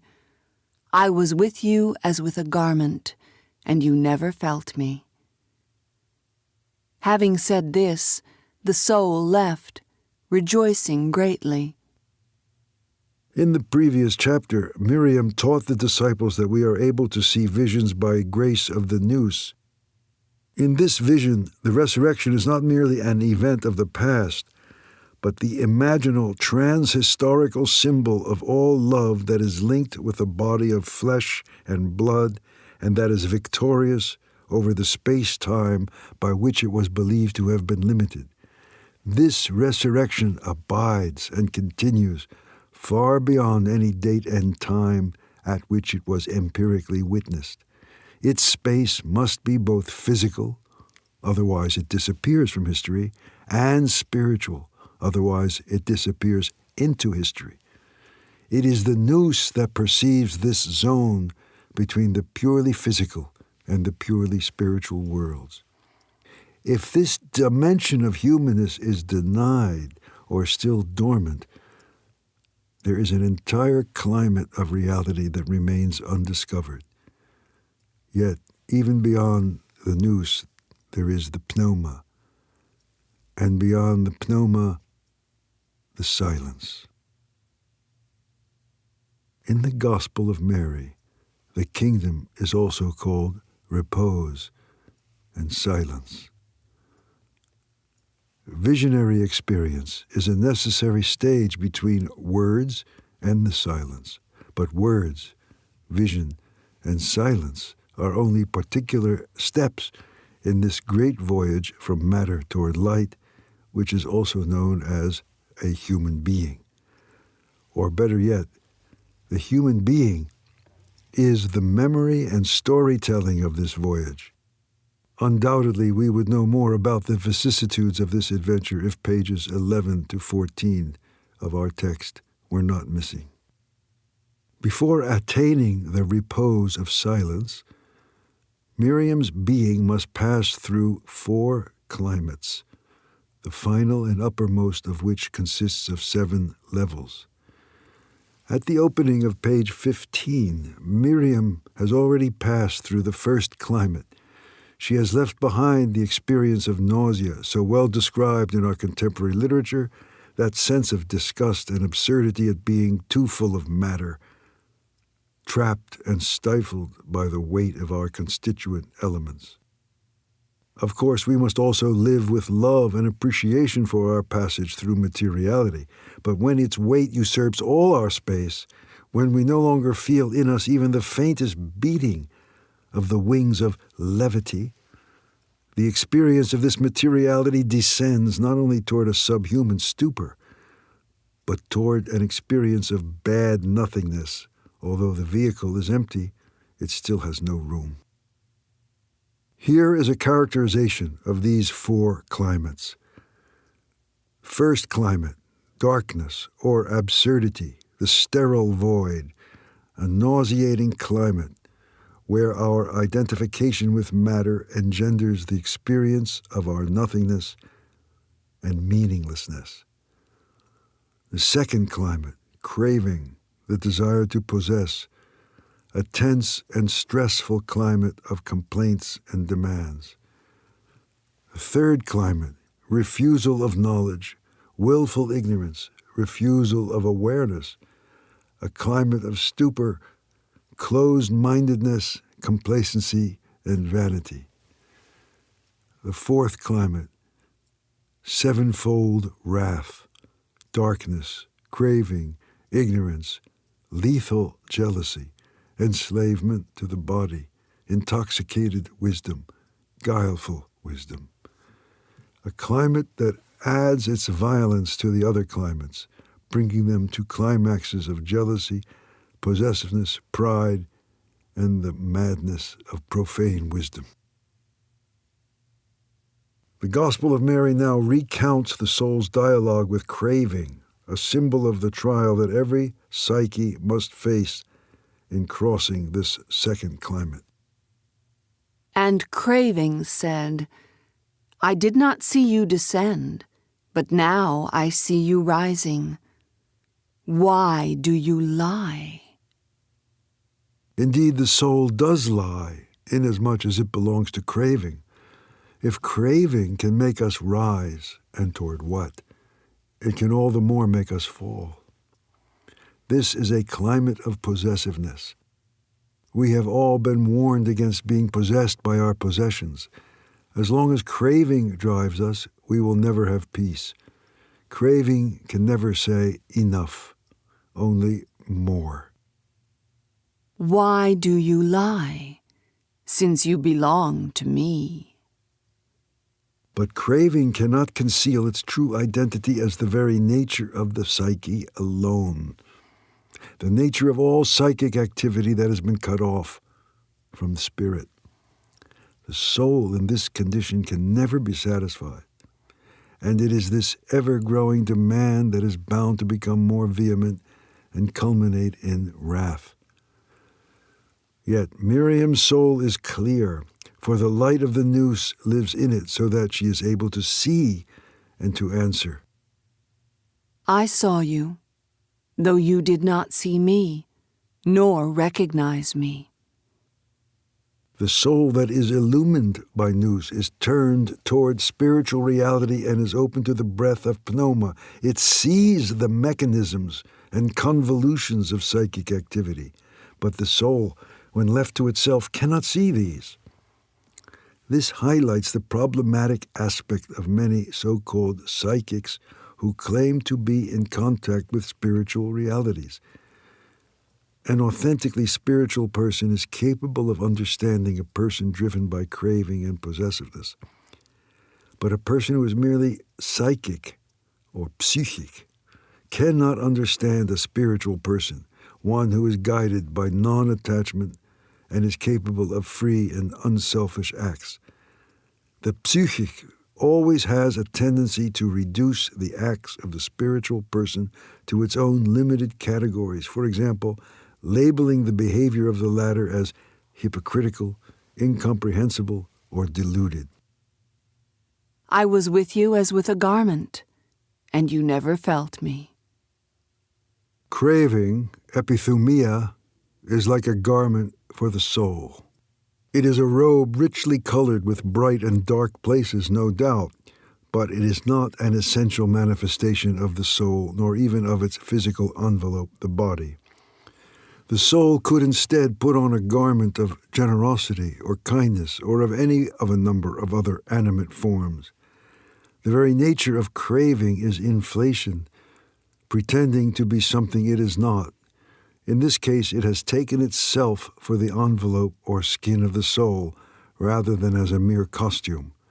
But it cannot truly feel.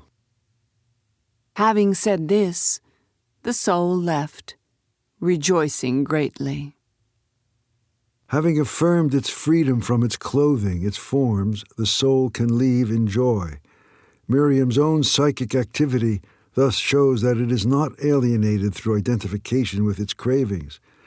This is akin to its previous liberation from identification with its nausea or aversion.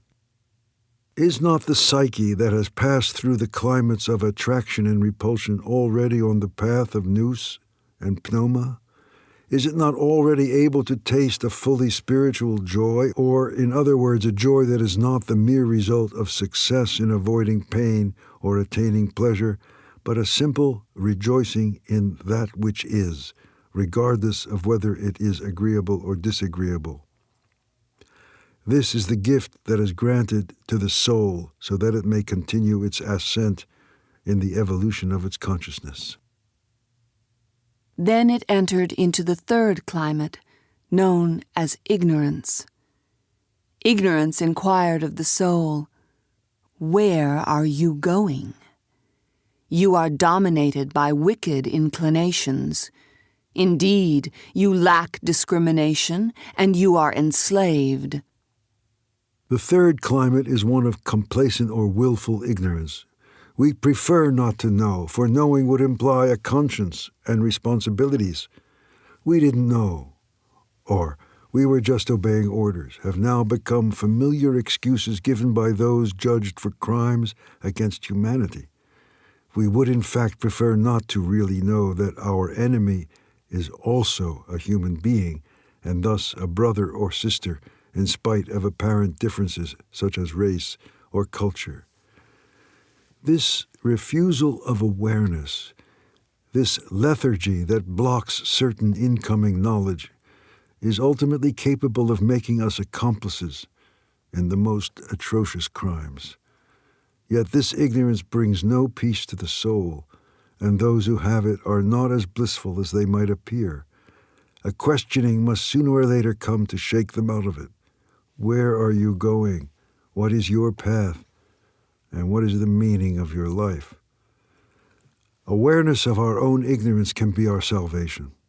Does not wisdom begin with consciousness of our own not knowing? Just as healing begins with consciousness of our own lack of health. You are dominated by wicked inclinations. What is it that inclines us to do this or that? What is it that makes us lean toward one attitude instead of another? As André Gide said, yes, you do have to go with the slope, but upwards.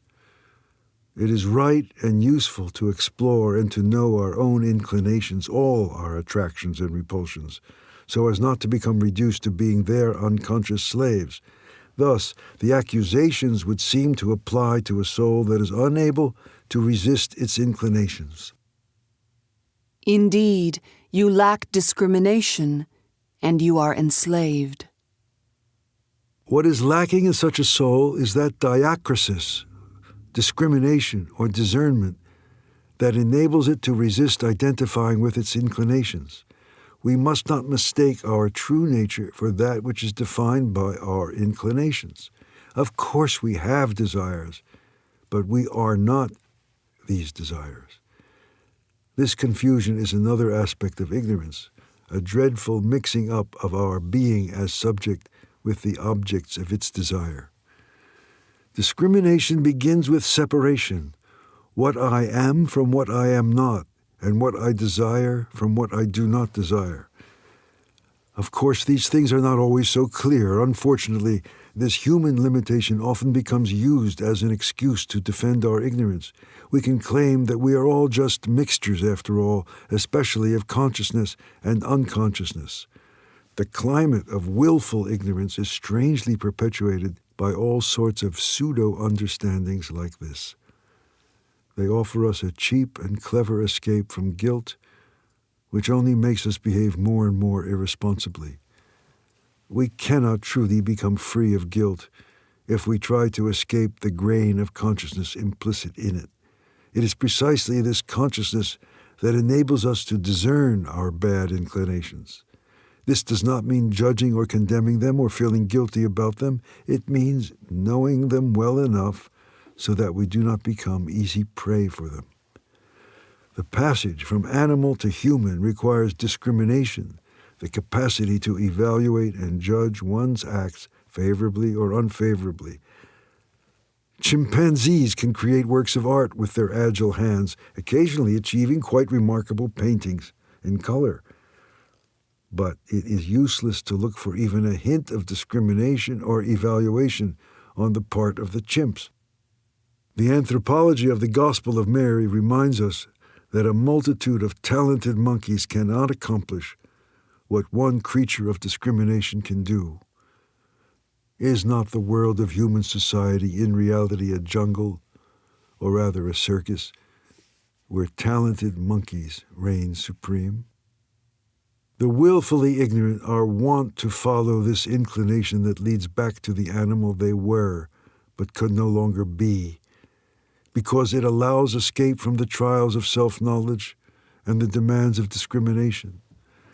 Not wanting to know is the most powerful and destructive of forces, ultimately resulting in that self-indulgent cowardice that alone makes it possible for people to allow and participate in all the injustices and crimes of the world. Just as ignorance of the law is no excuse for committing a crime, So is choosing to be unaware of another's suffering no excuse for inaction, for it is a willful ignorance that can only exacerbate our stupor of cowardice and irresponsibility as long as it continues. Here, the Gospel of Mary is closest to the traditions of India, which teach that the root of all evil is ignorance. It is ignorance that enslaves us and makes us indifferent, and indifference is the wretched climate surrounding all comfortably numbed consciences. The soul answered, "Why do you judge me, since I have made no judgment? I have been dominated, but I myself have not dominated. I have not been recognized, but I myself have recognized that all things which are composed shall be decomposed, on earth and in heaven." The human psyche has always been adept at finding excuses. "She made me do it, God," as Adam said. It can use virtually anything, invoking God, the devil, childhood trauma, genes, or destiny. What is the source of this frantic need to believe oneself innocent? It is not as if the only alternative to this were some threat of a guilt-ridden, masochistic conscience. The alternative is simply a bit more lucidity, courage, and awareness, knowledge of our ability to respond and our responsibility for our acts, words, desires, and life. But even a little more lucidity seems to be too much to bear for a petty ego swollen by a psyche teeming with memories. The soul answered, "Why do you judge me, since I have made no judgment?" It is true that the soul or psyche cannot discriminate by itself. It is only by virtue of the nous acting within the soul that discrimination is possible, for only through the nous can the soul receive the vision of what is and what is not. This is why Yeshua, who embodies the nous that is turned toward the pneuma, and who incarnates the anthropos, or the fully human being, is able to say, "He who believes in me believes not in me, but in him who sent me. And he who sees me sees him who sent me. I have come as light into the world, and whoever believes in me may not remain in darkness. If anyone hears my sayings and does not keep them, I do not judge him. For I did not come to judge the world, but to save the world. He who rejects me and does not receive my sayings has a judge. The word that I have spoken will be his judge on the last day."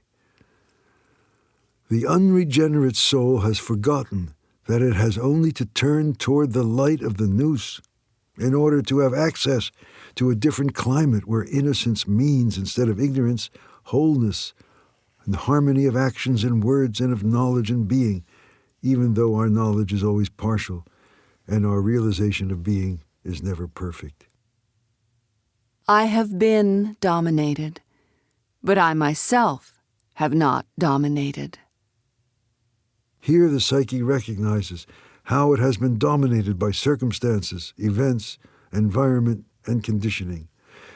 It sees how it has been more the plaything than the player in the events of its life. Stating that I myself have not dominated is a recognition that we have not been in control of the game. This reveals the profoundly passive disposition of the soul, a sublime disposition when it orients itself to the higher power coming through the nous, but an unhealthy passivity when I myself have not dominated becomes an escape or an attempt to excuse one's complacency with, "At least I haven't done any harm. I was just the victim of circumstances." This can only lead the psyche downward to ever flimsier rationalizations and ever baser instincts. And yet, I have not been recognized, but I myself have recognized that all things which are composed shall be decomposed, on earth and in heaven. Here is revealed that flash of lucidity, that spark of nous that some mystics have called the finest point of the soul. This is knowledge of emptiness and of the vanity of all things in time. Nothing escapes the metaphysical lightning flash of such a soul. Everything on earth and in heaven is of the created realm and therefore impermanent, with no being in itself. As the Latin version of the opening of the Gospel of John says, sine ipsum nihil, without the Creator, nothing. Without the information of the creative logos, nothing can truly exist. In the very core of its alienation and false identities, in the darkest heart of the stupor that typifies this climate of ignorance, the psyche has the possibility of seeing its own sheer nothingness. This paradoxical evidence, this total disillusionment, is also the beginning of liberation, for it is the doorway to selfless love, unattached to illusions. It is this love that will strengthen the soul so that it will be able to deal with its own turbulence in the fourth climate, which is an intensified recapitulation of all its previous trials. Freed from this third climate, the soul continued its ascent and found itself in the fourth climate. This has 7 manifestations. The first manifestation is darkness. The second, craving. The third, ignorance. The fourth, lethal jealousy. The psyche's insight into its own nothingness has enabled it to leave the third climate of ignorance, where it risked falling into unconsciousness. But curiously, the next trial awaiting it after this insight is not some mood of despair or horror, as one might suppose from the symbol of darkness. Instead, the soul travels henceforth into an atmosphere of ever-increasing wrath and rebellion. According to some modern psychologies, which recognize no higher dimensions of the kind exemplified by nous and pneuma, anger is a completely logical and normal reaction to being confronted with one's own powerlessness. And being nothing is, of course, unacceptable to a psyche whose desire is to be something at any price. This anger is like that of a child faced with its own inability to lift a weight that an adult finds easy to handle. If the child can accept being simply a child, there will be no anger. Likewise, if psychic activity can accept being simply psychic activity, and if a creature can accept being simply a creature, no problem of wrath or revolt will arise. But when the psyche does not accept the limits of its own activity, it becomes like the child who wants to be an adult, or the creature who fancies itself in the place of the Creator. The soul is engulfed in a climate of demand, complaint, agitation, and violence, a caricature of authentic action, and a cacophony of war drums for a meaningless spectacle. The soul generates sound and fury so as to maintain its illusion of existence, but it is like scratching at a violin and calling it music. This illusory existence is accompanied and fed by manifestations that are known all too well. The soul, dwelling in ever darker shadows, may take perverse pleasure at cursing a God whom it holds responsible for its misery, and mires itself in all sorts of attachment and envy. It is forever tallying its inventory of fancied needs and deprivations of being. And since these become far more important to the soul than what it already has and truly is, it becomes more complacent in its ignorance rather than making a minimal effort to study and inquire so as to discover some understanding and meaning in its life. We have previously encountered the first 3 manifestations of wrath, analyzing them as climates where the soul of Miriam risked getting lost. But they also resemble the demons mentioned in the canonical Gospels, from which she is delivered by the teacher's love. The 4th climate, containing 7 levels, we will call wrath. This was considered by some ancient traditions to be the worst of all demons because of its power to thoroughly alienate the soul, which can then no longer own or recognize itself. The soul is no longer accessible. It is possessed, in the true sense of the term.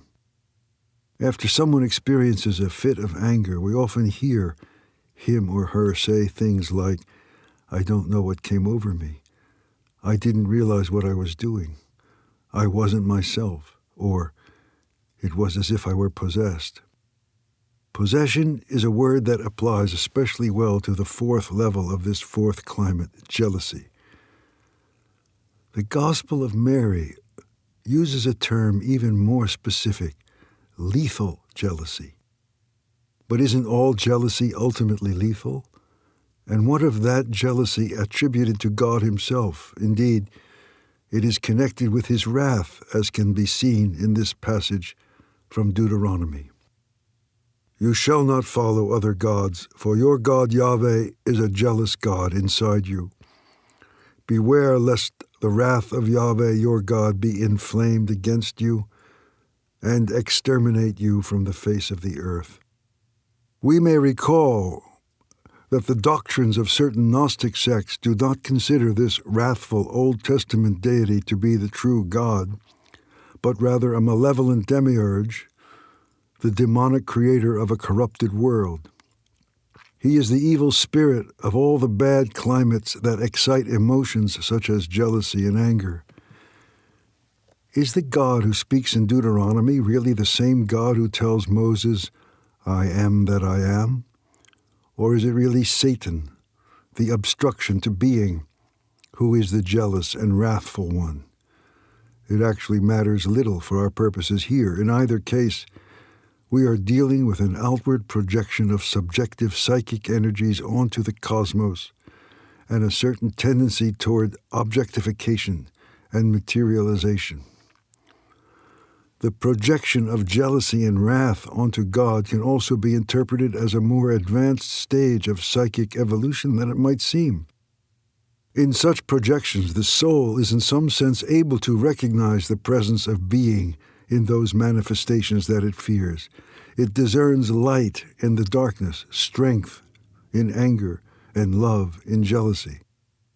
If we recognize no positive aspect whatsoever in such negative manifestations of being, we risk even greater alienation. Evil is totally separate from good and therefore unredeemable. This returns us to a dualistic perspective that sets up the forces of darkness against the forces of light. Evil is given more than its due, becoming a power equal to that of God. But this dualism of the good God and the evil demiurge is something that the soul is striving to overcome in its voyage. In biblical thought, the jealousy of Yahweh is sometimes interpreted as a manifestation of his love, inasmuch as one imagines him to be like a father or mother who is jealous of the well-being of his or her children, like parents who cannot bear to stand by idly and watch their children lose themselves in deluded acts and ways of living that are bound to make them unhappy. In fact, this is spelled out in the very next passage of Deuteronomy. "You shall keep the commandments of Yahweh your God, his instruction, and the laws that he has prescribed for you, and you shall do what is good and just in the eyes of Yahweh, so that you may be happy." Yahweh becomes jealous when humans seek peace and fulfillment along paths where they are sure not to find it, and through illusions that they take to be reality. Though they may experience many pleasures and comforts on these paths, they will not find authentic happiness, which can only be based on a loving and faithful relationship with being. Thus, disillusionment and suffering are inevitable. The wrath of God can thus be seen as a symbol of a kind of imminent justice, or, as the teacher tells us, the result of your actions. We can see this at work in all kinds of events, from the banal to the historic, from the wrath inherent in alcoholism that results in cirrhosis, and the wrath of a crooked businessman leading him to prison, to the wrath in a society or culture resulting in an atmosphere of violence and war, and our vast collective folly and unconsciousness that results in all kinds of earthly and heavenly consequences. Seen in this light, certain writers years ago were justified in referring to Chernobyl as the wrath of God. Perhaps the proverb, "we reap what we sow," might at times mean that we get the kind of God we deserve. If we look, surely we can find something valuable to learn from such climates of wrath and jealousy.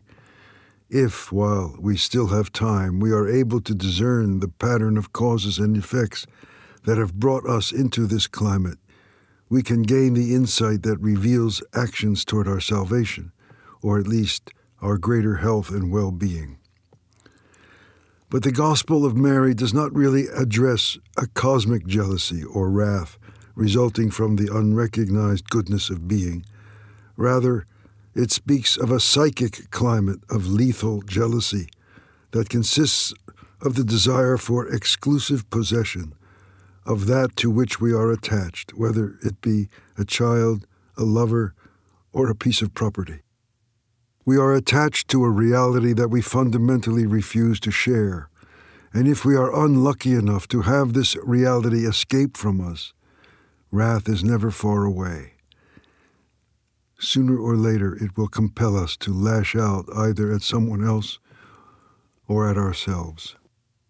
Whatever we may pretend, we fundamentally feel what we have lost to be our rightful, permanent, and inalienable possession. Entering into authentic relation with what is dear to us, and feeling and expressing such a deep-rooted refusal to share, amount to a truly lethal attachment, one that finally kills off every form of relationship other than possessor and possessed. Feeling jealousy in personal relationships always reduces others to objects, to things rather than other human beings. It excludes the possibility of meeting another as a free subject who may meet and share with still more people without losing anything of the intimacy that is unique to the dyad.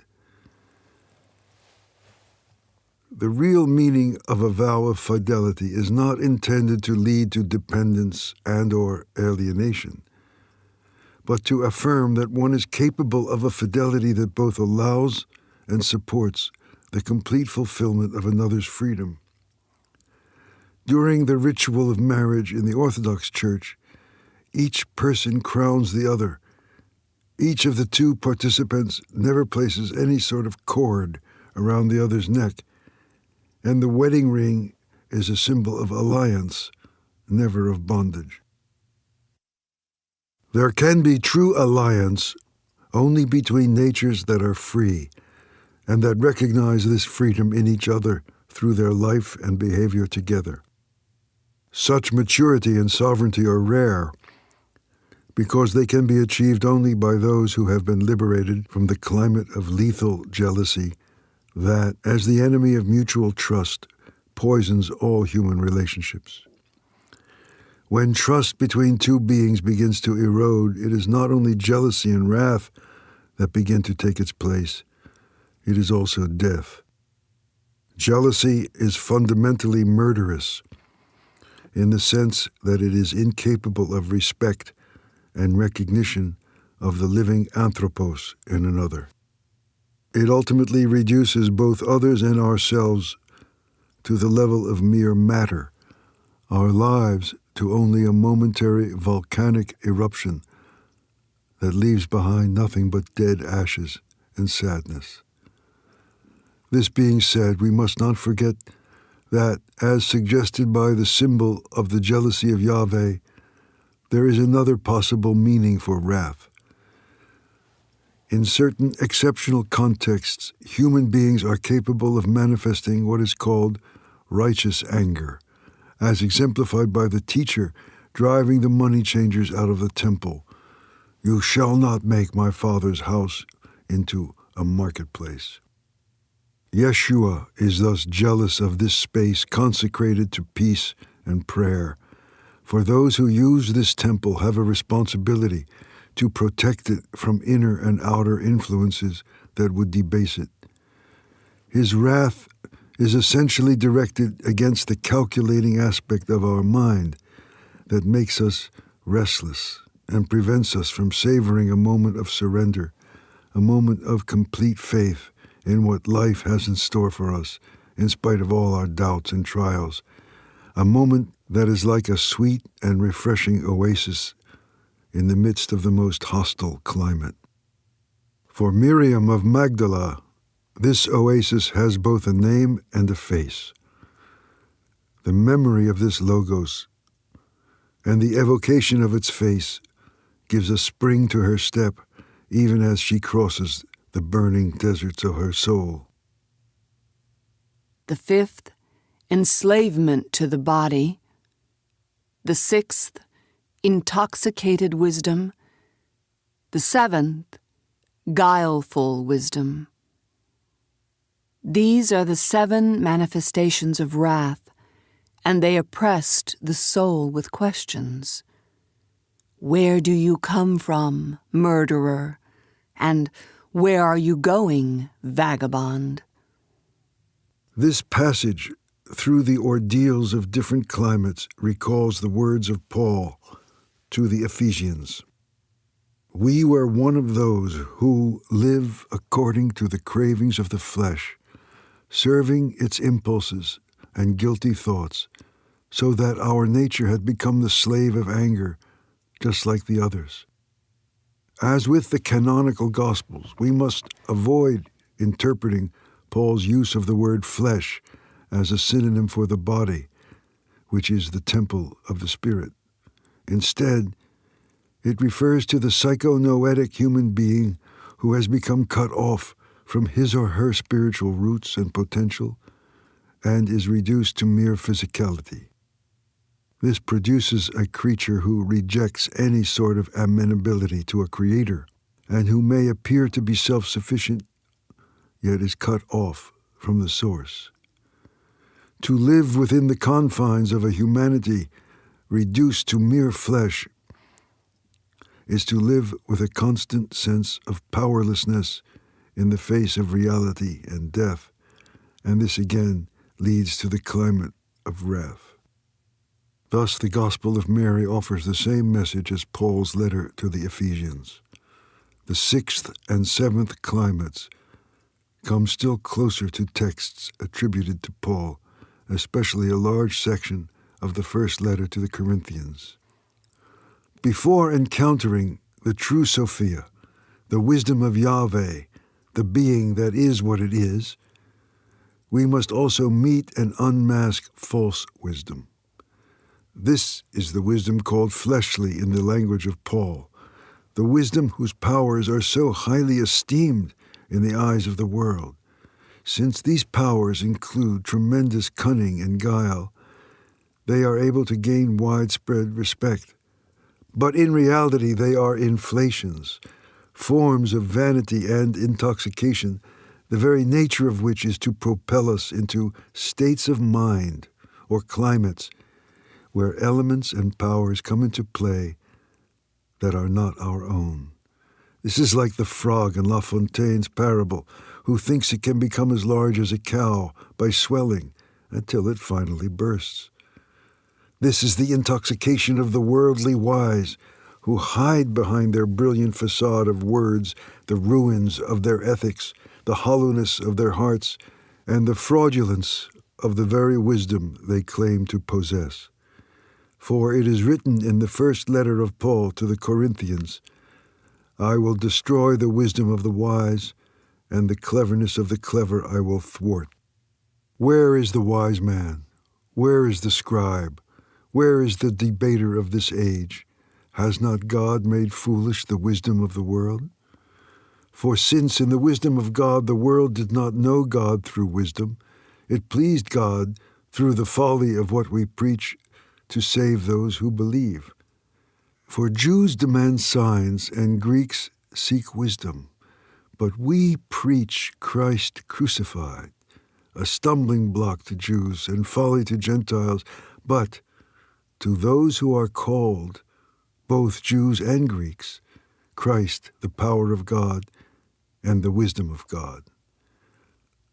For the folly of God is wiser than men, and the weakness of God is stronger than men. The folly of God is the wisdom of the cross, which symbolizes both the wisdom of love and the human being at the crossroads of the four directions. This intersection is the incarnation of love in the acts of the one whose wisdom transmits the peace which passeth understanding. In contrast to the wisdom of the sophists and the Pharisees who speak but do not act, Yeshua offers an entirely different wisdom. The very desire for it is an expression of being, and the thought of this being translates the desire, generating words that are inseparable from acts. This is the fourfold wisdom of the cross, symbolizing the incarnation of all the dimensions of humanity. The crossroads of these opposites is found in the heart, the abode of the wisdom of love. The center here is called the self. This is the abode of the fully human individual, liberated from all dualism and dispersions, reborn and reharmonized so as to constitute a true anthropos. The Gospel of Mary is in accord with certain currents of contemporary psychology that define illness in terms of the disharmony of our faculties. Often one or another of our faculties will start to operate independently of the others, very much as if it were contemptuous of them. This discord of our functions is also an aspect of the climate of wrath. Such fragmentation is ultimately fatal to our health, for each component, feeling, thinking, sensing, intuition, can only perform its true function in harmonious concert with the whole. It is significant that the Gospel of Mary insists upon this distinction between true wisdom and false worldly wisdom infected by guile and madness. In some of the earliest Christian communities, Miriam of Magdala herself was considered to be an incarnation of Sophia, she who was destined in both history and meta-history to marry the Logos. But in order to attain this true wisdom, which is the realization of wholeness and maturity, it is necessary to have passed through and overcome the illusory wisdom symbolized by the fifth, sixth, and seventh climates or demons that oppress the soul. In 1 Corinthians, Paul says, "Yet among the mature we do impart wisdom, though it is not a wisdom of this age or of the rulers of this age who are doomed to pass away. But we impart a secret and hidden wisdom of God, which God decreed before the ages for our glorification. None of the rulers of this age understood this, for if they had, they would not have crucified the Lord of glory. But as it is written, what no eye has seen, nor ear heard, nor the heart of man conceived, what God has prepared for those who love him." In these words from Paul, those who do not love God are not only blocked from access to this wisdom, they remain under the influence of wrath, like children who revile and trample upon a gift from someone whom they hate, yet who loves them. These are the 7 manifestations of wrath, and they oppressed the soul with questions. Where do you come from, murderer? And where are you going, vagabond? The soul that succumbs to these 7 demons is thus treated not only as a vagabond whose orientation to the nous and pneuma has been lost, but as a murderer as well. It would seem that the negation of the noetic spiritual dimension of humanness is a kind of murder of that which is truly human, leaving the soul with the ability to produce only a grotesque parroting of wisdom which will ultimately reduce it to a subhuman existence. This is to rob ourselves of what is both best and essential in us, the possibility of a wisdom that is capax Dei, capable of God, of an intimacy with one's Creator. Might not some modern psychologies create an obstruction to this precious capacity of becoming fully human? Certainly, some of them refuse to acknowledge any reality beyond psychic activity fed only by sensory input and memory components of the unconscious. This is often accompanied by a scientific reductionism that equates feelings and thoughts with physiological and neural activity, mistaking the biological support of the psyche for the psyche itself. Those who object to the term murdered as too harsh a description of those of us who experience the effects of such schools of thought will at least have to accept crippled, for this is how we are left when we adopt belief systems that literally cut us off from that dimension that enables us to become fully human. Paul would seem to be in accord with the viewpoint of the Gospel of Mary when he addresses those who are still stuck in a psychic climate dominated by wrath and jealousies of the flesh. But my brothers, I could not address you as spiritual men, but as men of the flesh, as babes in Christ. I fed you with milk, not solid food, for you were not ready for it. And even now you are not ready, for you are still of the flesh. For while there is still jealousy and strife among you, are you not still of the flesh and behaving like ordinary men? 1 Corinthians 3, verses 1 to 3. The soul answered, "That which oppressed me has been slain. That which encircled me has vanished. My craving has faded, and I am freed from my ignorance." The previous interrogation has been a necessary oppression in the soul's self-questioning as to its place in the human world and in the universe. After voyaging through the wrathful climates of darkness, craving, ignorance, jealousy, and madness, masquerading as wisdom, it finally reaches deliverance and intones its chant of victory. That which oppressed me has been slain. That which encircled me has vanished. My craving has faded, and I am freed from my ignorance. This is the psyche turned toward the nous, and through it toward the pneuma. It is no longer subject to craving and ignorance, for it has discovered the harmonious order of the human manifold. The soul's spirit can now rejoin the Holy Spirit. It is interesting that Paul also makes this distinction between the merely psychic mortal man, likened to a murderer or to a dead man himself, and the spiritual man. The latter is like a living breath filled with the Spirit, pneuma, that plumbs all the depths and heights of God. Unlike the merely psychic man, the spiritual man can be neither judged nor understood by any person. As the teacher says in John 3, 7-8, "The wind blows where it wills, and you hear the sound of it, but you do not know whence it comes nor where it goes. So it is with everyone who is born of the Spirit." Paul elaborates on this theme in 1 Corinthians 2, verses 10-15. Indeed, the Spirit, pneuma, searches everything, even the depths of God. For what person knows a man's thoughts except the Spirit that is in him? So also, no one comprehends the thoughts of God except the Spirit of God. Now we have received not the spirit of the world, but the Spirit that is from God, that we might understand the gifts bestowed on us by God. And we impart this in words not taught by human wisdom, but taught by the Spirit, interpreting spiritual realities to those who possess the Spirit. The psychic man does not receive the gifts of the Spirit of God, for they are folly to him, and he is not able to understand them because they are spiritually discerned. The spiritual man judges all things, but is himself to be judged by no one.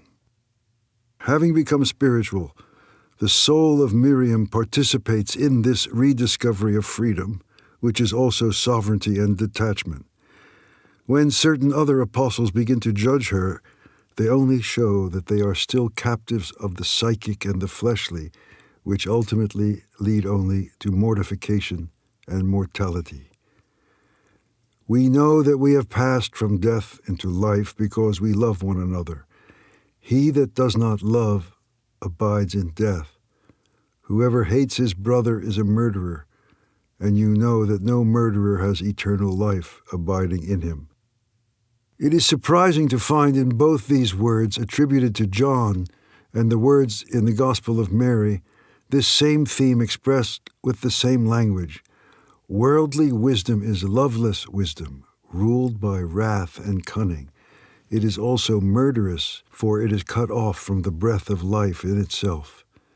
The wisdom, Sophia, of love, agape, is limitless and unconditional. Because it is beyond all boundaries, it cannot be encircled by the objects of its attention. Because it is always larger than its contents, it neither encloses, craves, nor possesses what it loves. One may well ask at this point, is a love without craving or self-interested desire really possible for us? Speaking from a purely psychic standpoint, the answer would have to be no. Simple psychological honesty compels us to admit that our psychic experience of love is never totally untainted by self-interested desires, whether conscious or unconscious. We generally love expecting at the very least to be loved in return, though this has not yet reached the point of craving. It is clear that there can be no psychic love that is free and disinterested. But the love of which we are speaking is of an entirely different desire. This spiritual desire that Miriam embodies is the same love that she encounters in the eyes and on the lips of her Rabboni, Yeshua. As she herself says, "My craving has faded." We might also translate this as "my desire," in the merely psychic sense of that word. Yet this does not mean that her desire has been annihilated. Miriam's spirit, nous, has been awakened to the Spirit of God, but this does not mean she has ceased to be endowed with a soul or psyche as long as she lives in space-time. What it does mean is that this soul, with all its psychic activity, is at peace. Its transparency no longer obscures the vision of what is, and therefore of her true relation with what is, which is agape, or love. She has been delivered from the tension that is always at least subtly present in our loving when we do not conditionally accept the other's right to be different, to not love us in return, or to leave us. She has been delivered from the ignorance that makes the other into an object that we may possess and keep for life, and into that knowledge that sees the other as a subject endowed with inalienable freedom whom one may love for life. I left the world with the aid of another world.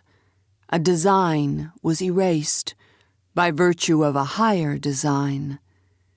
Henceforth I travel toward repose, where time rests in the eternity of time. I go now into silence. Having said all this, Mary became silent. for it was in silence that the teacher spoke to her. It requires a higher love to free oneself from a lower love. By the same token, it takes a higher and vaster representation of the world to free oneself from a lower one. Scientific progress itself depends on this. Applying this to anthropologies, it is imperative that we find a less fragmented, more holistic vision of humankind than the ones dominant today if we are to evolve in a positive sense. For the world in which we human beings live is shaped by our own image of ourselves. A better world necessitates a better anthropology. The Gospel of Mary, along with other Gospels, can help us fine-tune our representations of humanness through the image of the teacher, a privileged image of the fully human being who is made in the image of God, a man-God or a God-man. I left the world with the aid of another world. The world of the soul is freed by its opening to the nous pneuma, revealing another world. To change worlds is to change world views. The eyes of the flesh and the eyes of the spirit do not see the same reality. We noted previously that it is by virtue of her discovery of the imaginal through the awakening of her nous that Miriam is able to move from the material to the spiritual.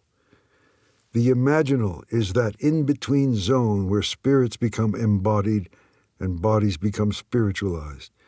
It is where the vision of a homogeneous reality, whether a material or a spiritual one, gives way to a vision of multi-dimensional realms, a hierarchy ranging from the densest to the most subtle realities.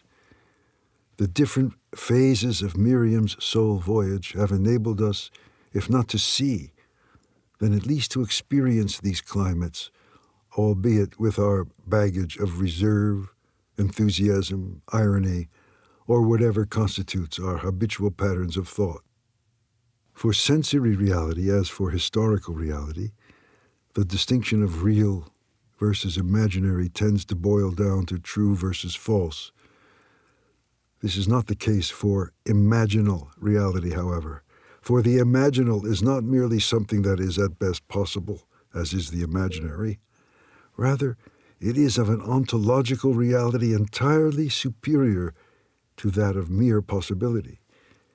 Imaginal realities are no less endowed with real being than are the factual realities that are the basis of history. Furthermore, history itself ceases to exist when it degenerates into a mere collection of facts unconnected by a story, and this story cannot be found without a transcendent dimension that sees these facts from within and beyond.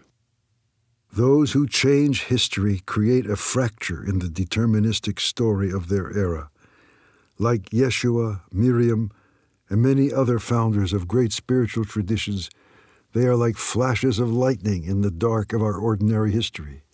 They embody what the Greeks called kairos, an instant of the intersection of time and eternity, which introduces the salutary vertical dimension into the horizontality of chronos. A design was erased by virtue of a higher design. The lower design is that of ordinary time containing the world and its humanity. As long as this design prevails, the imaginal itself becomes but a moment through which soma, psyche, nous, and pneuma live out their passage, Pesach in Hebrew, the word also used for the holiday of Passover and for Easter by the first Christians. Yet, henceforth, I travel toward repose. Thus, the fulfillment of a week of work is Shabbat, whose etymological root means to stop doing, producing, thinking, to stop time.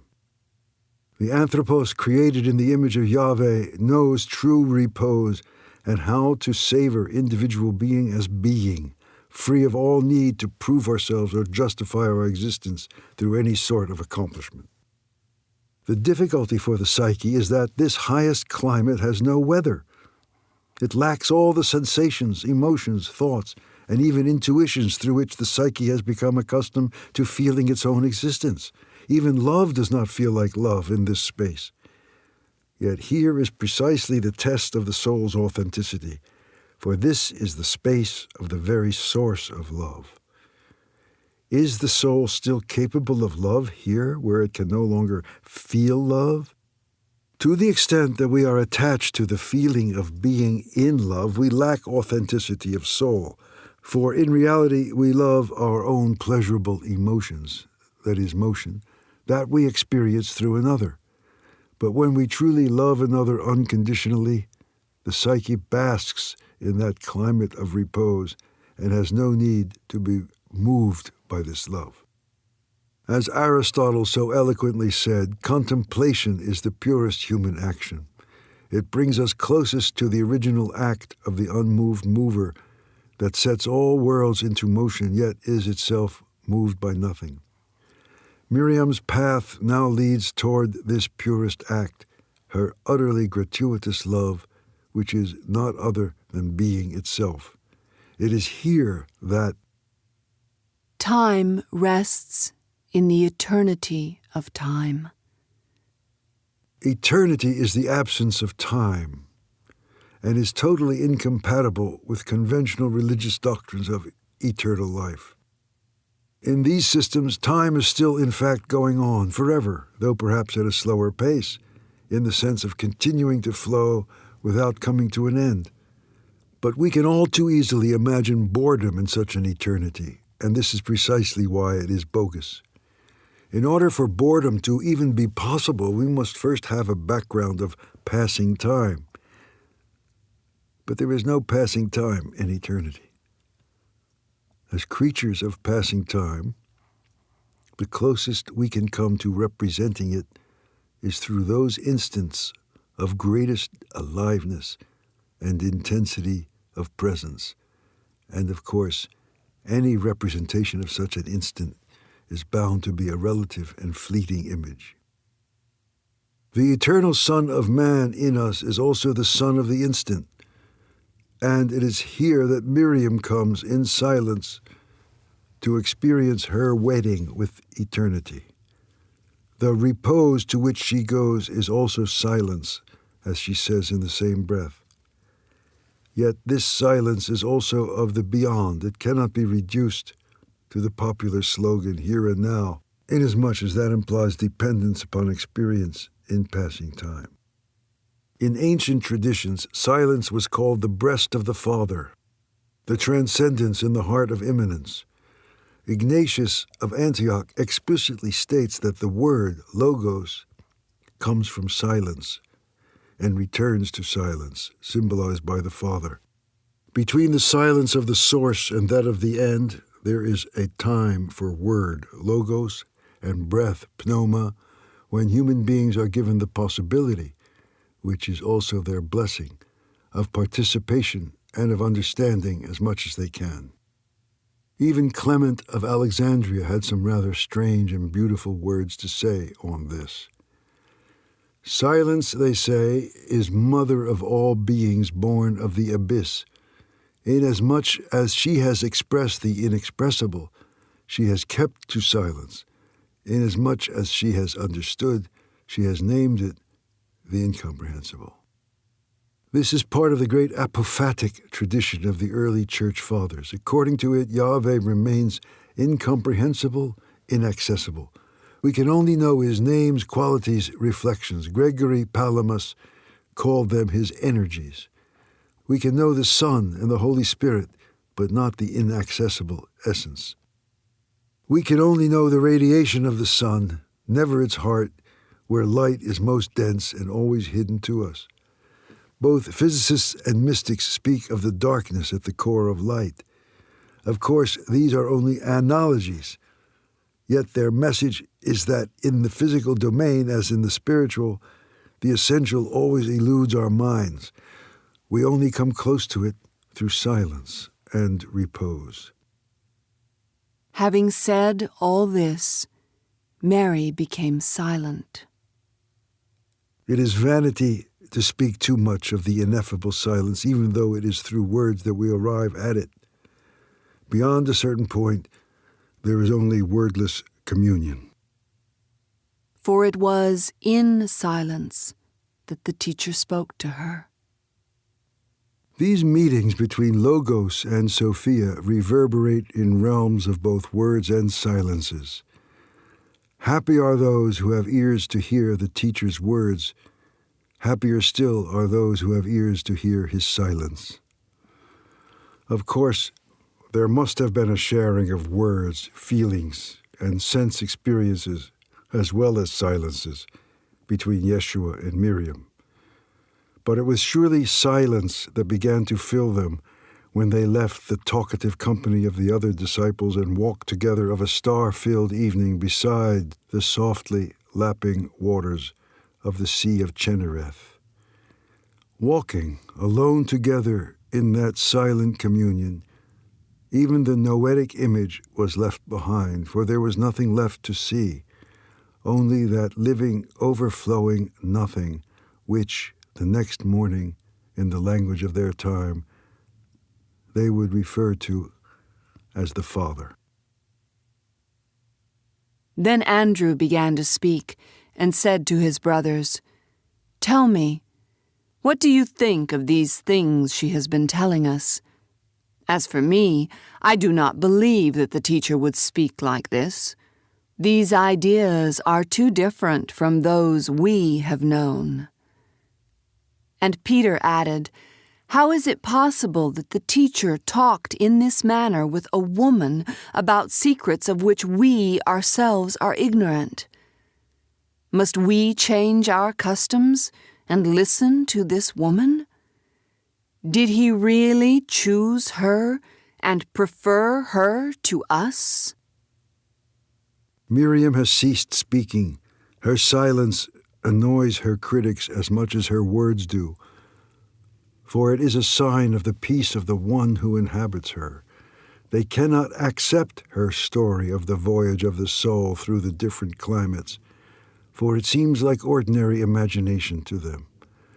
Yet in spite of themselves, they appear to be intrigued by her teaching about the relation between psyche, nous, and pneuma, and the difference between the merely psychic person, who only hears the word as they do, and the noetic and spiritual person, who is also capable of vision. How could it be that the teacher led her into realms unknown to them, his beloved disciples? Had they not shared bread, love, travel, and many hardships with Yeshua? It is Peter who is most predictably irritated by Miriam's questions and the answers she claims to have received. This annoyance is mentioned in only one of several Gospels that include the theme of Peter's impatience with her and with women in general. Peter said, "My Lord, can't these women stop asking so many questions so that we may ask our own?" Jesus said to Mary and the other women, "Then let your brothers ask their questions." From the Pistis Sophia, 377. But more ominous than the recurrent male-female tensions within the group of disciples is the implication of Andrew's reaction when he questions the validity of her report itself, suggesting that her words are a false teaching. "Tell me, what do you think of these things she has been telling us? As for me, I do not believe that the teacher would speak like this. These ideas are too different from those we have known." As far as he is concerned, she has been ranting. In fact, the subtle and complex cosmology implied by her vision is something better addressed to educated folk, not to simple Galilean fishermen. Yeshua had preferred to speak to them in parables, which they generally did not understand either, but at least these left an imprint on the heart, the message of which could emerge later. As in other Gospels, Matthew confirms the importance of this practice of using parables. All this Jesus said to the crowds in parables. Indeed, he said nothing to them without a parable. And this was to fulfill what was spoken by the prophet. I will open my mouth in parables. I will utter what has been hidden since the foundation of the world. Matthew 13:34-35. The teacher makes it clear in these passages from the canonical Gospels that these words and images will be interpreted according to the level of consciousness of the person. He also indicates that at least some disciples are capable of deeper understanding beyond the need for parables. Why should Miriam not have been among those privileged disciples to whom he could reveal the hidden meaning of images such as the kingdom or the reign of the Spirit, pneuma, evolving within the anthropos? Then the disciples came and said to him, "Why do you speak to them in parables?" And he answered them, "To you it has been given to know the secrets of the kingdom of heaven, but to them it has not been given. For to him who has will more be given, and he will have abundance. But from him who has not, even what he has will be taken away. This is why I speak to them in parables, because seeing they do not see, and hearing they do not hear, nor do they understand. With them indeed is fulfilled the prophecy of Isaiah, which says, You shall indeed hear, but never understand, and you shall indeed see, but never perceive. For this people's heart has grown dull, and their ears are heavy of hearing, and their eyes they have closed, lest they should perceive with their eyes, and hear with their ears, and understand with their heart, and turn for me to heal them. But blessed are your eyes, for they see, and your ears, for they hear. Truly I say to you, many prophets and righteous men longed to see what you see, and did not see it, and to hear what you hear, and did not hear it. The teacher's words about giving more to him who has and taking away from him who has not may seem harsh and puzzling. There are at least two levels of meaning that must be considered in order to understand this. First, for those who are filled with intelligence and love, all things seem to be given. But for those who lack the love and intelligence needed in order to come into relation with being, nothing really has savor or meaning, no matter how many possessions they may have. At another level, perhaps closer to the anthropology of the Gospel of Mary, but also found in the Gospels of Matthew, Mark, and Luke, those who have not are those who operate only through gross sensual perception, and who therefore have no access to the kingdom of the Spirit, pneuma. They see the world only in its densest aspects, and lack any light and subtle perception of its poetic aspect. They have no sense of the visible surrounded by the invisible, nor of any sort of impalpable dimension of an object they hold in their hands. Access to the kingdom requires not only the awakening of the nous, but also of those spiritual senses that can put us in contact with that realm in between the realm of the physical senses, understood through weight, measure, and analysis, and the world of the Deus absconditus, the hidden God, the purely immaterial, divine world of the clear light. The kingdom would seem to correspond to the mundus imaginalis, which we mentioned earlier in connection with Henri Corbin. A very special sensitivity, love, and intelligence must be developed in order to perceive this world. The reason given by Yeshua for spiritual blindness and deafness is that the nous, or spirit, has become calloused and the heart closed. The obstruction of the inner eye means that things can only be seen from the outside. The attention comes to rest and is trapped in their appearances, in their being for death. In the Gospel of Matthew, Yeshua is quite explicit on this subject.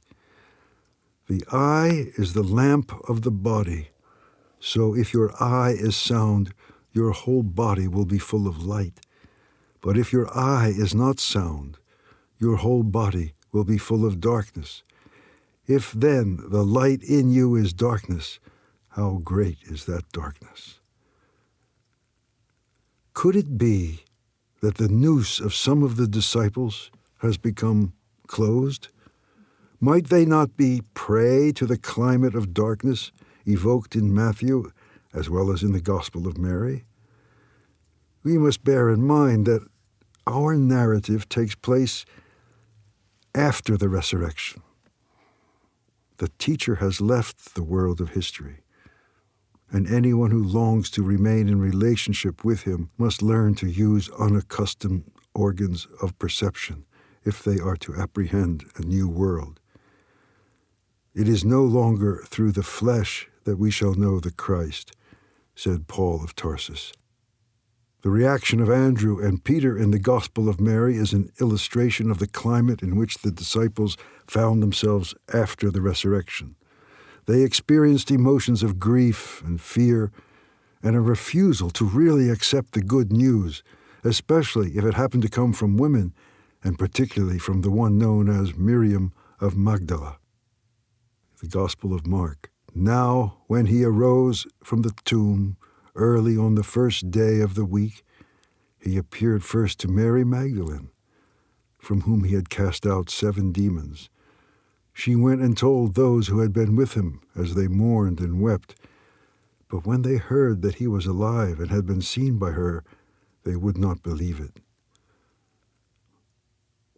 Gospel of Luke.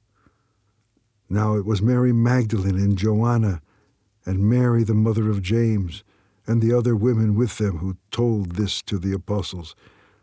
But these words seemed to them idle rambling, and they did not believe them.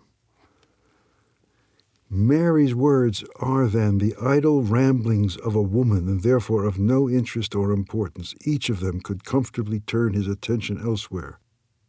Peter adds, How is it possible that the teacher talked in this manner with a woman about secrets of which we ourselves are ignorant?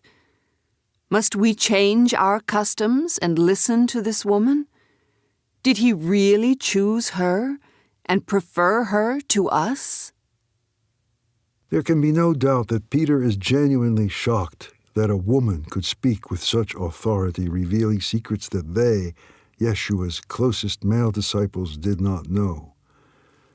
There are plenty of other early Christian texts dealing with this subject, and several of them make specific mention of Peter's mistrust of women, apparently even including his own daughter. Our brother Peter shunned places where women were present. Even more, when there arose a scandal regarding his daughter, he prayed to the Lord, and his daughter became paralyzed on her side, so that no one could lie with her. There is even a second version of this same event. The leader of the apostles, Peter, would flee at the sight of a woman's face, but his daughter was so pretty to look at that a scandal was provoked by her beauty of form, and he started to pray, and she became paralyzed. Thanks to her father's influence, Petronilla, for such was her name, was able to die, quote, a virgin, a saint, and a martyr, unquote. But not everything is explained by Peter's misogyny. Like Andrew, what really disturbs him is that a woman might know more than he and his men, and might even be able to guide them. For most Jews of that era, this was unthinkable. Like other pious men, Peter thanked God in his prayers each morning for not having made him invalid, poor, or a woman. Must we change our customs? Must we grant women a place of equal respect and authority in the community? But were women not made to serve men and to satisfy them when asked? For Peter, such customs were not just social, they were religious. The teacher's behavior with regard to women had always been a puzzle to him. The Samaritan woman, the adulteress, Miriam herself, all these women he had favored with teachings of prayer in spirit and in truth, the Samaritan, or the mercy and forgiveness of the living God, the adulteress, and finally, the first revelation to Miriam of the resurrection, the very essence of Christianity itself, as Peter conceived it. On a more ordinary psychological level, it would seem that the chief of the apostles was simply afraid of women. Wasn't it a woman, a servant who came to warm herself next to him at the fire, who frightened him into denying his master 3 times, even though he had sworn never to betray the teacher? Is it possible to give serious attention to this gospel attributed to a woman, and to dare to learn something of this feminine perspective of the teacher, without casting doubt on the value of the canonical Gospels? Did he really choose her and prefer her to us? Doesn't Jewish scripture also deem it natural for a man to sometimes prefer the company of a woman for intimate sharing? And is this not also a realistic picture of Yeshua's humanity? But the core of the problem is deeper than this. Before we can become truly spiritual beings informed and guided by the pneuma, we must accept ourselves as psychophysical creatures with a soul, psyche, and a body, soma. And this means that the acceptance of our feminine dimensions is absolutely indispensable if we are to have true access to the nous, or, for that matter, to the masculine dimensions of our being. As Karl Graf von Durkheim remarked, in our age, the rediscovery or discovery of the spiritual must occur through a reconciliation with the feminine. The goal is the wedding of the masculine and the feminine, the anthropos. This wedding must be initiated within us on a social level, on a neurophysiological level, the harmonization of the brain hemispheres, and on a more universal and planetary level. It must be an authentic alliance without confusion and conflict of the archetypes of Orient and Occident. Peter has not yet entered into the climate of the new wedding proposed by the teacher. The climate of jealousy still holds him back, and his consequent mistrust of the feminine prevents him from reclaiming the missing parts of his love. Then Mary wept and answered him, "My brother Peter, what can you be thinking? Do you believe that this is just my own imagination, that I invented this vision? Or do you believe that I would lie about our teacher?"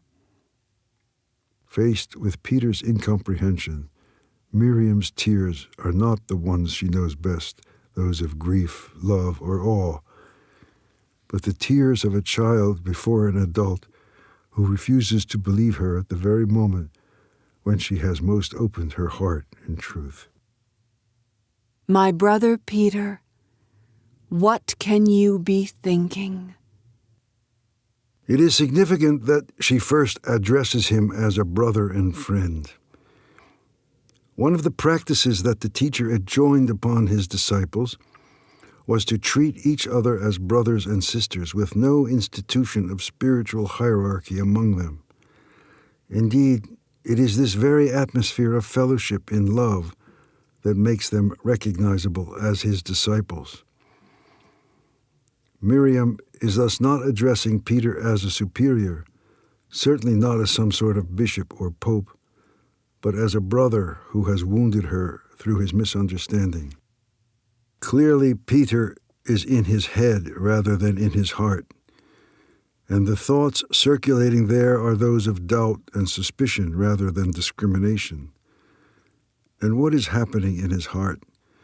Jealousy and perhaps even contempt are stirring.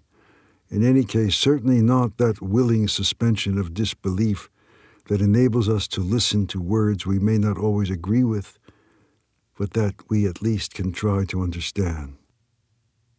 "Do you believe that this is just my own imagination? That I invented this vision?" Here, Miriam implicitly affirms the imaginal, transpersonal nature of this vision. It is not merely a personal affair. In fact, at least 2 persons are required, the one who allows herself to be seen and the one who sees.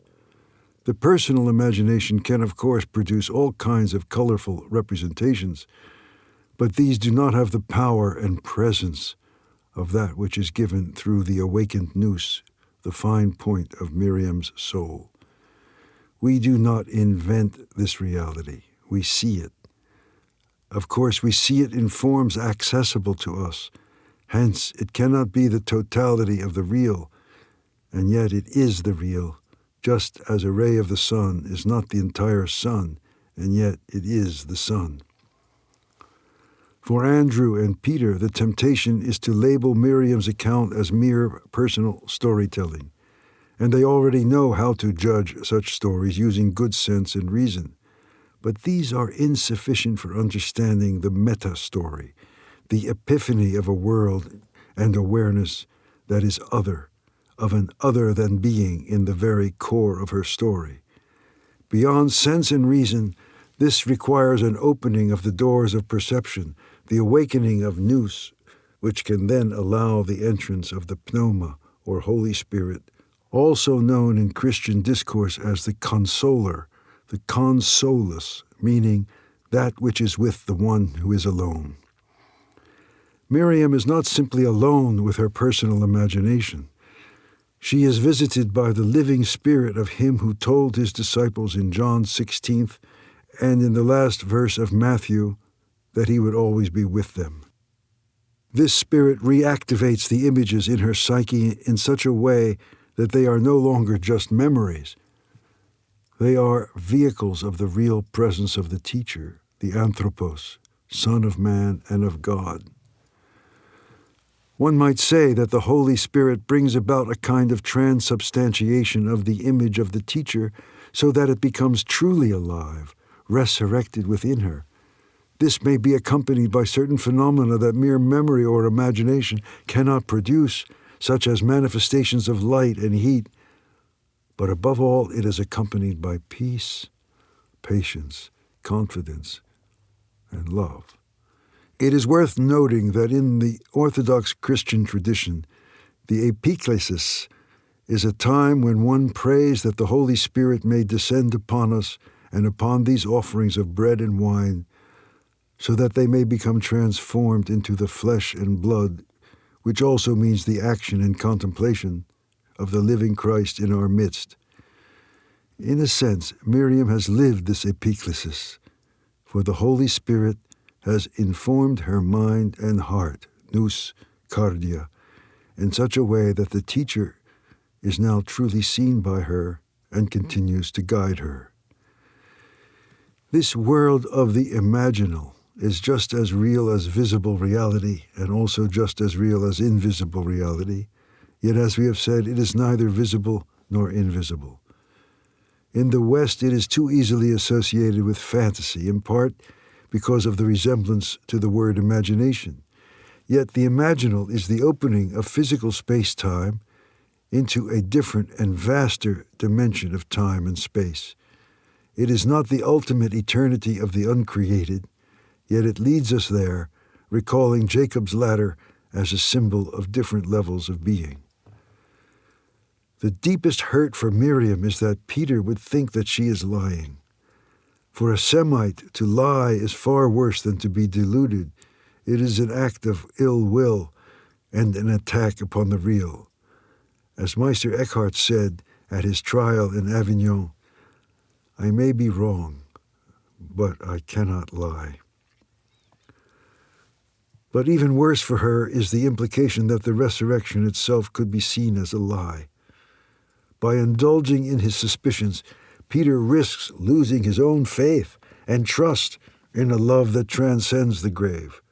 Instead of strengthening his brothers, he risks weakening them with factionalism and dragging them back down into the world of death from which the teacher came to liberate them. Thus it is also the very Christ in her that is wounded and moved by this reaction, crucified once more by his own disciples and friends, in this case rebuked by his especially beloved, hard-headed friend, his rock, Peter. Instead of becoming the rock on which the community is built, Peter is throwing stones. At this, Levi spoke up. "Peter, you have always been hot-tempered, and now we see you repudiating a woman, just as our adversaries do. Yet if the teacher held her worthy, who are you to reject her? Surely the teacher knew her very well, for he loved her more than us. Levi is already known to us from the Synoptic Gospels. He went out again beside the sea, and all the crowd gathered about him, and he taught them. And as he passed on, he saw Levi, the son of Alphaeus, sitting at the tax office, and he said to him, "Follow me." And Levi rose and followed him. It is this man of spontaneity, ready to leave everything to walk with Yeshua, who reproaches Peter for attacking Miriam. Peter is behaving more like an adversary than a brother or friend. He has forgotten the teacher's counsel to love one another as I have loved you. Their adversaries, whether called Pharisees, Essenes, Romans, or others, are those who do not respect the right of women to study religion, much less to teach it. Yet, if the teacher held her worthy, granting her the capacity to love and understand him, then who is Peter to oppose this? Levi is clearly aware of Peter's reputation as a proud, hot-tempered man. From that time, Jesus began to show his disciples that he must go to Jerusalem and suffer many things from the elders and chief priests and scribes, and be killed, and on the third day be resurrected. And Peter took him and began to reprimand him, saying, "God forbid, Lord, this shall never happen to you." But he turned and said to Peter, "Get behind me, Satan. You are a hindrance to me, for you are not on the side of God, but of men." This is the same disposition that impelled Peter to draw his sword and cut off the ear of the high priest's servant, and later to swear vehemently and even curse in his denial of any association with Jesus. But in spite of his reputation of pride and misogyny, widely attested in early Christian literature, Peter's character had another very different side. He was a very generous man, capable of great sincerity and spontaneity, and he was said to have been the first to recognize the Son of God in the Son of Man. Yet here also Yeshua implies that Peter's insight does not come from the psyche, but from the nous, that is, through the revelation of the Holy Spirit. If Peter had not been open to this, his habitual psychology would have prevailed, and if indulged indefinitely, he might have even become a Satan, an obstruction to vision and to the divine plan. Walk forth, Simon Bar-Jonah, for flesh and blood has not revealed this to you, but my Father who is in heaven. There is a curious parallel between Peter's attitude toward Miriam and his attitude toward Yeshua himself. At first, Peter, inspired by his own openness, treats her with great respect, asking her to reveal unknown teachings, and then he shuts down, rejecting her account of Yeshua as women's nonsense. This is a good illustration of the duality that is ubiquitous in ordinary humanity, the continual opening and closing of the psyche toward the pneuma. But Levi reminds him that he has no right to reject that which he does not understand. Who does he think he is, a lawmaker? The validity of Miriam's vision is strictly an affair between her and God. This recalls an incident in the life of Pope John XXIII, when he was overcome by worry and sadness regarding the future of the Church. In a vision, the Christ appeared to him and said, "Is it you or I who is responsible for the Church of Churches? Who do you think you are?" Indeed, who do we think we are to reject and excommunicate each other? We can trust in being to know the heart of its beings, just as the teacher knew the heart of Miriam. Finally, Levi reminds Peter of what he himself had recognized earlier, the special love of Yeshua for Miriam of Magdala. The last shall be first. The tax collectors and prostitutes will enter the kingdom before you. This is one of the most famous gospel texts, beautifully illustrated by Dostoevsky's scene, in which Christ invites thieves and other disreputable men and women to a great feast in celebration of the kingdom. Why is it that such people are said to precede us into the kingdom? Simply because they do not consider themselves worthy. We are not to judge ourselves. Only the love that moves the earth, the stars, and the human heart can judge us. The teacher is like a spring that offers water to all who are thirsty. It is not the light that fails us. It is our eyes that fail the light. It is not the water that is wanting. It is thirst. It is desire. Miriam is the woman of desire, which includes all desires, from those of the flesh to those of the highest reaches of soul, mind, and spirit. She is the holy bride who unites with her beloved to say to all, "Come." The Spirit and the bride say, "Come." Let all who hear say, "Come." May all who thirst drink freely of the water of life. Revelation 22:17.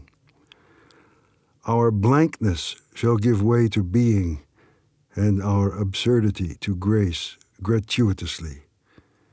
Like the other Mary, she is indeed full of grace. Therefore let us atone and become fully human, anthropos, so that the teacher can take root in us. Let us grow as he demanded of us, and walk forth to spread the gospel, without trying to lay down any rules and laws other than those he witnessed. There was once a nun who came to visit Abba Anthony, one of the most celebrated of the Desert Fathers. When a young monk noticed her among the assembled brothers, he was deeply shocked and demanded to know why a woman was allowed in their remote desert monastery. Abba Anthony answered, "Look well among all us monks assembled here, and you will see only one human being, her." Like Levi, and unlike Andrew and Peter, Anthony was speaking of the anthropos, which he recognized in this woman. The male-female alliance here also echoes the couple of Yeshua and Miriam, symbolizing the dual teaching of Sophia, wisdom, creative imaginal vision, silence, and logos, wisdom, creative teaching in words, silence. Therefore let us atone was also what Yeshua taught when he selected his first disciples.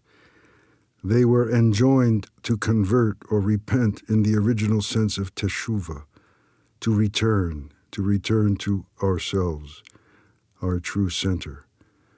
Repentance in this sense is the return from what is contrary to one's nature to what is true to it. This is the meaning of the Greek word metanoia, beyond the nous, in its sense of mind limited by ordinary thought, and toward pneuma, the Holy Spirit, breath, and living light. Having turned away from the old man and his conscious and unconscious memories and programming, we can now enter the way of the new man, also known as the perfect man, or the man in relation with his finality. These expressions were also used by Paul of Tarsus. Thus, the anthropos that the Gospel of Mary is preparing us to assume is also our telos, the goal of our existence. Henri Bergson once said that the universe is a machine for making gods. But it would be truer to say that the universe is a creative imagination and process that demands both human and God. The two become one in the full realization of the anthropos, the Christos Yeshua, Son of Man and Son of God.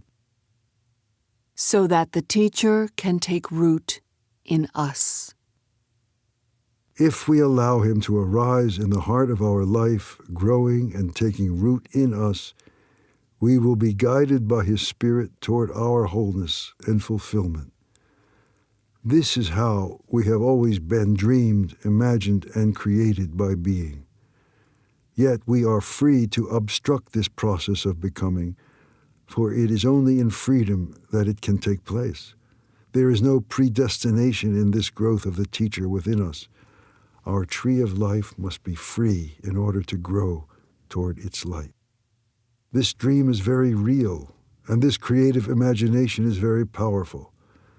What is required of us is that we give to all of our actions and encounters their full savor, meaning, and intensity of love.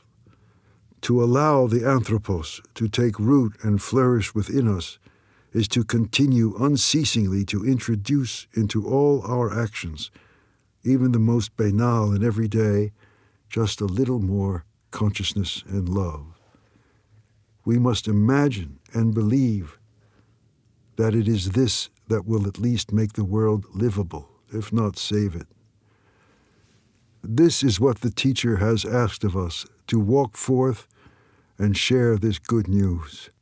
A human being is not a beast or a computer or a mere passing phenomenon doomed to die. A human being is designed for anastasis, resurrection, in the sense that Yeshua manifests and teaches it, and as Miriam contemplates it in this gospel. Without trying to lay down any rules and laws other than those he witnessed. There is nothing to be added, but much to be lived. We must allow life to live within us, so as to join him in witnessing the divine vitality that drives a human being to bloom and exude the perfume of God. Like her beloved, Miriam of Magdala holds nothing back of this perfume, nor of the radiance of her flowering. Even today, her image is still surrounded by its richly colored aura. For those who have eyes to see, as well as ears to hear, the world is still being illumined by the brilliance of Yeshua and Miriam. When Levi had said these words, they all went forth to spread the gospel. The Gospel according to Mary.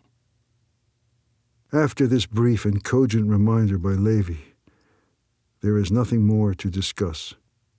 Further understanding must now come through action, and the disciples are well aware of the echoes of the teacher's walk forth in Levi's words. These words have a special resonance 20 centuries later. The original sense of action, missing in the narrow rendering of the Beatitudes as blessed are, is restored. It invites us to stop indulging in complacent satisfaction, even in areas where we think nothing more is to be done. There is no finality in this process of humility, for we can always do more and go further, as the pilgrims of Compostela said, inspired by those of Emmaus before them, ultreia. This was a watchword of encouragement among the pilgrims, meaning still more or further beyond. There is another step, still further beyond the limitations of the known and the habitual, which we are always taking to be the real. They all went forth to spread the gospel. They will witness and live the good news. This is a permanent challenge and not one to be met by mere proselytizing. At this turn of the millennium, there are many who balk at the endlessness of the imperative to keep going beyond. Pessimism is a powerful temptation, as is the pseudo-wisdom of nothing new under the sun or business as usual. But there will be no more business at all if we destroy ourselves and perhaps even the planetary ecosystem. This new threat under which we live has led many to espouse a life of enjoyment of the moment. But without any support of the vertical dimension, this enjoyment turns out to be hollow. How much longer can people continue to use the word happiness for the vacuous trances of consumer bliss and petty power that they try to take from a world that is a psychic, intellectual, and spiritual wasteland? Among Christian writings, the Gospel of Mary is especially cogent, as a reminder of the vastness of human potential and of the meaning, beauty, and demands of the human enterprise. It affirms that a human being can only be fulfilled by overcoming herself or himself, going beyond the conditioning of masculine or feminine so as to become anthropos, both anthropokosmos and theanthropos. But might this not be too grandiose? Is this not a form of utopianism or even megalomania? Some would say so, and this may have something to do with the fact that this gospel, like that of Thomas, had to wait, buried in the sands for almost 2,000 years, and then had to wait for decades more, reserved and known only to specialists, before finally beginning to be properly appreciated by a wide public toward the closing years of the 20th century. What might be the significance in this timing? Some would say that the Gospel of Mary is the missing piece that has been needed to complete the good news in a more ecumenical sense, one that would also include and fulfill the Torah and the Quran. Yet the important thing is that it invites us to go even further than this, beyond the dualisms and dogmas of all organized religions. It is in this sense that we might well ask ourselves if this is not the appropriate gospel to inaugurate the third millennium. Yet the present translator and exegete of this gospel would be the first to admit that it is easy to overlook the demands it makes of us. This anthropos of which the teacher speaks is not some dream or ideal. It is an intensity of life that wants to be born in us and radiate to the world its intelligence and love. This cannot happen if we do not allow the creative imagination to work in ourselves. Yet is there any other way for us? The Gospel of Mary Magdalene need not be set up in opposition to other Gospels or sacred scriptures or against recent anthropological or scientific research. If the climate of fragmentation and competition of the vast multitude of contemporary worldviews may be likened to a grim and tense expression upon a human face, then the word of the teacher in this gospel is like the hint of a smile appearing there, a subtly feminine smile. No doubt this smile comes from the psyche, but its eyes are open windows to the spirit, nous, and to a lucid vision of our possible futures. In this word there can be felt a breath, pneuma, that is surely familiar to us. Perhaps we encountered it in a great wind that came through our life, or perhaps like Miriam in the Gospel of Philip, in a kiss. There is no conclusion, no finality to the realization of this spirit, for there is always more to learn in living and breathing more fully the totality of our human potential. It is this breath that fills us with the vitality needed to walk forth, not toward our inevitable death, but toward that silent repose in the midst of action, where individual being is finally open to the oneness of lover and beloved. The Gospel according to Mary. Cap Roussay, May 16th, 1996, Ascension Day.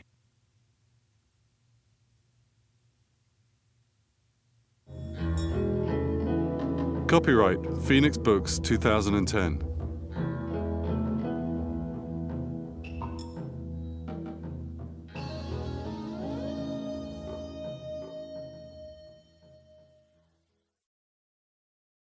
Audible hopes you have enjoyed this program.